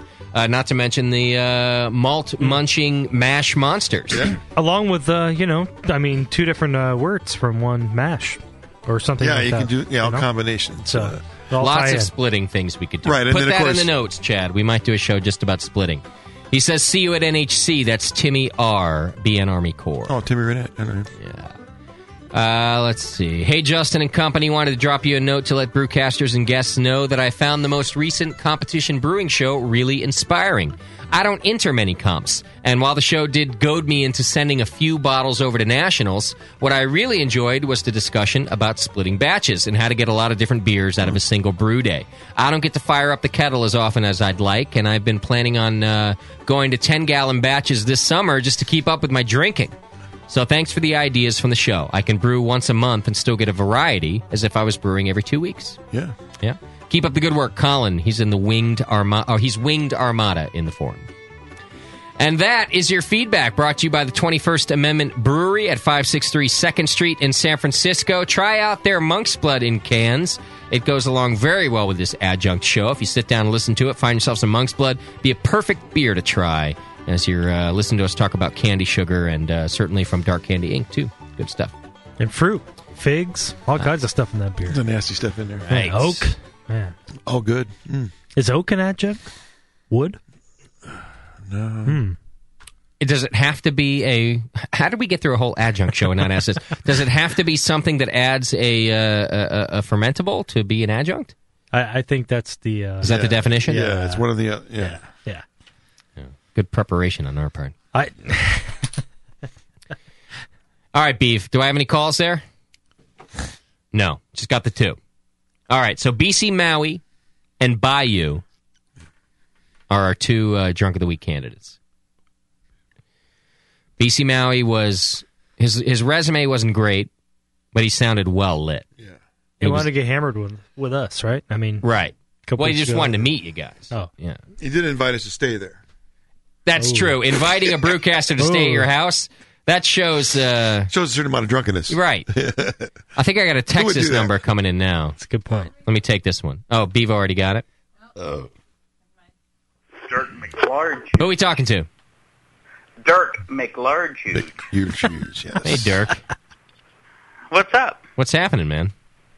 I'm drinking. Good. That's what I like to hear at this time of night. Are you calling in for Drunk of the Week? Oh, yeah. All right. Give us the resume. Well, tons of Jay-Z's Amber Ale. Oh, that's good. Tons of it. Well, Like a growler? He sent you beer? I never get his beer. No, well, I had to make it myself. No. Hey, so do we. Don't feel bad. It's like him sending you the beer. Just He sends checking. you the recipe. Right. Yeah. Right. Well, yeah, you have to do that stuff. Right. So you've had tons of that. Anything else? No, I've just been doing it about... What time? Well, it's 11 here. I've been doing it for about 5 hours. He sounds good. Attaboy. All right, Dirk. You're in the running. Oh, cool. Yeah, you definitely sound good. Where in Texas are you calling from? The Hill Country, West Austin. Oh, nice. All right. On speakerphone? Well, iPhone, headphone Oh, thing. okay. All right. Did you download our new iPhone app yet? Absolutely. You did? Look at Dirk. Yes. Supporting the cause. I gladly paid for it. Thank you very much. You didn't find it on the black market? Didn't blink at all, did you? That's a brother right there. No. Didn't blink. I paid for it.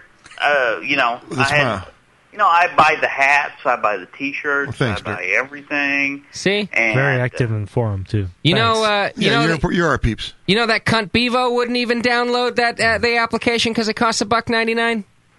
I won't say anything bad about Bevo. Thank you. I appreciate that. You believe that shit? Sam is a leech. Well, I believe it, but I don't won't have say a lot of anything money. bad about Bevo. That's right. Bevo does have to support a husband. It's true. That's true. Well, absolutely. Yeah. It's a big load. Well, that's what I said to her. I was like, what he listen, said. now if Sam Don't say Sam this. came and said, look, I can't download the application, Yeah, you'd say, here, I'll then do I'd it. understand. Yeah, I mean, that yeah, kid, he yeah. doesn't have $1.99 to his name, but Bevo has a job. Bevo made the interesting point that Sam, could never afford an iPhone. So Sam would never have an iPhone. I have Right. an extra iPhone. He doesn't want to use my old iPhone. Or a cell phone, period. I won't say anything bad about Bevo, though. We sure like to rag on Sam, don't Thank we? you. I appreciate yeah, that. we do. Oh, well, yeah. Sam is fair game. I'll tell you, Dirk's sounding good, man. We've got some good candidates tonight. Tonight's a tough, The frisky group, I'll tell you that. tough lineup. Yes. All right, brother, you're in the running. All right, thanks. Later, man. Bye. All right, Dirk McLarge from Texas. How you doing over there, complainer? I'm trying not to complain is what I'm doing. Strong move. I'll tell you, your Belgian Strong Ale has probably been the most medicating of the night. Yeah, that's pretty big beer. I'm What is glad that? you gave me this one. This one's nice. It finished at 0.05, so it's like Really? 10.2%. This is the beer. 0.05. Good Right. Lord. I used the 570 yeast, and it stopped at 14. And then I racked it into kegs and pitched champagne yeast, and then it went down to 0.05. So it has like a bottle conditioned flavor, even though I forced carbonated it. Right. It's It about- does have a bottle conditioned flavor. Yeah. You're right. I got it. Out of this bottle, it's about three volumes. For the competition, I'll get it up to probably 4. Really? Yeah. Now, Chad just did a Belgian blonde ale. Mm-hmm. What did that finish at? 06. So this is your Belgian Strong Ale. This is a strong. But Chad's is a Belgian blonde ale. Right. This is Jamil's recipe. I see. I guess modified. 24 pounds of Pilsner malt and 6 pounds of sugar.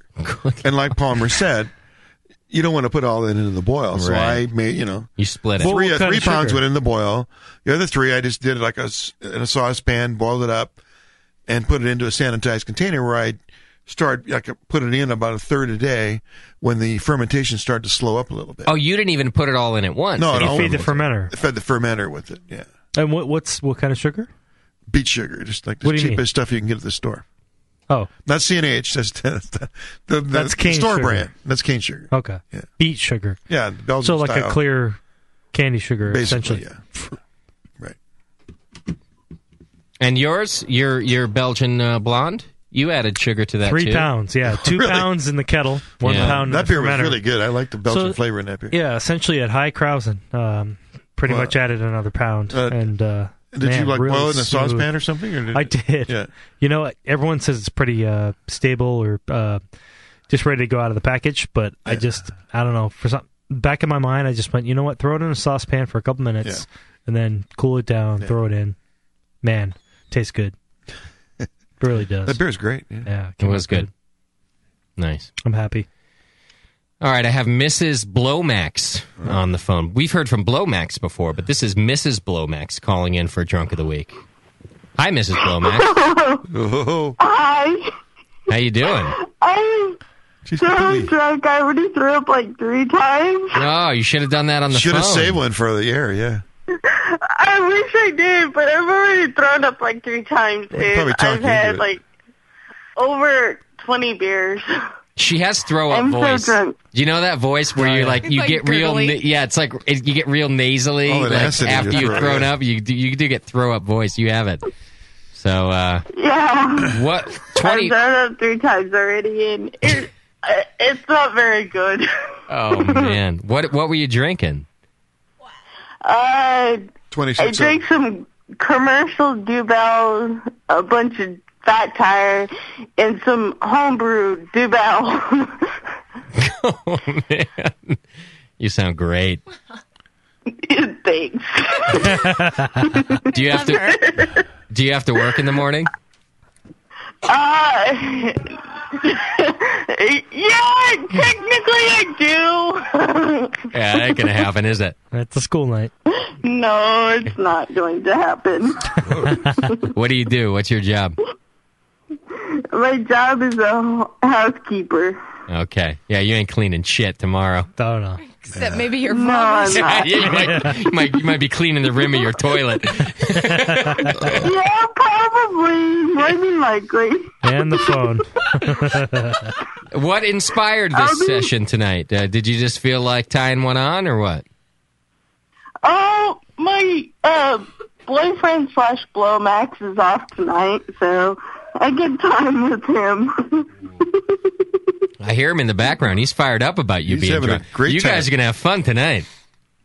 Oh, yeah, we are. Yeah. If you get going in the next Yes, 8 drunk. minutes before you pass out. Yeah. Or puke again. I think he should start right A now. lot of things are going to happen in the next 15 minutes before I pass out. Right.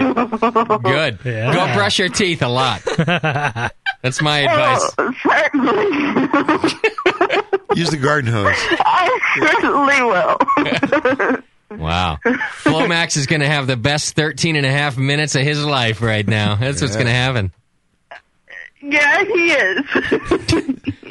At this point, it's probably not going to be very good for you. Yeah. By 12 and a half minutes, she's going to be like, listen, just be done. Good Lord, I got to pass out. She's like, I'm numb. Standing up too long.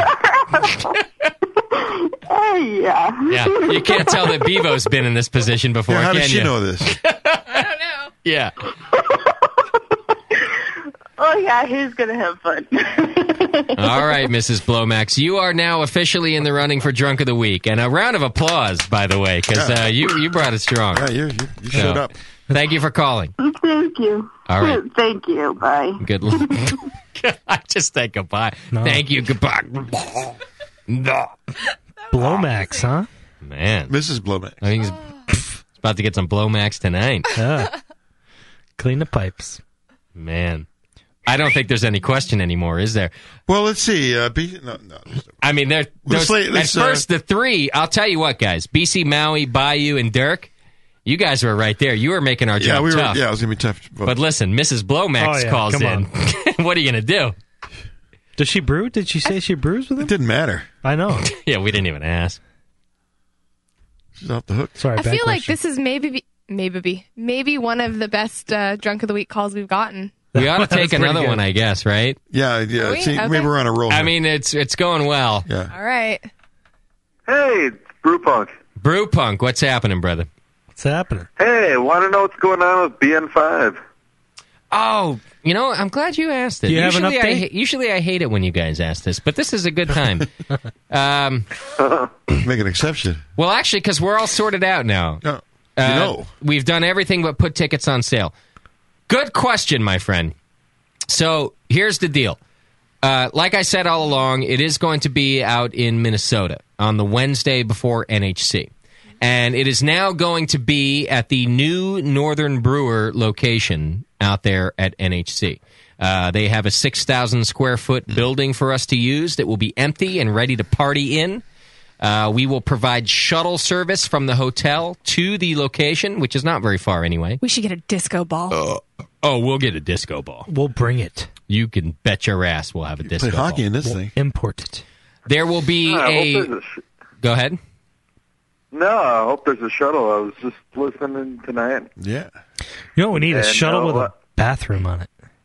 No, so I booked the we're all hotel classy by now? you guys. Put the drunks on No, top. but people got to piss. What we Yeah, don't need is I a know. creepy yellow school bus Really? It's not that far. driven by a drunkard. By the way, What? we're getting yellow school buses. Damn it. It's BN style, man. Excellent. Of course. Yeah. It's a short ride. With tinted windows. I promise you this, there'll be plenty of pissing from the opportunity state. at Northern Brewer. We've got we've discussed in detail the outhouse situation. We've at, had problems with that before. So we're going to throw a big rager out there. There will be BN Army VIP passes where you guys are going to get in an hour early, get some special beer, and possibly even some Sean Paxton food. For the hour beforehand. And then it's going to keep going on after that, where it's just going to be a big craft brew / homebrew festival. We do encourage bringing homebrew. Northern Brewer is going to have a lot of homebrew on tap. It's going to be a big deal. Tickets will go on sale in the BN store before they go on sale anywhere else. And that's actually probably going to happen in the next week. You can look for tickets on sale in the BN store. You're going to want to get them quick, and then after the fact, some extra tickets will be on sale at Northern Brewer. But I suggest you get your VIP BN Army tickets. Well, I'll be driving up from Milwaukee. Can't stay for the weekend, but definitely coming up for the BN5. Hey, perfect. Nice. You won't miss a thing, man. We're going to do it all in one night, like we It's like the to do. highlight of the week. Yeah. We like to cram a week's worth of partying into one night. You know, I actually had a question. Excellent. We had fun with you guys, you and Jamil back here in Northern Brewer. At the Sorry, I store? might be calling in for a drunk of the week too. No, we had a great time out there, too. It was a good time hanging out at the Northern Brewer store, and I can't wait. The Northern Brewer is so awesome to us. We're going to have a good time partying with them. So get your tickets I early. might be able to throw in drunk of the week here too. I brewed an IPA this afternoon. Uh-huh. What's the name? And, I'm going to write you down. And What's I'm the name? already drinking it. Well, I started out with a Bell's IPA, and then I started drinking my Schwartz beer, and Nice. a hoppy, hoppy American wheat, and I'm pretty happy right now. What's the name? It goes Brewpunk online, Brewpunk, but that's my name is Chris. All right, Brewpunk, you're in the running. Thanks, brother. Thanks, man. All right, I got to pee. Okay. My back's going to explode. What do you got, I had Beto? one more quick question. Somebody asked me in the chat about an after party. Has any sort of arrangements been made for that? Not yet. I'm working on the sweet situation again, but I don't know, man. It's we're on a budget this year. We'll see what we could do. Last year it was all donated by wonderful, beautiful, amazing listeners. Yes. So I don't know. We'll see. I do like the after party situation because we kind of party like nobody else, so we do need our own area to do that. Anytime we've ever tried to crash other people's suites and parties, it's not worked out well because we sort of out party the people who own the thing, and Right. it's not good. Our never mind. Do you know what time we're leaving Northern Brewer? What gotta go. time is the party over? Do you know? Or 11. okay. Maybe 11:30. I forget. We tried to plan it in time that you can get back to the hotel for our last call at the hotel. Oh, which is midnight or something? Yeah. Okay. So. And then to the presidential suite. I'll give you full details ASAP. And then, sign up for the Twitter thing because that's how you're going to get your tickets first. Twitter.com/Brewing Network, Facebook. Sign up for all that shit, and then you'll get notified first. All right. Raise your hand if your drunk of the week is BC Maui. I love that guy. Good guy. Raise your hand. Love you, Bill. Raise your hand if it is Bayou Brew from the Malt Munching Mash Monsters who helped us out Thanks tonight. for the beers. Good guy. Great show for him. Yeah. All right, raise your hand if it's Dirk McLargehuge from Texas. He was pretty good. All right. Justin put his hand up. You ever saw that? Yeah. And raise your hand if it's Mrs. Blowmax. Mrs. Blowmax. Come on. I think so. Yeah. I'm voting twice tonight. Oh, yeah. I'm voting twice tonight. Keep going. And raise your hand if it's Brewpunk. All right, Mrs. Blowmax, you are our drunk of the week tonight. And Mr. Blowmax, good luck to you, sir. Yeah. You know what I'm talking about. He's already done and she's asleep. Yeah. Or maybe she's asleep and he's already. Yeah. Whichever happened first. Yes. We're not sure. Just choose a hole then. Tap it all at once. Oh. Okay. The max blow. Hey, good drunk of the week calls tonight, though. You know? It started out slow. Finally. It started out. It was a great set. I stepped it up. You've been a bunch of pussies for a while. Was it a holiday tomorrow or something? It's not a holiday even. Maybe like spring break. A lot of people around that, maybe. All right, Mrs. Blowmax, send me an email, justin@thebrewingnetwork.com. We're going to send you some dark candy sugar, courtesy of Dark Candy Inc., and also a medal, a nice Drunk of the Week medal. Yeah, send some pictures. Send you some pictures of yourself. She will now be known as Mrs. Blowchunks. Oh, that's Yeah. pretty good, actually. Nice. It is good. Yeah. Don't send us those pictures. Thank you, Wolf Brew. All right, good job, everybody. Thank you for sticking it out. Right? Thank you, complainer. You cover all the business? Bye-bye. You all right? I tried to keep it You to a gonna make minimum. Try not to complain. I'm not going to answer those questions. Maybe you should get Irie. Relax. It's not going to help. It'll feel like someone's sticking knives in my back, and I'll feel like I'm a big loser. That's what happens when I smoke. If I get Irie, I feel like a big loser. I've never heard that expression before. Irie. Yes, you have. You are the whitest woman in the world. I swear to God, How I've never heard fucking that. white? Cool, calm. Come on, man. In the islands. Irie. Irie? Cool, I calm. swear to you, I've never heard that before. Wow. And hello, white. You are the whitest woman on earth. Sam's pretty white, too. Between the two of you, I'm surprised we can look at you. Way too into Without vampires. sunglasses. Can't have sex in the sun. You're too bright. Yeah, exactly. It's true. When I sat beside myself, like there's a strong reflection off of my body. Big white. I'm like the kind of white where you can like see my veins through my skin. Oh, man. Like Sam. Like Sam. All right. There might not be a show next week because it's Easter Sunday. That's right. And a lot of our staff, it's very important. Difference to the Easter Bunny. It's very important A to lot them. of your staff. Yeah. Devo. Yeah. She's got to go hang out with Jesus on that day. I don't She has know. a lot of the staff. You know, I don't know. It's not for sure, but I'm pretty sure there's no show next week, and I got to rearrange the schedule, see what happens. But I will post it all on the website and inform you on Twitter. We'll also be doing the More Beer donation giveaway. We'll be doing that drawing, so you're going to want to sign up for Twitter for that. Anything else? Buy our app. Yeah, on Bruce Strong iTunes. tomorrow night at 6. Oh. Listen in, Rig Welder. There you go. Live. Tomorrow night at 6 6. All right. We good? Good. Great. Thanks, everybody. We'll see you next time. Cheers. Out. Give me a wheat beer on a hot summer day. A bark will do me when the skies are gray. I'll take a Belgian brew anytime, and the women think the lamb is fine. But don't you give me that American crude, boys, I want a real home brew. Home brew, don't you really love it that a home brew? Can't get enough of it. Home brew, it blows my mind. I love home brew all the time. Yeah, I think I'll have me, well, I'm the one right now.